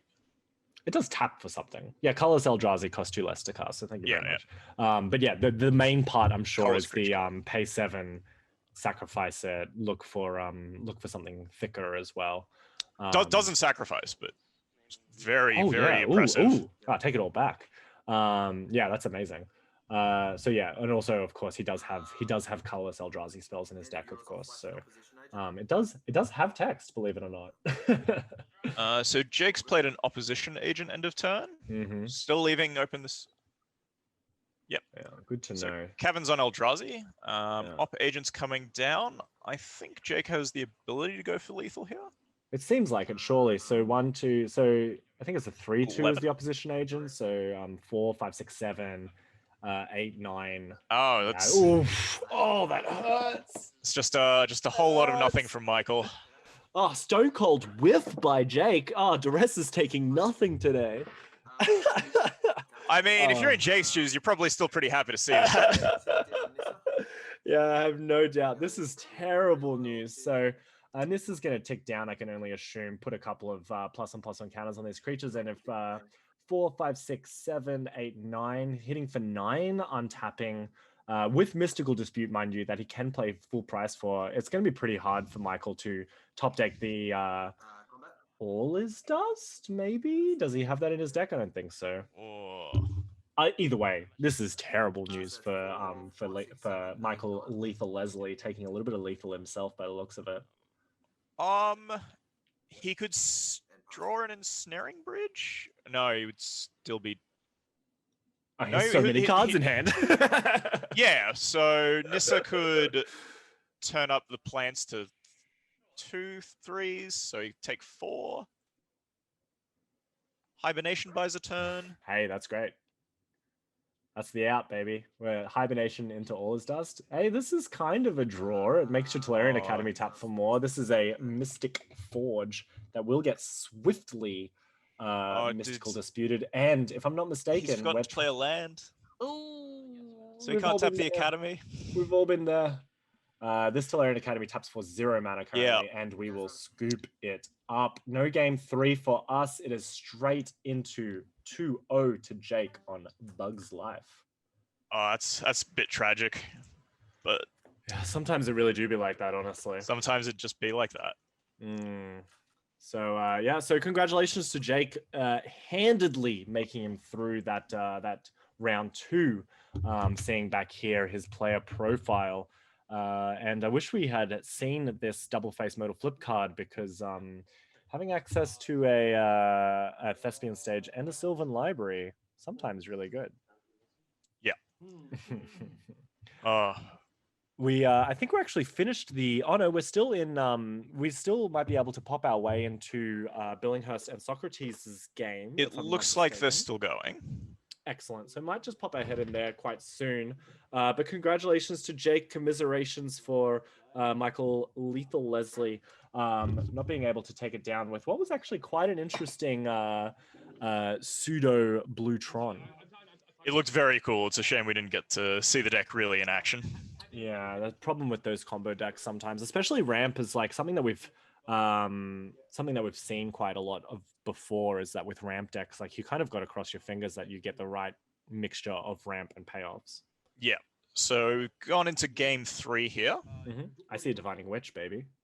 Divining Witch. What does that card do? It, I believe it's a demonic consultation on a stick. Okay. So in the sideboard as like a little bit of extra oomph if you need to fight through control, which I'm sure is what he's done here. We see a couple of cards in the graveyard. I think a Worldly Tutor and something else. And yeah, we're not doing much here. We're just beaten in with a V-click, and that Lutri has seen a lot of play today. Yeah, it's a good card. It often just still being a companion, it's still like half a card that you've always got access to, and then Lutri's often casting another spell, which effectively means it makes it a free card. So we've got the Cavernous Harpy, did you say? I'm not sure, but surely we're doing it on Human Witch, if there is a Cavern. No, sorry, that's not a Cavern Harpy. Sorry, I thought you said, is the Cavern on Harpy, which I would be extremely impressed if it was. But I saw neither a Cavern nor a Harpy. No, this is the Divining Witch. So we just saw it in chat. It's a 1 black creature human spell shaper and 1 black tap, discard a card, demonic consultation. So choose a card name, exile top 6 cards to your library, then reveal cards from the top of your library until you reveal a card with a chosen name, and then exile all other cards. So Socrates has cast a Ponder and is still digging. Looks like he's going for a shuffle. Not impressed with the top 3 cards. Yeah, so it seems he does have part of the combo, and it seems that Michael's not getting rid of it immediately. I'm not sure exactly what you it's kind of plays interestingly if you have it as a pseudo instant. I mean, I guess Demonic Consultation is also an instant, but the fact that you're always threatening the 1 black untap, one black tap to mill your entire library, you do have to be in a very specific situation where you can follow it up with a way to win. But it is nice to have that on the battlefield ready to go. Yeah, certainly is. It's a bit of a commodity, I guess. And we're seeing a little attack from this Vendilion click. Michael very handedly finding his very few win cons and deploying them with expert precision. So Socrates looks like he may have to try and go off this turn if he thinks Michael's got nothing. Yeah, it's hard to say. We don't know exactly what's happening in Michael's hand. He could have a grip full of counter spells. He could have nothing. But we do see both Miscast and Pact of Negation in Socrates' hand. So if he had... this could be it. We see an Unearth. And not much else. So Unearthing for us. Billinghurst has 2 in hand. That's really good to know. So thank you very much. So we're unearthing a Snapcaster Mage, casting this Worldly Tutor. Going to find ourselves a Thassa's Oracle. No, we're not. No, we're not, ladies and gentlemen. The opposition agent comes in for the kill. Finally, a flash threat that we can actually enjoy. Opposition agent, a 3/2 for 3 flash. If your opponent would search their library, you do instead, and then you can search. And then we will be able to cast that card however we want with mana of any color. So now Socrates gets to have his deck searched for a creature of Billinghurst's choice. And this may be the most difficult card to resolve on webcam. Yeah, you do kind of have to splay your deck out a little bit, explain every card that's in it. So we can take Brazen Borrow, we can take Baleful Strix, we can take Thassa's Oracle. It's not out of the realms of possibility that Michael just wants to take the Thassa's Oracle. I think if he takes the Thassa's Oracle, Socrates is probably just out of options. Yeah, I mean, The beatdown plan seems very difficult. you don't even want to cast it, right? You're like happy to have it in exile. Yeah. Forever and ever and ever. And what do we have in regards to a sideboard, a backup plan for Socrates? It's just Jace, right? Otherwise, we're out of luck. It's beat down a clock after that. Yeah, looks like it might be. Just having a quick look through his list. I mean, divining which beatdown is certainly an option to you. It is. But he might not have the opportunity to find both the extra mana and the opportunity to resolve the Jace before it's too late, because Socrates is on a mere 1 life in the games, and it looks like we're packing up our cards. Yeah, after having looked through the list, outside of Jace, beatdown was the only plan, and I don't see that coming together particularly easy. Well, he did a fantastic job. Good to see that opposition agent taking it down. And I will quickly update these standings. But it is very, very, very clear that we will see both Jake Sims from CBR MTG and Michael Billinghurst from the Bemb Blasters. I don't think they'll mind me calling it the wrong name, because I personally am rooting for a Canberran today. It's the classic rivalry of Canberra versus Melbourne. One that I think we haven't seen too often lately. I mean, actually, I take it all back. You know, in Bluebell Season 1, we had CBR MTG, or at least honorary CBR MTG, Sophie Pizzuto taking down Michael Leslie in the finals of the first season. So that was very exciting games for everyone involved in that first one. And you can catch that replay on our YouTube channel. That's youtube.com/CBRMTG. But looking forward to another CBR MTG win here, I think. Just another showdown of Melbourne and Canberra in the finals. Whew. And I'm very excited for it. So I think what we're going to do now that we've wrapped up those matches, I've updated the standings. We're going to take a 30-minute break, meet back again at 2:30. We're actually all going to stay here. So if all the chat wants to stay here and hang out, we're going to have a quick chat to Pat Hawkins about the prize support for this wonderful league. So thank you so much, Dylan, for joining us on round 2 of our top 8. Thank you for having me. It's been a pleasure. And we'll see you all very soon. See you later.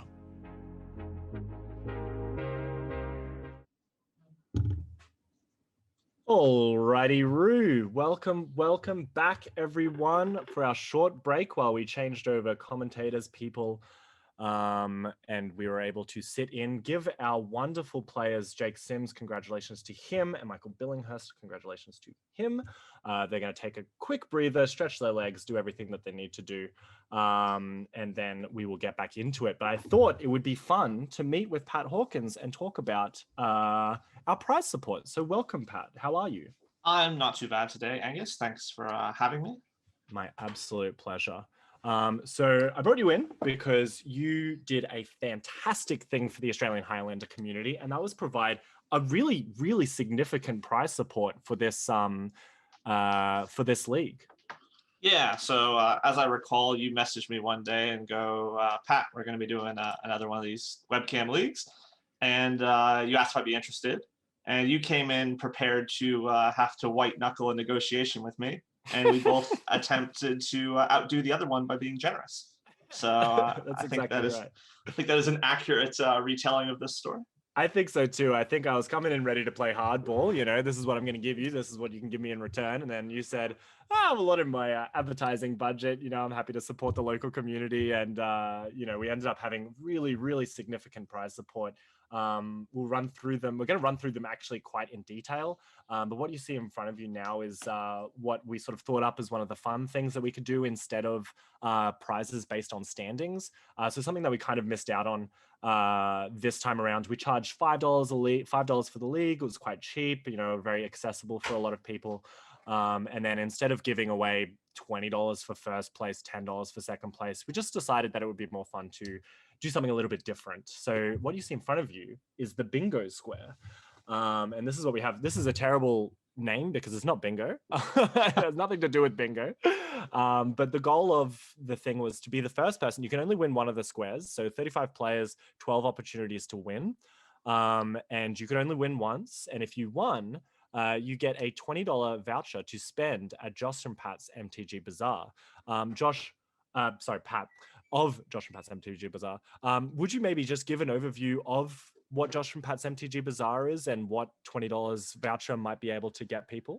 Sure. So Josh and Pat's MTG Bazaar is an auction site hosted in Australia. We formed it, Josh and I, in 2017, September to be exact.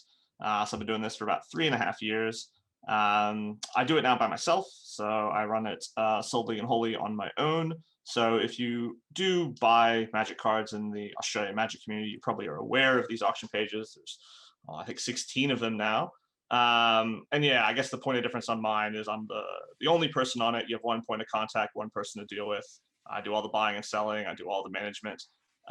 So $20, what can that get you? Recently with Kaldheim, $20 would have gotten you an Issac. $20 in the past can get you a Windswept Heath. It can get you Shocklands and some more. Usually every night there's about 250 lots up. And that's every night. And so there's plenty of stuff to bid on. So yeah, lots of cardboard comes in and out of my house. Oh yeah, and I have no doubt about that. And I think it shouldn't be understated that the one point of contact means that if you ever have a problem or if there's anything that sort of goes pear-shaped in any aspect, you sort of have one point of call, which is I think really important for that customer service aspect. Yeah, absolutely. Like for me, Josh and I, when we formed it, decided we didn't want to, I guess for lack of a better word, like run a revolving door kind of setup. We just wanted it to be the two of us. We wanted continuity. We wanted customer service to be at the foremost. Yeah. And so, yeah. And when Josh left, I was left with the choice of if I would continue onward or find a new partner. And I decided to give it a hot spin. And quite wonderful work that you're doing, might I say. Thank you, Angus. Much appreciated. So $20. So 12 opportunities for a $20 voucher. As an extra go, we have 3 lucky door prizes that we will draw the last one for from the group that was able to play. So if there was another one in the future, or if there's any other sponsorship that was helped by Josh and Pat's MTG Bazaar, it's well worth getting your hands on, because the cost of $5 entry, there's no small feat. No, I mean, like you and I talked about when you said, "Oh, this is what I got," I went, let's give you a lot of value for it. Like I said, I've sponsored a few different things now. I like giving back to the community. It's an important part to me to help grow this Magic community we have in Australia. So yeah, and we really appreciate that, and that helped us out a lot because we were able to form this wonderful bingo sheet, and I think we should go through them and see how we went throughout the league. Sure. So coming up first, we have the Swiss champ, which is who won the most games. We wanted to give something to the people who play well. So we gave Michael Billinghurst. We will give Michael Billinghurst a $20 voucher. So congratulations to him. Slightly, even though he was second in the Swiss, he ended up winning more games than Issac. So that's a good time to be had by all. The wooden spoon, which was the least amount of game wins, was actually me. But I thought it wouldn't be very fair for me to win, so I passed it off onto the second lowest, which was Steve from the US. So congratulations to Steve. He'll be more than happy to get through that. We also have this almost flawless victory. So I probably should have put the thing on, but almost flawless victory was the first person to win a game while their opponent has no cards in their hand and no non-land permanents on the battlefield. So almost. That would not be a game to behold, would it? Well, with Max on Esper control, he handedly took out Danny, who was playing an artifact combo deck. And he managed to say he killed Danny with 6 lands and nothing else on the battlefield. The combo of Lily of the Veil and Lily of Last Hope versus Prowess will do that to you. So he was playing the infamous Rugs Prowess deck, and whoo boy did he get taken down by that almost flawless victory. Coming up next, we have the deck specialist. So the least deck changes throughout the league. I thought this would be pretty easy to get through, but we're actually going to do a random draw now between Rami, who played Kess Pile for the entirety of the league, Pruz, who played Blue-Green Ramp for the entirety of the league, and McCoy, who played Storm for the entirety of the league. And this means 0 deck changes. This was not, I'm changing it to a different deck. This is, I've changed 0 cards in my deck for 3 months. And that's through Omnath, that's through Opposition Agent, that's through Hull Breacher. Like, these people have stayed very, very, very strict, and we're going to draw a random prize very soon for who wins out of these two, because as part of the rules, we can't give it to everyone, so it'd be nice to give them an opportunity to win that $20 voucher. But I did want to give an honorary mention to the people who didn't change their decks but just changed their cards, which was Aethiet on Dr. Seuss, Pacio on Red Black Aggro, Porig on 4-color midrange, or No You as he likes to call it, Ryan on Jund Land, Sarah on Bug Yorion, or I should say Bug Control, because the reason that we kicked her out was that she played non-Yorion Bug Control. I was like, I guess that counts. Sophie on Rug Sprowess, Steve on DNT, Jake on A Bug's Life, and Jared on Dredge. Worth noting that both players, Jake and Jared, did make it to the top 8, so being a deck specialist can definitely help. I don't know what your experience was, Angus. So back when I was a grinder, I recall being in a car ride, especially to come up to Canberra and play, and people would be making those last-minute changes to their deck mid-car ride, scraping through, the long boxes and like trying to scribble on a piece of paper, and like everyone always thought there was so much advantage in making these changes, but then they'd show up at the tournament and just like hadn't had the play experience, get smashed. So there's something to be said about, like, even if it's not the quote unquote best, like if you have the reps on it, like that matters a heck of a lot more. Yeah, it makes quite a difference when you obsessively tinker with your deck. And some people are just tinkerers, and that's like totally fine. You want to bring cards in, pull cards out, but they say if you play with your hair too much, you'll lose it all. So the same can possibly be said about your decks. So let's move over to the random number generator. So I'm going to call Rami number 1, Pruz number 2, and McCoy number 3 using our fantastic website random.org. And the winner of this deck specialist is 1. So Rami, congratulations. We will contact you later to get your $20 gift voucher to Josh and Pat's MTG Bazaar. So congratulations to Rami. Congratulations. Moving on, we have another random draw between 2 players who did the exact opposite. These people are the ones who made the most deck changes. So a lot of deck analytics went into this, and you can actually, if you go into _Decklist, there is a little option that gives you the Google sheet of what everyone played, the link to their list, and how much they and how they won. So if you wanted to go further into the deck analytics, you can. But I want to give a good shout out to PJ, who played 5 decks in the 6 rounds, which one being Bant Turns, Red Black Aggro, Blue Black Tempo, Bug Oracle, and Bug Midrange. And then Justin, who was a really new player, so huge shout out to Justin as well, came into the league not really knowing what to expect, and then decided he was just going to have a little smorgasbord of decks to play. So he played Lands, Abzan DNT, Blue Moon, all caps, Gruul Creature Feature, all caps, Bug Stock Standard. So congratulations to both of them. No, these look like quite a selection of decks they're running through too. Looks like basically, I mean, on PJ's side, you have tempo, mid-range, aggro, everything. And on the other side, once again, a smorgasbord of control into mid-range and even almost an aggro looking list. Oh, well, as they say, variety is truly the spice of life. And these two are really gorging themselves on that smorgasbord. So let's give another number to the random generator, just a coin flip. PJ will be 1 and Justin will be 2. And congratulations to PJ. So PJ will win a $20 voucher to Josh and Pat's MTG Bazaar. Congratulations. So next one, we still had all of these, which is the most impressive board state. This was by nomination. We had a nomination from Drew who sent me a screenshot of a big pile of cards he had. We omitted it, unfortunately, because it was I wasn't exactly sure what was going on. But Jake gave us a very nice screenshot of this impressive board state. where he suggested that Sophie had prowessed twice with 3 creatures, swings. Jake casts Arachnogenesis, which makes 3 spiders. It's a instant that makes blockers and gains life, I think. And then he draws Cradle, untaps Hornet, casts Hornet Queen. Sophie had 1 opportunity to stop this madness from happening with the TT, but then she managed to pass the turn with the TT on 4 counters. And then Jake draws the Crater Hoof off the top and swings for 1, 2, 3, 4, possibly 10 million damage. So that is a pretty impressive board state. So Jake Sims will win the Still Had All These bingo square. I was about to say, there's nothing that ends the game quite as quickly as a Crater Hoof.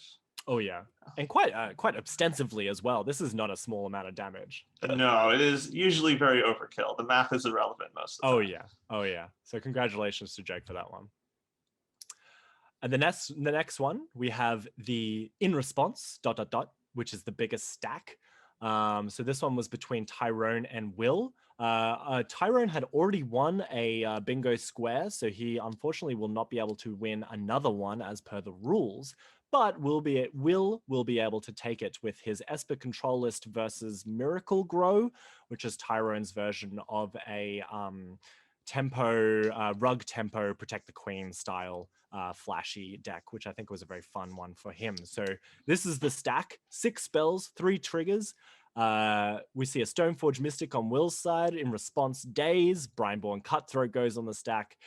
Swords targeting the Brineborn. I think this is the point where someone was like, maybe the biggest stack can be won, because Swords went down on the Brineborn Cutthroat. Apostle's Blessing on the Brineborn Cutthroat. Another Brineborn trigger goes on the stack. And then Force Spike to finish it off. And then, Mana Drain, and then Force Spike to finish it off. And then Brineborn trigger goes on the stack. So there was a huge stack on their part. So a lot of fun to be had when both players are playing counter spells. No, you get these turns where it's just like the players have decided they need to fight over these resources, and away we go, off to the races. Oh yeah, and that it sounds like this turn might have been brewing for quite some time. So it's good to see a stack play out that vigorously. So congratulations to Will for winning the biggest stack. Another couple that have already been won in week 1. This was the bottom row of the bingo square, where it was like whoever does it first wins. And it all happened in week 1. I think everyone was very quick to get the ones that you could get as quickly as possible. So we had Spike Tournament Grinder, which was the first person to win a game with $1,000 card or proxy thereof on the battlefield, stack, or graveyard. Danny won with Ancestral Recall on week 1, so congratulations to him, narrowly beating his opponent who had a Tabernacle of Pendrell Vale in his hand, but couldn't quite make it before Danny had cast his Ancestral Recall. So very close. Next one is Johnny, Combo Player, which is the first person to win a game before turn 4. Unfortunately, against me, would you believe it? I was like, oh, I think that's bingo. And Tyrone was like, oh, great. So that was a turn 1 Skirk Prospector, turn 2 Metallic Mimic, and turn 3 Murderous Redcap to seal the deal against me. Quite the win from the Jund Goblin's opponent. Next one, last one is Timmy, Power Gamer. And this one might have been a bit too easy, but we'll let the people decide. Of the first person to cast a creature with CMC 5 or greater, which was won by Sarah in week 1 with Titania, Protector of Argoth, almost immediately. Yeah. I mean, I think Sarah contacted me, and I was like, oh, what did you cast? And it ended up being Titania. And I was like, I looked at the board and went, yeah, I remember asking you, should have been like 6 or 7 CMC, something weird and wacky. But then it would have just been Crater Hoof, right? So like it was sort of interesting in the sense that like you thought about it and you went, oh, that would be hard. But you went, well, no, there aren't a few cards everyone plays. Yeah. Titania being quite the mainstay actually in Australian 7-point Highlanders. So it's nice to see her winning money as well as games, because Titania is quite the door closer for their opponents usually. I think she's like a card when I talk to people internationally have no interest in the card, but 7-point is where that card particularly shines. A couple of people in the chat with their suggestions. Make it 7 or greater. Make it combined power 20 or greater. I do like combined power 20 or greater. That makes a lot of sense. So maybe for the next some time. interesting ideas there. Yeah. Well, because I think maybe CMC 5 or greater was probably a little bit too easy. But congratulations to Sarah, Tyrone, and Danny for winning those 3. Next one. The no point challenge. I thought this would be amazing and like a free roll for anyone. First person to win a match with a 0-point deck list. As far as I'm aware, no one had even submitted a 0-point. No one even deck submitted list. one. Couldn't Are there even any? be bothered. Were there any? Did you look through for any 1, 2, 3, 4? Like, what was the lowest point total list you ran into? The lowest point list was 7 points. Everyone played 7 point. Nobody walked into a 6-point list. There you go. No. Very unfortunate that no one bothered to take the challenge. But the challenge will always be there for next time if people want to play maybe 0-point burn or blue-green cards that aren't good. That could be fun. But yeah, no winners for the 0-point challenge. I'm actually surprised there was not a single 6-point list either. There you go. Here we go. I mean, if you're not going to play with 0 points, no much point playing with 6 points, I think.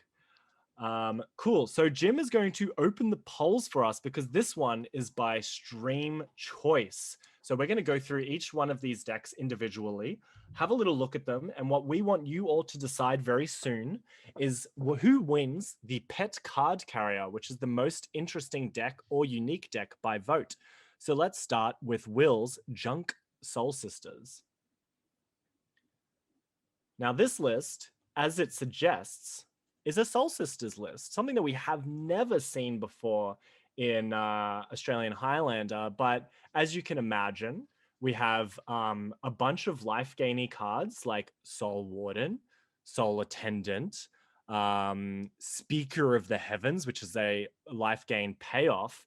And then, you have all your payoffs. This is just a Soul Sisters list. And Will kind of piloted it for a little while, said he quite liked it. Yeah, it looks like a very, very interesting list. Like, Essence Warden gives you the third Soul Sister that's obviously been color shifted. And with Heliod, you get to do some pretty broken combos. That's right. I'm actually surprised there's not a ballista in this list. Actually, there is, there is right here. Yeah. Oh, there it is. Oh, it's the strange art one. It's Magic Origins. Yeah. So we'll move on. Keep the party train going. So that was a very cool list. If you like that, vote 1. The second one is Jared's Dredge list. I actually nominated him.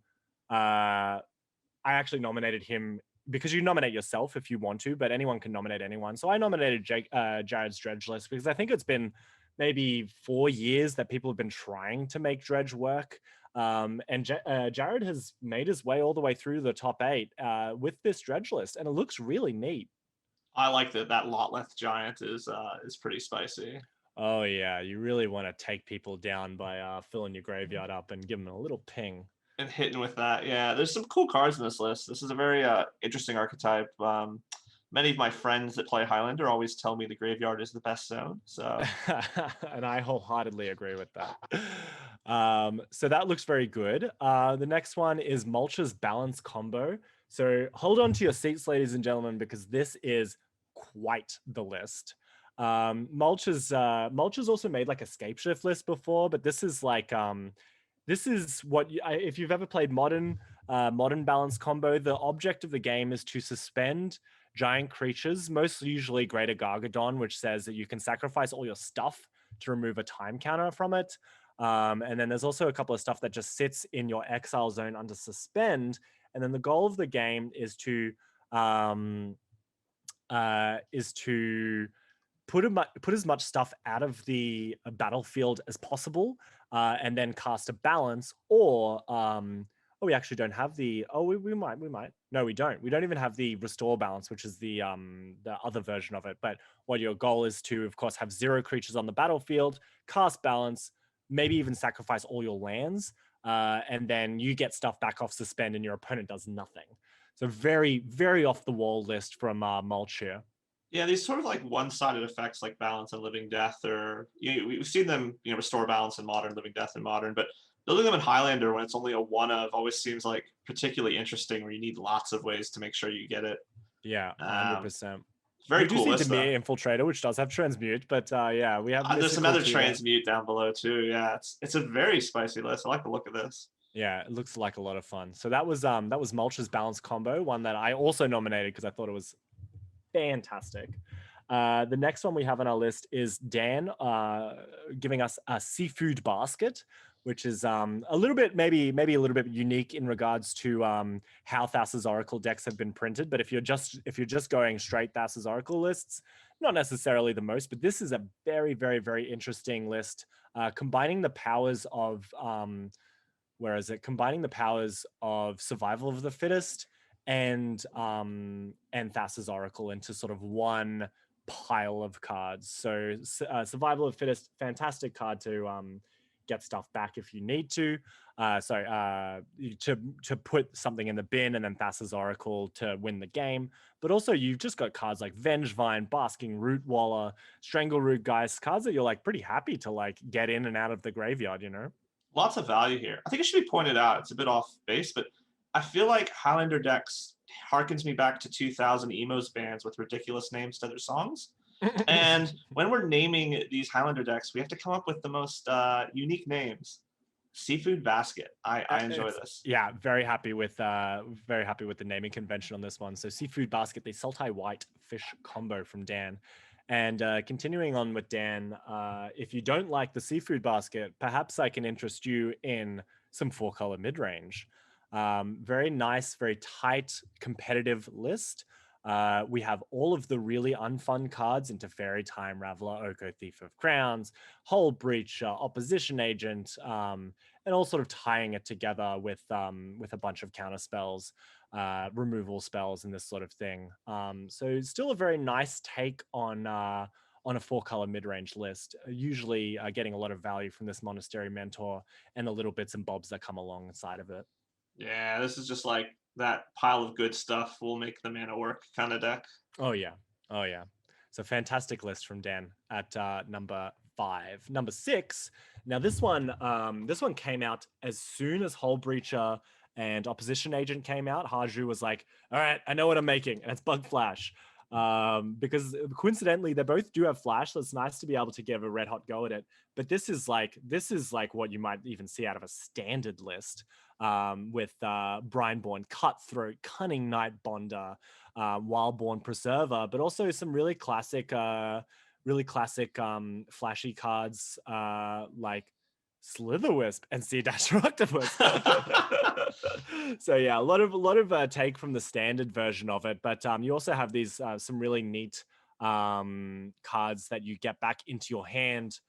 So put your cards back into your hand with ninjutsu. So Yuriko, the Tiger's Shadow, and Ingenious Infiltrator with just a little package of ninjas to sort of put those fun cards like Vendilion Click, Spellstutter Sprite, Icefang Quaddle, Baleful Strix, put them back into your hand so that you both get the value of ninjutsu, but also of playing it again. This deck is like, I think when Slitherwisp came out, people went, oh, it's a tribe now. So I like Drown the Lock a lot as well. I think that card's very much been a very excellent card. This looks like a very fun list. Very fun to play. Not fun to play against. Fun to play against. But yeah, very, very cool list from Haju. And last but not least, and a deck that I think Leslie was considering playing at the top 8 but decided out of it was Breach Freeze Artifacts. So let's just go to the visual view here. And this is very similar to Danny Batterskull, who is a American player. Sort of built this list after Escape the Underworld, what's it called? Underworld Breach. That's the one, Underworld Breach, yeah. So similar to Escape the Underworld, similar to Through the Breach, but not quite. But the goal is to, of course, put all your points into Black Lotus, pair it up with a Lion's Eye Diamond, and basically what you can do is cast Black Lotus from your graveyard, make 3 mana, cast it again, make 3 mana, and then you pair that with Brain Freeze, Breach Freeze, and then you can mill half your library, play it from your graveyard because Underworld Breach is so amazing, and then you combo with Brain Freeze, Black Lotus to go infinite, essentially. So you make infinite mana, or pseudo-infinite mana, and you can keep doing the Brain Freeze until you decide to turn it on your opponent, and then mill your opponent for infinite. seems like a very interesting take. I feel like both Underworld Breach and Emery, Lurker of the Lock, gave artifacts a lot of grind out of the graveyard. Those two cards just gave you a lot of extra redundancies. And I mean, I know Emery is a card that, like, you know, is in this list too, that I think is just equally impressive. So yeah, 100%. You do get a lot of value from having baubles, but also you know, reclaiming the bauble as kind of a fun, you know, a fun play. And you also have the Aureox Salvages line, which is infinite with both Black Lotus and Lion's Eye Diamond. It makes infinite mana. And you also have Lurrus for the slow, fun version as well. Yeah, oh, I love Lurrus. I loved all of the companions. I thought that was a very fun design space. They were a bit broken at first, but I like the idea, like the concept there. So wonderful. So if you haven't voted yet, please vote now for what is the most interesting deck that you've seen out of the list. I will go through them again. That's number 1 on Will with Junk Soul Sisters. Number 2, Jared on Dredge. Number 3, Mulch with Balance Combo. Number 4, Dan with Seafood Basket. Number 5, Dan with 4-color midrange. Number 6, Haju with Bug Flash. And number 7, Leslie with Breach Freeze Artifacts. Votes will be closing very soon, everybody. So please get in now. And Pat, can I ask, if you were here to vote, what would you vote for? I think of these decks, the most interesting one to me might be the first one. The Soul Sisters list is just, I would have never thought to see it. Like, it's sort of a janky deck in the formats it does see play in. So to see it in Highlander where the power level's even higher is, and you know, you're facing off against all these blue decks. Like, that deck looks like it looks like it has an uphill battle some games, but it looks very good. It looks like it has a lot more toys than I thought it would. So yeah, I think so too. So we should be finishing up in 1 minute. Everyone get your votes in. I personally, I think I'm janky enough to probably vote for 3. I think that balance combo, trying your very hardest to make that work. I love it so much. I like that deck a lot as well. I think that's probably my 1B, if you will, to the 1A in terms of like those decks are both the most interesting to me. Okay. Wholeheartedly agree to that. So the polls are going to be closing very soon, everyone. So if you haven't already, please get your votes in. I'm going to vote right now for I wonder if I can steal the vote from anyone. I am going to vote for balance combo because I think that's like really, really cheeky one. I'll throw my vote in for the Junk Soul Sisters purely because I don't know how you could sleeve it up and not be scared to death. Wonderful. So while we're waiting for those to come back, we will just slowly move on. And then soon, very soon, we're going to do the very last Lucky Door prize. So I just wanted to say that the first Lucky Door prize went to Daniel Abraham. He won a $100 gift voucher for Josh and Pat's MTG Bazaar. So that was absolutely fantastic and buy you a lot of janky balance combo cards, that's for sure. Well, in fact, for him, given what we saw today, it bought him a Tolarian Academy. So great time to buy. Indeed. I mean, I think he's doing well with the purchase. He would be up in value by now. So. Oh yeah, and then the second prize winner was Atheet, who I'm not sure if she's claimed her prize yet, but still quite a lot of voucher to have available to you. I don't believe they have, but once they get a hold of me, easy peasy. Oh yeah. So Streamlabs has just closed the poll. Hopefully soon we will be able to find out who was the winner. Hello, friends. Looking very forward to that. I am here with the answers to the poll, and the internet can hear me, not just you guys. Amazing. Oh, you're not just the voice in my head now. There was 16 votes on the poll, and boy, it was very nearly a 3-way tie. Wow, But just edging out one ahead of second and third place is the third deck, Mulch on Balance Combo. Ooh, I did swing the vote. I swear it was not intentional. Congratulations. Can I get an idea about who came second and third? Will with Junk Soul Sisters and Leslie with Breach Freeze Artifact. A fantastic set of decks, regardless of who won. Absolutely. So that's it for me. I'm going to go quiet again. Bye. Excellent. See you later. Sorry about that, Michael, not voting for Breach Freeze Artifacts. Although, can I say, very fantastic and spicy list. So that's wonderful. So congratulations to Mulch. We'll be sending him a little message soon to let him know that he's won. And then Mulch is now out of the list for this lucky door prize, so we won't choose 16 if 16 happens. But the random number generator, I'm just going to move it over just a little bit so we can see it. Here are the people in here. We have 1 to 32. These are the people who haven't won anything, who haven't won a lucky door prize yet. Sorry, you can still win as Mulch with the lucky door prize. So you can really double up on this one because it's just random between the people who haven't won a lucky door prize yet. So the winner is, drum roll please, 25. So Sir Pruse, thank you very much for playing. He was playing ramp all the way through the league, blue-green ramp. So he will win a $100 voucher to Josh and Pat's MTG Bazaar. Well, congratulations. Blue-green ramp, Uro is a good card. Oh, yeah. I'm told. No doubt about that. So we have one more thing on the docket, and then we're going to go into the finals. Don't forget that it's the finals between Billinghurst on Esper Control and Jake on Bug Elves. So we're very exciting to see what comes out of that one. But we have one more thing from Josh from Pat's MTG Bazaar about what could happen. So Pat, let us know what happened. So one of the unique things we do at Josh and Pat's MTG Bazaar is we do custom-made tokens. And every year we run a design a token competition where people can submit their ideas, and the top ideas are then made into tokens. So as I've sponsored more events this year, one of the things I wanted to do was to make special commemorative tokens around these leagues. So the winner of this event will get to work with me and my artist and get to design a token of their choice. They will be able to choose any token they want, and I'm going to do a special print run. I guess we didn't get the graphic up for it, but if you look at your screen there, the Canberra MTG logo will be put on the token, and I'll probably note it with 2021 or Season 3 Bluebell, something along those lines, or Season 2 rather, sorry. And yeah, so the winner of this tournament will get to design their very own token. I'll send them a bunch, and it'll be a limited run available. Every auction when you get on the site, you're able to get free tokens, and they're all custom made. Amazing, so. amazing. And no, just to clarify, not a token of the invitational card. They'll have an opportunity to make a token that they can actually play. Yeah, sorry. Yeah, this is like in addition. A token Yeah. of So maybe if I was to throw something out there, maybe a mentor, a monk token for Billinghurst. That could be very cool. Something that he could play in his deck, just as a little, hey, Michael, maybe you should do this. And then for Jake, Hornet Queen, plants, spiders.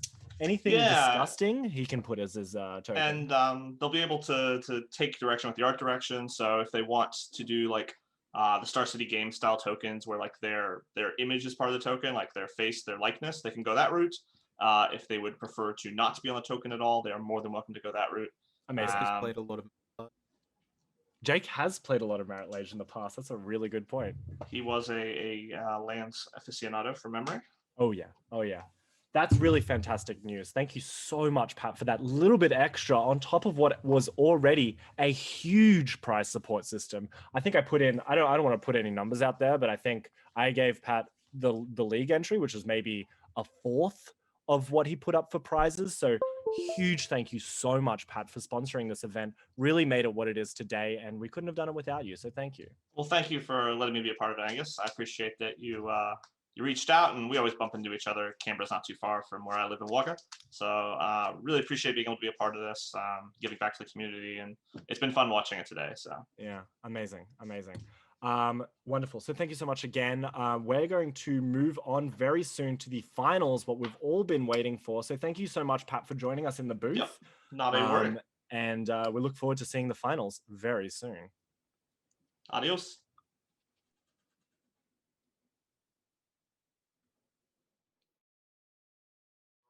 As Paul. All righty, Roo. We are back for the finals, the last round of the top 8. We have seen a bunch of people play in round 1. We saw half the amount playing in round 2, and now we are down to just Michael Billinghurst and Jake Sims. And to join me for this very, very influential finals in the Magic the Gathering scene is Paul. Hi, Paul. Hey, how you doing, Angus? Very good, thank you. For anyone who doesn't know you, and I'm sure a million people know you because not only are you a content creator, but you're a fantastic person. Would you maybe give an intro about who you are, what do you do in Magic, what sure. decks you play? So I've been playing Highlander for a really long time now. I remember there was an event. I went to a PTQ. I'm from Melbourne. I traveled to Adelaide and I heard about this hallowed format known as Highlander. And I remember approaching Isaac in like the upstairs room in Adelaide's door, and I was like, "Are you guys playing Highlander in here?" And they were like, "I don't know, man. Maybe later." But that was, it felt like this very secretive thing, and that I was being invited into a small group, and it's so different these days. We get people from Europe and the United States. It's just getting more and more popular. Yeah, But yeah, absolutely. I play all sorts of things. I think you saw there was a whole list of different decks that I played in this format, including this Bant was made for walking.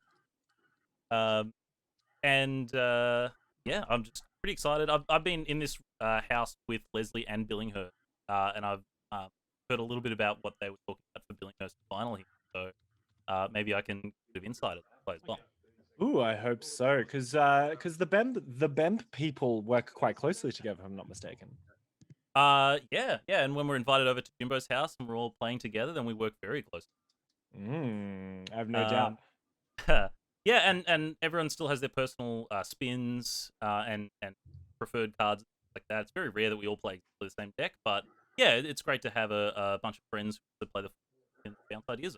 Yeah, amazing. And speaking of games, we've just moved into our first one, which is the very finals, Michael versus Jake. So Paul, I'm not sure if you got to see the first few rounds, but we got to see a pretty good showing actually of both Michael and Jake's decks. I saw a lot of just Billinghurst's side of things as I was sitting next to him and seeing what he was up to. And Jake's, I saw the last game that he was playing against Isaac with a slightly too late hibernation. But yeah, it's been interesting, again, hearing things and seeing things mostly through the side. He has been bemoaning the fact that he's paired up against Jake in the final here. This is his least favorite match out of everyone who's been in the top 8. Oh, really? Yeah, he said this deck would normally have like an extra damnation, probably a verdict or something else for this matchup, but he wasn't expecting this style of deck to be very prevalent in the top 8, like basically just Jake playing, which is born somewhat true. But it's also meant that he's lacking, especially key sideboard cards. Yeah. Now this is an interesting start from Jake. He doesn't have a 3 drop at the moment, but you have to assume the Sylvan Library will get something to suspend his mana. Yeah, it's very interesting to see where we're coming out of here with being able to Thoughtseize is obviously very early as such a huge game when you're the control player, because you're structuring your whole next few turns over what your opponent does, and when you have the benefit of that perfect information, it kind of makes things a little bit different. Yeah, and this game is actually going to play out very atypically, I imagine, because Jake does not have a 1 mana accelerant, which I think aren't great in up. You just want a density of threats. Yeah. So I imagine like this is more what sideboarded games look like. So Jake's just got a hand full of like actually interaction card draw and big expensive. Yeah, if Jake's so this is actually going to suit him fairly well. I think so too. Yeah, I think so too. I think when you're in a situation where you can cast haymaker after haymaker after haymaker, and you're not really spending very much time playing stuff that sets up your board or sets up your hand or does anything like that, you really give control players a really tough time. Yeah. The easiest way that a control player could beat an Elves player in this kind of spot is like they play out 3 creatures in the first 2 or 3 turns, sweep away, and you get a board advantage, you get card advantage, and easiest thing in the world. But this kind of setup, like Billinghurst is not going to be threatening Jake's life total. It's going to take a long time for him to put Lutri in his hand and play it for value, play out some other kind of threat. Like this Sylvan Library is probably going to draw Jake 4 cards and have selection to play. So this is, I mean, this is also the kind of game that Billinghurst wants to be playing towards. Just exchanging cards, and things aren't playing at a very fast pace. He has the time, as you say, with the Thoughtseize card spell, Evolving Brainstorm, to line up his answers to Jake's threats. But Jake, it feels like he's going to be pretty resilient in this game. Yeah, it's It's interesting that you mentioned the Sylvan Library, because this is it was really nice to have Jake being able to slide under the counter spells with the Sylvan Library, because he's not being very shy about drawing extra cards, and I think that's totally reasonable thing to be happy about, against a control player, just to be able to draw 1 or 2 extra cards at a turn, even at that high cost of 4 life. Yeah, I'm sure Jake has resolved hundreds of Sylvan Library triggers in his lifetime, and No doubt. There are many times where you just say, like, you barely even look at the cards, you just go, I'm going to take 8. And then there are other times where you're looking at 3 fetch lands or something, and you go, oh, this 4 life is going to represent a card at some point in this match, or at some point in this game. Yeah. So I'll take the time and look. He could tap out for Questing Beast. That's no rush on that turn. Yeah. Now Narset is going to put a stop to all the fun. If you're not familiar with the interaction between Narset and Sylvan Library, Sylvan Library triggers in your draw step and is a May ability, so it always triggers, but you can choose not to do it if you like. Yeah. So Jake is, I see a lot of hand waving there. I'm sure he's communicating with his opponent that he's not going to let the trigger resolve, because if he did, he would not draw any additional cards, but then he would still have to pay life, or I guess put 1 back and only pay. Yeah. So it basically just essentially destroys the Sylvan Library, because it's not going to do anything while. Oh yeah, it really sends it to the gallows. Yeah, it's really unfortunate, because it feels like a ponder, maybe I'll draw 3 cards, but quite often I just want to like Omiri's Guile, I suppose, where you look at the top cards of your library. But yeah, Sylvan Library very specifically wants everyone to have a really weird time, much like a lot of old cards. and this particular interaction feels terrible, because as the Sylvan Library player, it's always in your control. And if you just if I had just said no, I wouldn't get hosed. But Jake, as we said, is a seasoned player. He's played a lot with Sylvan Library right away. Yeah, 100%. So Ramanek Excavator getting a little bit of value there with a Windswept Heath back before it gets eliminated. So it's a 2 for 1. But and the fetch land's quite good normally with Sylvan. I mean that the reason I've been saying this is going to be a close, interesting game, because Jake could rely on that Sylvan Library so much. With that avenue shut off and no creatures to threaten us. The signature card, the Esper Charm. And can I ask you, as a helper of, I assume you sort of gave Billinghurst a lot of advice. Can I ask why Esper Charm made the final list? You certainly can. I'm not sure I can give you a satisfying answer. It's because Billinghurst wants to play Esper Control, and for him, Esper Control means Esper Charm. Okay. It is actually pretty interesting. There are plenty of enchantments in this format you want to kill. There's one on the table right now. Yeah. And especially post-board, Blood Moon, there's Back to Basics, there's things like Choke, and drawing 2 cards. That's very rare that you see instant speed discard, especially discard 2 cards. So it can actually... Yeah, that's true, okay. It's just good in a lot of spots. And Billinghurst is like, if I'm going to play 59 optimal cards and 1 Esper Charm, I'm going to try and get away with it. No, well, it's seen a lot of play. It's seen a lot of play today. I've seen it perhaps being cast. Even this is the 3rd time, I believe, that we've seen it on camera being cast. To draw. Has he ever done anything except draw cards? He's definitely drawn a lot of cards. Well, he's certainly not. Look, I guarantee he was thinking about killing the library. But the funny thing is, like, even a Llanowar Elf would be enough to force Billinghurst's hand. Normally, that's the kind of thing as the control player where you would say, whatever, I'll just ignore this. No big deal. But actually, a 1/1 elf on the has a lot of meaning. It unlocks Sylvan Library. Now, this has to be Titania, right? For 5. Surely. I think we're trying to get to this Craterhoof as quickly as possible. I can't imagine there would be anything other than Titania that you would want a Green Sun Zenith for, where X equals 5. Yeah, I know there's a bunch of Planeswalkers at 5. Yeah, here we go. Protector of Argoth herself, which is great. It's like the best mana ramp elf ever. You're going to get a fetch land back. I guess now the 3rd time that he's getting. And is getting a little closer to Craterhoof. If Billinghurst does nothing to stop this board in any way, then it's actually a lot of damage. It'll be 10 power now, and then the Craterhoof giving everything +3, so 9 +5. It's a huge chunk of damage, but you have to imagine Billinghurst dig through time. You're going to find a Toxic Deluge or spot removal or a counterspell for the Craterhoof, like this is a big turn for Billinghurst to react. But Jake's threat. Yeah, the dig through time is really gives him a lot of options on what he wants to find. Yeah, but it's he does. good. I was just gonna say, as you said, he needs to find something pretty good because it still represents 10 power. Yeah, he needs to answer 2/5. The good news is often it's like there 5. Is that what's happening here? Ooh, he's thinking. Come on. What I was Give going us to that say big is one. often at this stage of the game, something like a mana leak can be quite dead. Knowing from turn 1 the opponent has an 8 that they're deliberately working to means that like even your days could be live this far. Yeah, it's funny. So it's pretty rare that the dig time there. Yeah, 100%.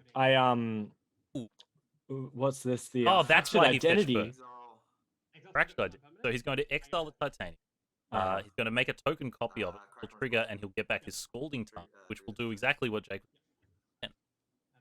And this fractured identity is getting a lot of work today. I saw it. He played against Sock today, right? I didn't see what it exiled. It was the 5-drop Jace, big Jace. Yeah, sure. So just to get it off the battlefield, which is Yeah, great. fair enough. It's like a removal spell, but also you get another one as well. And like Thought Scour is like something, it draws cards. Yeah, for sure. Just drawing a card every turn sounds amazing. Yeah, absolutely. Back in my day, when you played a Jace to stop your opponent's Jace, you then also didn't get to keep yours with the old legend. Oh, that's right. Yeah, Planeswalker uniquely. Thankfully had changed. Otherwise, fractured identity would also be so great because you could kill something. I'm not going to lie. I think living in a world where fractured identity is playable and good is the kind of world I want to live in. Yeah, okay, I see it. The cool thing here is he's obviously got the Scalding Tarn, going to fetch the island. He just I'm going to guess that was like Luke Mulcahy just handed him a Titania. Yeah. Surely someone in the house has a Titania. Yeah, exactly. Highlander staple. So this is great. So did he get a token? Oh, someone was. He's probably asking for a token.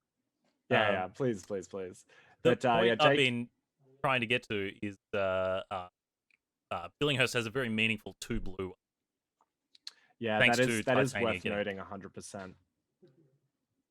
We'll see if he can make some use out of it. But Craterhoof 7 mana, if I'm not mistaken. 8 mana, so still it looks like a little Jake ways got away. Yeah, I mean, it's hard to imagine Jake's options here. Like, say you have a 2-drop and Craterhoof is the one you want to have. Like, are you really going to play the 2-drop and say like, well, I'm going to try and bait a he's going to draw a card and see if he can use his mana turn, and it looks like he's waiting for a better opportunity to use the Craterhoof. Yeah, that makes a lot of sense. You don't want to just sort of... Ooh, here we go. Ooh. That's a good backup plan. We might see, I mean, this is like terrifying to put in front of 2 blue, but it looks like it might be resolving if he's searching his library. We'll see what we can find out of here, but I think it's going to be a Hornet Queen if I'm not mistaken. Hornet Queen comes to mind. He plays Primeval type, right? Yeah, he does. So that could be another one and get a couple. Yeah, it's going to be a Hornet Queen. So Hornet Queen is really in there for range matches. It means the people who are attacking you are just going to have an extremely bad time. It actually lines up pretty well against the 2 5/3s that Control deck somehow has on the board. Yeah. It's a slow. That's why it's not as good against, say, combo or control. But with Craterhoof in hand, take what you get. And of course, if the natural order resolves, that's kind of a clue that maybe Craterhoof resolve as unlikely. Craterhoof next turn. Yeah, I mean we have to have some fast mana come out here, but which I don't think Jake actually has access to in the form of like there's no Ancient Tomb or anything in his deck, so we're not Craterhoofing next turn. And Sylvan Library, would often do a pretty good job of making sure you get whatever you need, whether it's a land or a spell. Obviously, he's not. Okay. Well, this is an interesting, given how kind of slow burning the first few turns were of just kind of jockeying position and abrupt decaying and thought season kind of thing. We're actually getting some pretty bombastic. What's the word for it? Like battle cruiser magic. There Yeah. Like, slam a Titania, slam a Natural Order for Hornet Queen, slam a Monastery Mentor into another Esper Charm. I like Boombastic. Boombastic? Are you a Shaggy fan? Oh yeah. Oh, I am Mr. Boombastic actually. Oh, well. So as Glad we're we going could into the booth, we're just having a bit of stuff in the chat cleared up while we sit around and look at the standings. But I'm very happy for this Hornet Queen to be able to come down. I mean, it seemed like it was going to be against all odds, considering that scary 2 blue mana up. But being able to have 5 now flying blockers that all can kill Narset is not a small feat at all. And then we get the Sylvan Library going, baby, you know? Yeah, I mean, that's the other thing. Like, you're only one of those little insects to peck away at Narset, and suddenly you've got a lot more life to play with. I guess if you reserve... so you got the Hornet Queen herself, and then 4 little tokens. You're obviously attacking at least 1 into Narset. You're leaving 2 back for the 5/3s that Michael hasn't. That leaves 2 other Death Touches to play with. You could leave 1 other token back to disincentivize attack with Monastery Mentor. And then maybe you just go like the 2/2 Mentor at face. Like, I feel like that's... Oh, the 2/2 Hornet Queen, the actual card, not the token. Yeah. Yeah, I feel like this is going to be an interesting chance for Jake to react now to the giant threats that Billinghurst is. So yeah, we'll see if we can interpret through hand gestures and vogue dance moves where things are going. My favorite way to interpret anything. Okay, so looks like we're going straight at Narset with 3. Yeah, just to prevent 2 removal spells. Jake really wants this Narset gone. Yeah, for sure.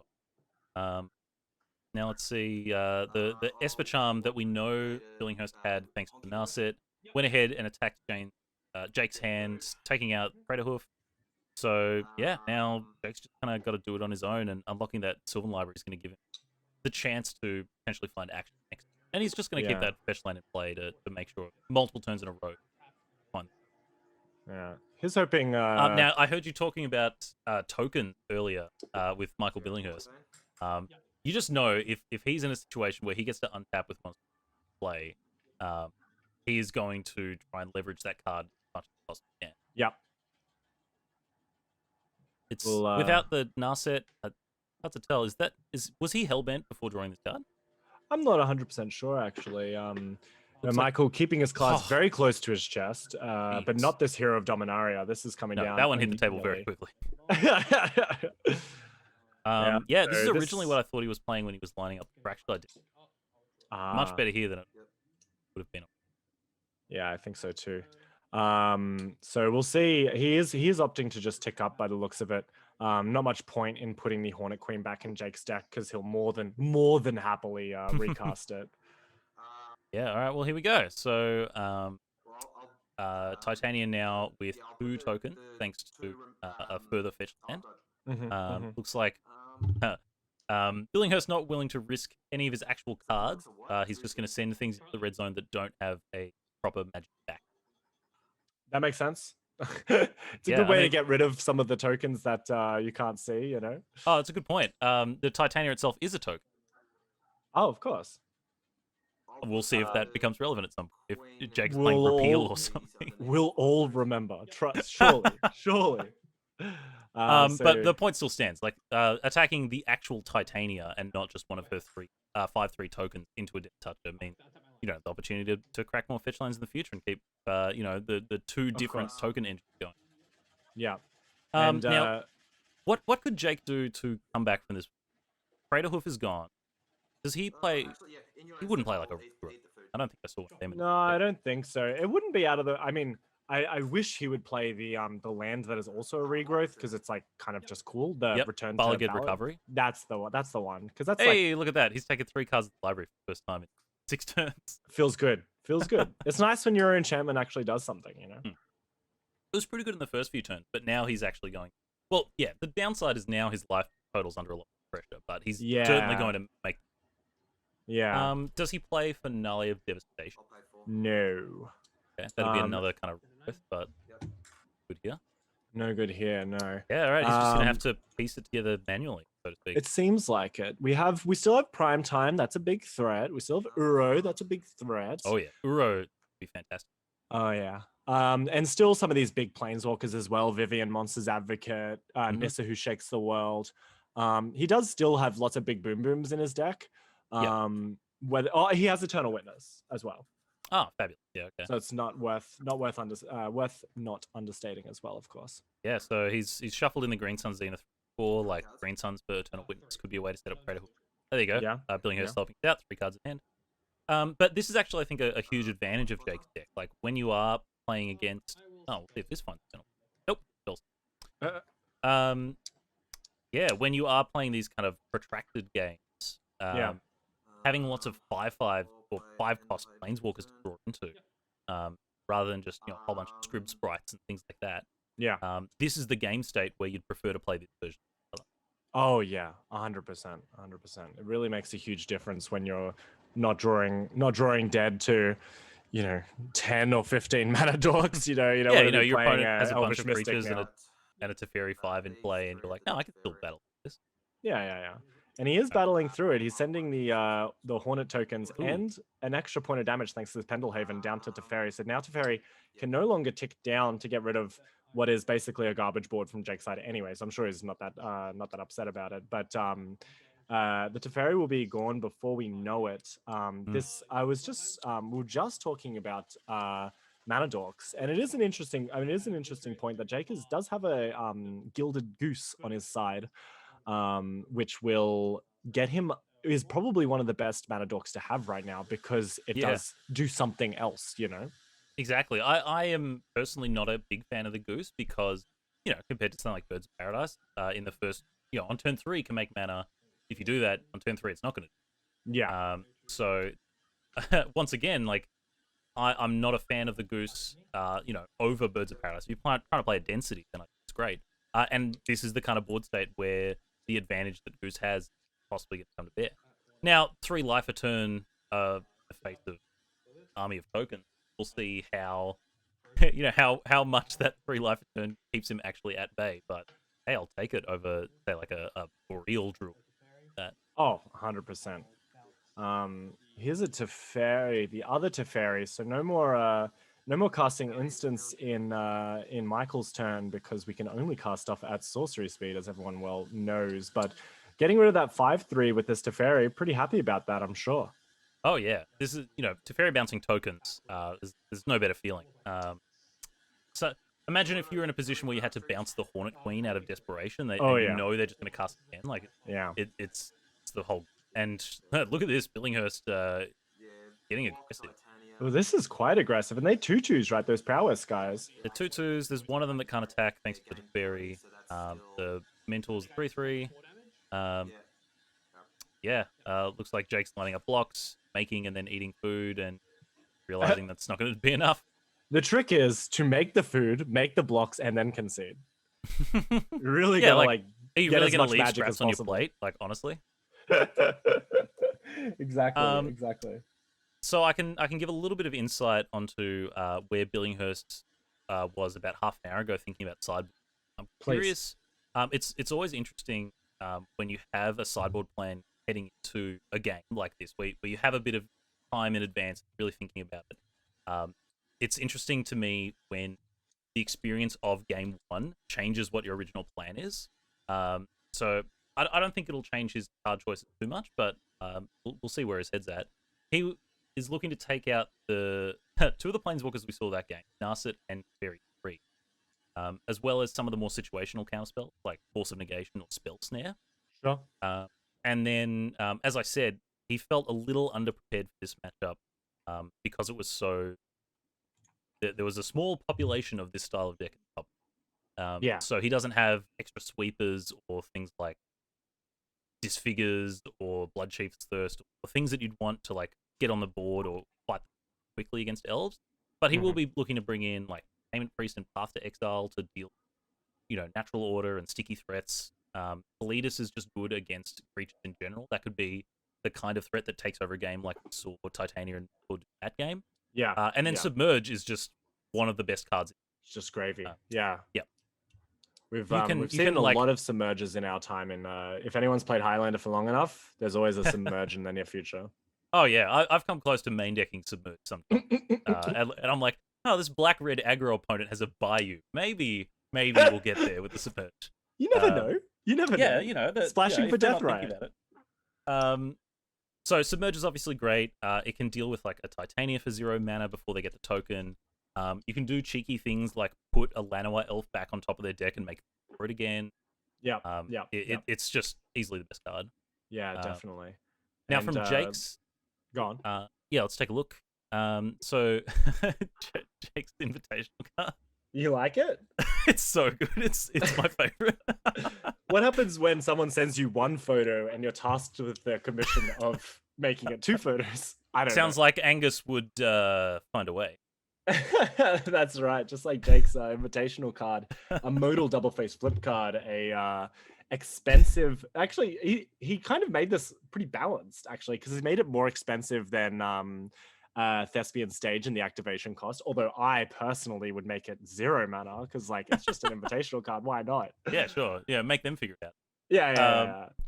Yeah. And then for the deck itself, so obviously I haven't talked to Jake personally, but I can hear what Billinghurst is expecting, and that's like cut a couple of the more dorkier creatures, like this the maybe the Elves of Deep Shadow or the Elvish Mystic, or just reduce the density of those 1-drop elves because you're expecting to play a longer game. Yeah. So a couple of them come out, maybe a couple of other like dorkier mid-range threats, like possibly Reclamation Stage. Hull Breach is probably pretty good. Maybe Fauna Shaman, like those kind of low impact 2 to 4 CMC guys. Yeah. I think you hit the nail on the head exactly when you said that we just want to be casting like boom booms every turn. Lowering, and it's the same sometimes in Magic when you're versing a control deck, you're like okay to cut a land if you're like the combo-y player or whatever, because you just know that you're going to hit your land drops because you're going to be playing for so long. And I think the same Go on. Sorry. I was going to say Carpet of Flowers definitely gives you permission to do that as well. 100%. So if you're like on the fence, like maybe I cut a land, maybe I don't, the fact that you're bringing in Carpet of Flowers is basically Soul Ring in these kind of pitches. Oh yeah. And he's also got a whole bunch of other things to bring in against Billing. So, ooh, is that the spider? What's that one that's the second from the bottom? The Endless Web. I believe when your opponent casts an instant or sorcery, you make a spider. So do you think that's an anti-control card or like an anti? I can tell you very specifically that it was originally a anti-Sprowess card because he lost against Sophie twice in a row, and he's like, "That's it." I'm Google searching fun cards to beat Sprowess. It is a good card. Rules, actually. Yeah. I have no idea if it's good. I want him to bring it. I definitely want him to bring it in as well. But it's what we're talking about. Cut other dorkier 3-drops and bring in this sweet legendary enchantment. Oh man, I want to see Esper Charm very badly. Oh yeah. But the other cards in his sideboard like Duress, Thoughtseize, Veil of Summer, Mystical Dispute. I'm not mentioning them because they're just good and we know they're good. Bajuka Bog, kind of interesting. Yeah, it might not be worth it. I think you like actively not wanting to sacrifice a land with crop rotation unless you're getting something really fantastic. Yeah, I agree. And I guess if his plan was to cut many of his 1-drop, maybe you go, I don't need, like if I have Bajuka Bog in my opening hand, it's not going to be too much of a downside because I'm just skipping that turn playing creature a lot of the time anyway. And then later in the game, it could be a better top.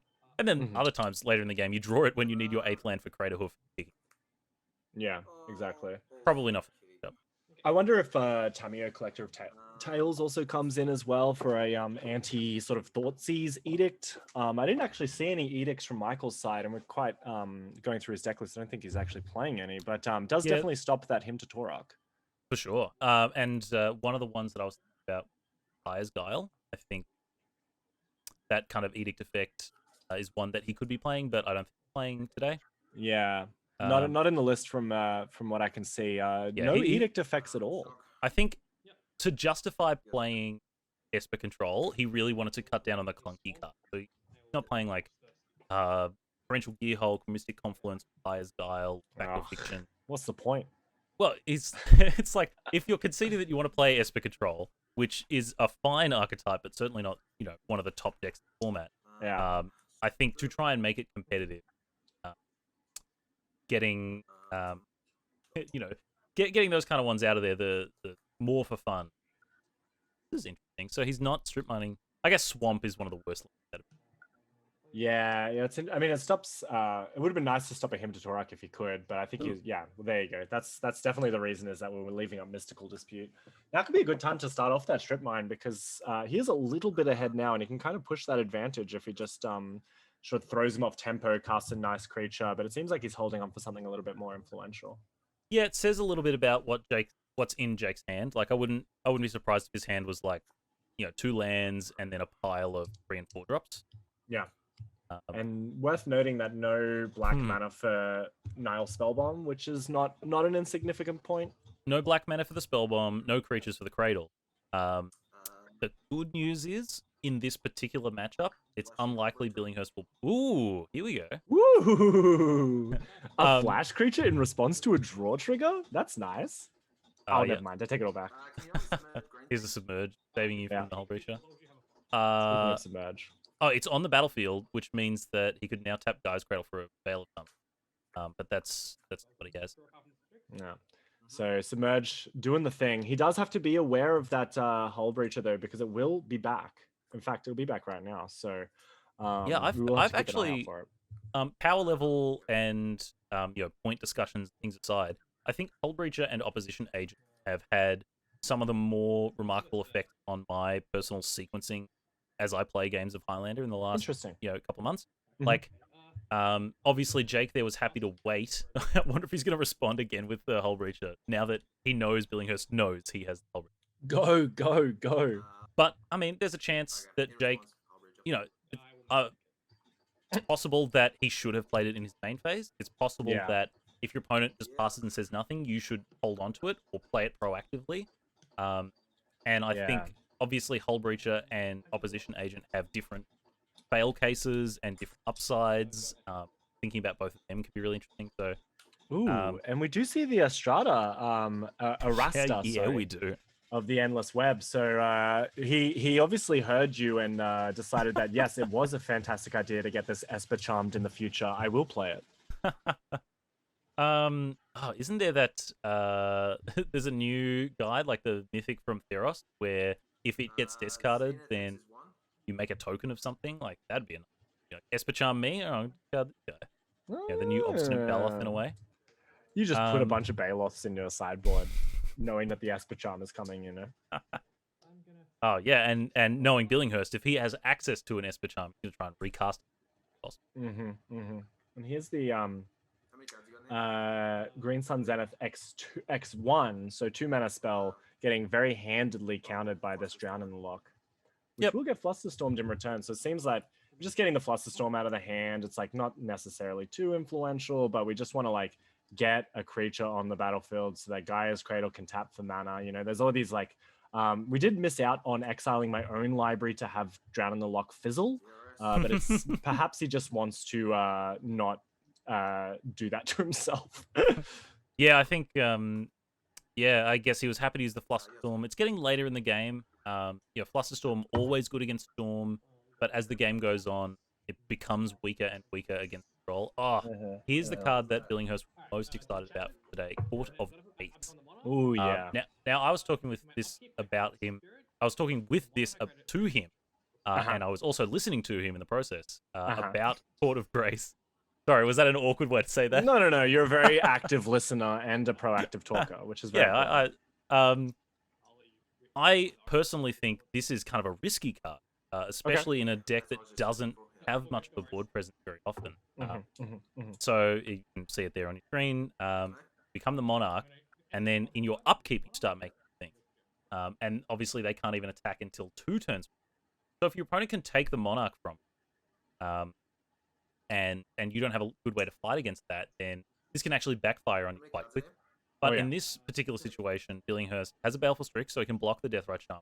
He can start making angels and draw 2 cards a turn. And if you get to the board state where you're making an angel and drawing a card every single turn, you easily just never have to tap out. You keep up with your spell. You never have that awkward tension between, do I play another threat? Do I do something? It's just sitting there for the rest. Yeah. So Billinghurst believes that if you can play an interactive game in the first turn, and then land this. It's the most compact threat available. So we'll see how that bears out. He's going to be pumping out Angels because he's still the Monarch.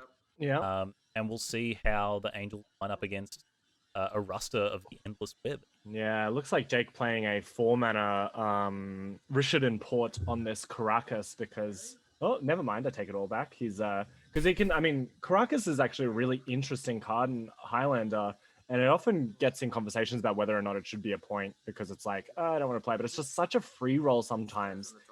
Even at 1 point, you're like happy to like do it because if you can bounce your own stuff, that's gravy.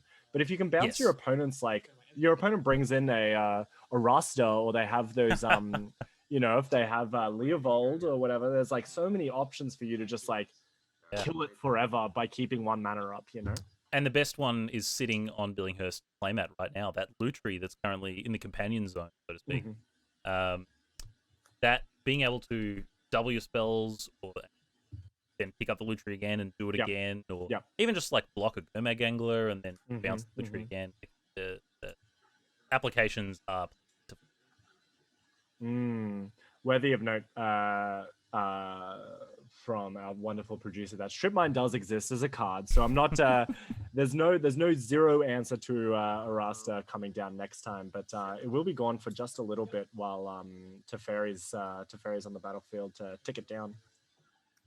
And I was saying, like, Billinghurst, after landing the Court of Grace and ensuring that he would keep the Monarch, he would never have to tap out again. He just decided to double down on another card that essentially has that text. If you land a Hero of Dominaria, picking up every turn, drawing cards. At this point in the game, Billinghurst is going to make an Angel every turn. He's going to create 2 mana every turn. He's going to draw 3 cards every turn. And Jake, has he attacked at all this game? I don't think he has. I don't think so. No, I don't think he's had the opportunity. He's tried to stick a couple of threats. Most of them have been handily taken care of. It's not a great situation for Jake to be in right now. Yeah, I think I said earlier on in this game that Billinghurst deck doesn't really have the ability to punish if you stumble. I think Court of Grace is like one of the few cards that proves me very wrong in that regard.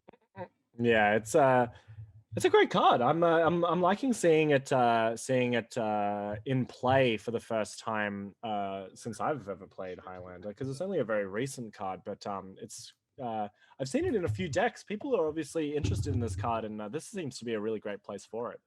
Yeah, Issac was the one on our team that first started putting it in decks and kind of firsthand displayed how capable it was to the rest of us, and that was in the Omnath pod deck, where you had a lot of ramp effects to get it out, a lot of things to contest the board and make sure you stay the Monarch. But it looks like Billinghurst proving that it's worth its spot role, at least in this game. And Toxic Deluge, you often look at it and you think, oh, it's a cheap path. It's like 3 mana damnation that maybe costs you some life. Man, when it keeps your Angels around and also kills itself, it's very similar to the art of Toxic Deluge that we have on the screen right now, where a bunch of elves are dying, and I can only presume that above in the air some wonderful angels who are only just a little bit weaker, but still quite alive. I wonder. I wonder how many more turns we're going to see of this game. Yeah, it's tough. I mean, the finals can come and go so quickly when you're the expert Esper control player, you know. We weren't expecting quite a short game, but you know, in a day of 2-1s, we might be seeing a 2-0 very soon. Sure. Yeah, and look, I'd be curious to see what's in Billinghurst's hand. It looks like he's got a stack almost as tall as his library sitting there. If there wasn't at least one counterspell in there, I'd be stupefied.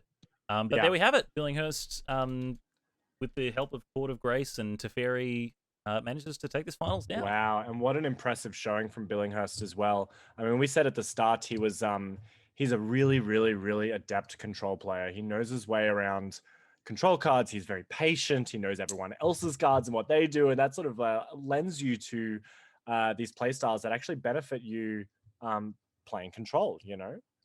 Yeah, absolutely. And the largest downside of control is when your answers don't line up well against your opponent's threats. You know that old saying, like there's no wrong threats, but there are wrong answers. He felt the pressure of that at the start of this top 8 day when he found out that he was paired against Jake and felt like his answers didn't line up properly. But this is an open deck list top 8, and you can literally scan through the 70 cards of each and say, all right, well, my spell snare lines up with 4 threats not that well because you've only got 5 2-drops, so I know I can cut this. And when you have that level of detail, Billinghurst is just going to eat it up. It's going to take that information and use it as the control player. And he really, really did. We're going to see if we can get Billinghurst in the booth with us soon, just to talk through the day that he's had. But huge congratulations to Billinghurst. Huge commiserations to Jake Sims.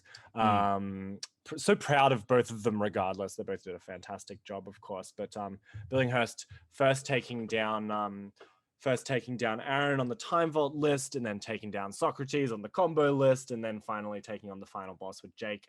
I think it was probably pretty lucky. I mean, he knew what he was coming up against as well, in regards to Socrates and Jared, because he knew that if he won against Aaron, who would most likely be playing some kind of vault deck,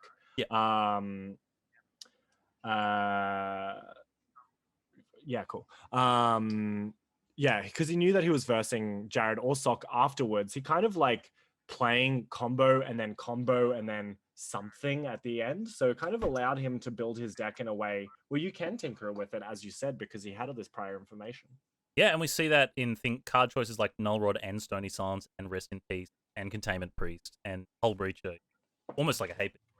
Oh yeah. So we're just gonna set up an interview with Billinghurst very soon. We'll just go to the BRI back screen, and then we'll be back very shortly to talk to Billinghurst about his huge win. So thank you so much, Paul, for joining us. Hello, everyone. Welcome back. My name is Angus Mackay. As you've seen throughout this whole session, I'm joined with the winner of the 2021 Bluebell Season 2 Top 8, Michael Billinghurst. Welcome, Michael. Happy to be here. Good day. Yeah, it's been a great day for you. We were just marveling about how you how expertly, we believe, obviously playing quite well. You know your way around an Esper control deck. But I was very curious. I've seen you play an Esper control before. Trust me, trust. I wanted to see, you played in the league. You played a Bant Flicker deck, and then you played a little bit of Esper Tempo before finishing with Bug Oracle. Was there a reason that none of those decks really made the cut, or did you see the list and go, "I'm going to play an old favorite"? It's a bit of both. I think there's been a lot of points changes, like and like Bant Flicker deck was great until everyone's like opposition agent and less. So that was kind of off the table. Then the actual choice of the Esper deck was partly knowing who I was going to be playing, what I thought they'd be playing with. So I came very prepared for combo decks. Yep. A lot of Rest in Peace, Stony Silence, like discard and counter magic. Oh yeah. And so I was really coming prepared to fight a heavy combo metagame, which is why I picked the deck that I did. Also, just like, it's a sweet deck. I really want Esper Control to be good again. I think it has the tools finally to be a competitive deck again. And so I've been really eager to give it another spin. This is a good opportunity to do that. And you proved very accurately that it was quite a good choice, because I think the combo of hand disruption and counter spells really helps against those combo matchups. And then you did get a chance to look at the standings, and you got to see what other people were playing. And considering you were going to either verse Jared or Socrates after you versed Aaron, you were pretty confident. I mean, Jared played nothing but Dredge. I mean, admittedly, he did change his deck during the top 8 last year. Time. Yeah. But this time, I think maybe took a risk, knowing that he'd stick on Dredge. And then Socrates has been, he's pretty prolific in the Cephalid breakfast area. So you did get a great opportunity to sort of flex the Esper control muscles at taking down combo decks. Yeah, it was sweet. I think I got a good guess of what was going to be playing. I wasn't really prepared for Elves, but it was lucky. Like I was like, do I need this Supreme Verdict in my sideboard? Nah, Stone Tiles will be fine. It'll be good. It'll be good. It'll be good. And then I almost lived to regret that, but it worked out well in the end. So yeah, and we did see a couple of cards that we all had a good chuckle, but we were eating our words by the end of it with Esper Charm drawing you multiple cards throughout this league. Yeah, Esper Charm's this weird spot where it's like it's not super powerful, but it always does what you need. It's like it's kind of like you want something to do on 3 mana that isn't, particularly when you've got a bunch of like opposition agents and stuff and clicks. You want something to do that's not to get you ahead. Yep. And it's just Archmage's Charm is really hard to cast, which is the other alternative in that spot, or like you just want a divination sometimes. Yeah. It's possible that it's not quite good enough, but it's a personal favorite of mine, so it gets in there anyway. Yeah. And I think Paul mentioned it well, where if you were playing 59 really, really, really good cards, you can justify playing one. Yeah, exactly. Average card. Yeah, but I take it all back because, of course, it's funny to see most charms. There's a lot of charms that are kind of less than playable. And to see Esper Charm actually do quite well. I mean, even just cycling it for an extra card was fantastic. I mean, yeah, it's like that's the primary mode for it is like draw 2 cards. It's a divination. Get rid of it. And instant speed. It's like that's really what you want, and it's maybe not the best version of that effect because like I said, Archmage Charm is really good, but it's certainly an option. And if you're scared of Blood Moons and Sylvan Libraries and things, it gives you a little out there as well, which is nice. Yeah, lots of enchantments that are worth taking care of. Well, I wanted to thank you personally for making it all the way through and showing us what was a really great show of your deck throughout every round. We got to get a good look versus Aaron on Time Vault, versus Socrates on Cephalid Breakfast, and then towards the end with Jake on Bug Elves. How did you feel coming into that last one? Were you expecting Jake to make it to the end? It sounded like you were a little bit unprepared in your sideboard. Yeah, but you made it through. I thought that Leslie had a really good matchup against Jake in general. I think obviously the games were really good for Jake. And Leslie I think had some rough draws, so it goes both ways. But like my expectation was that I'd be facing the combo deck in the finals. So that was what I was expecting. I didn't like completely had to still have my submerge and stuff, but yeah, I was surprised. Not that Jake was a bad player or anything. Just like the metagame didn't look favorable for him from my perspective. Yeah, exactly. We played really well and got to the end, so good work. Yeah. And congratulations to Jake, of course, for making it so far. I wanted to ask you, and we were talking about it before during the prizes. Had you confirmed, or are you committed to a specific token that you want to win? Absolutely, I was so excited. I was actually watching the stream when you guys were in the mid show, and my eyes lit up. As you saw, I love Monster Mentor, one of my favorite cards of all time.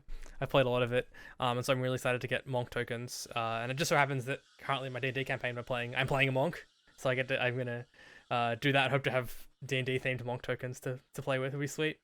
Fantastic. And that is so well suited as well, because I think there was a couple of games that were tied up pretty handedly just by untapping with a Monastery Mentor. So I think in your likeness, a Monk token will be a really good fit for you. Yeah, so I'm really excited to see that. It'll be sweet. Yeah.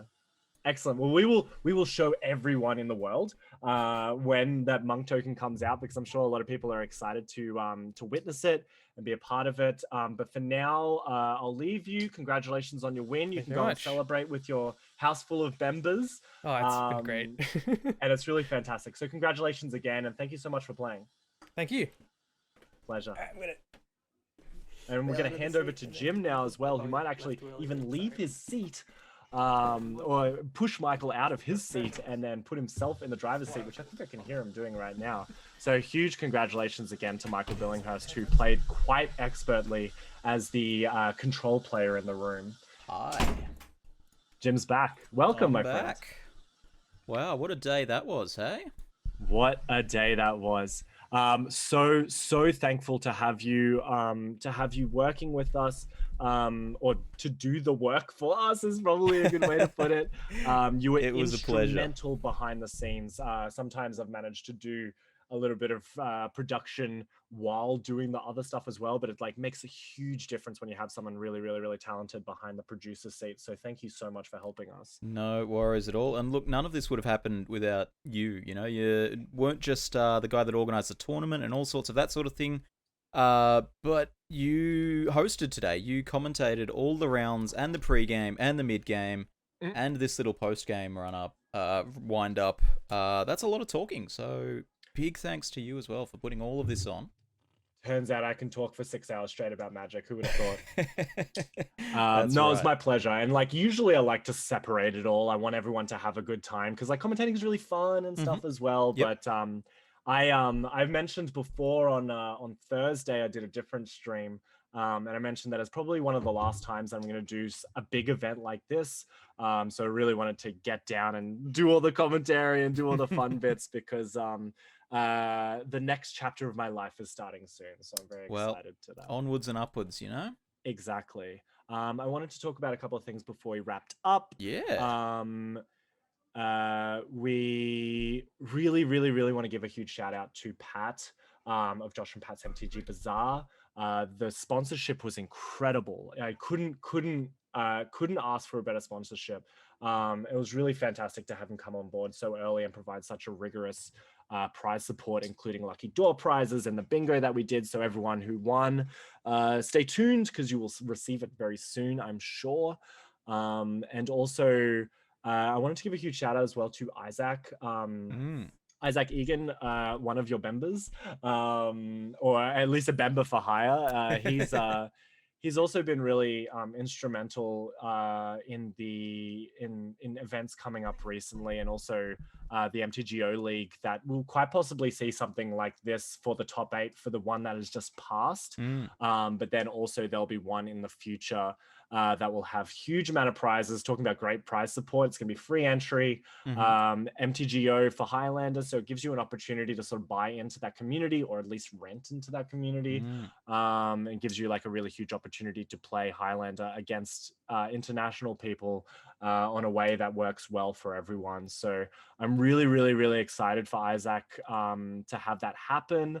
And I'm really excited to help him in any way, shape, or form that I can. And hopefully I've shown him so far that that is true because we've been working quite closely with each other in that time. So look, on a personal note, Issac is just a really great guy. He's helped me through a couple of personal things in my recent history, and amazing. Honestly, he's just one of the best people in Magic the Gathering in Melbourne. Yeah, I mean, in Australia, I should say. That huge the bigger community leader. Yeah, really invested in making everyone's life better, which is like a great thing to have. So if it sounds good and you want to be a part of the MTGO League, you should join the 7 Point Highlander Discord. Hopefully there'll be a link in the chat very soon from someone. I'm sure everyone will jump in on that.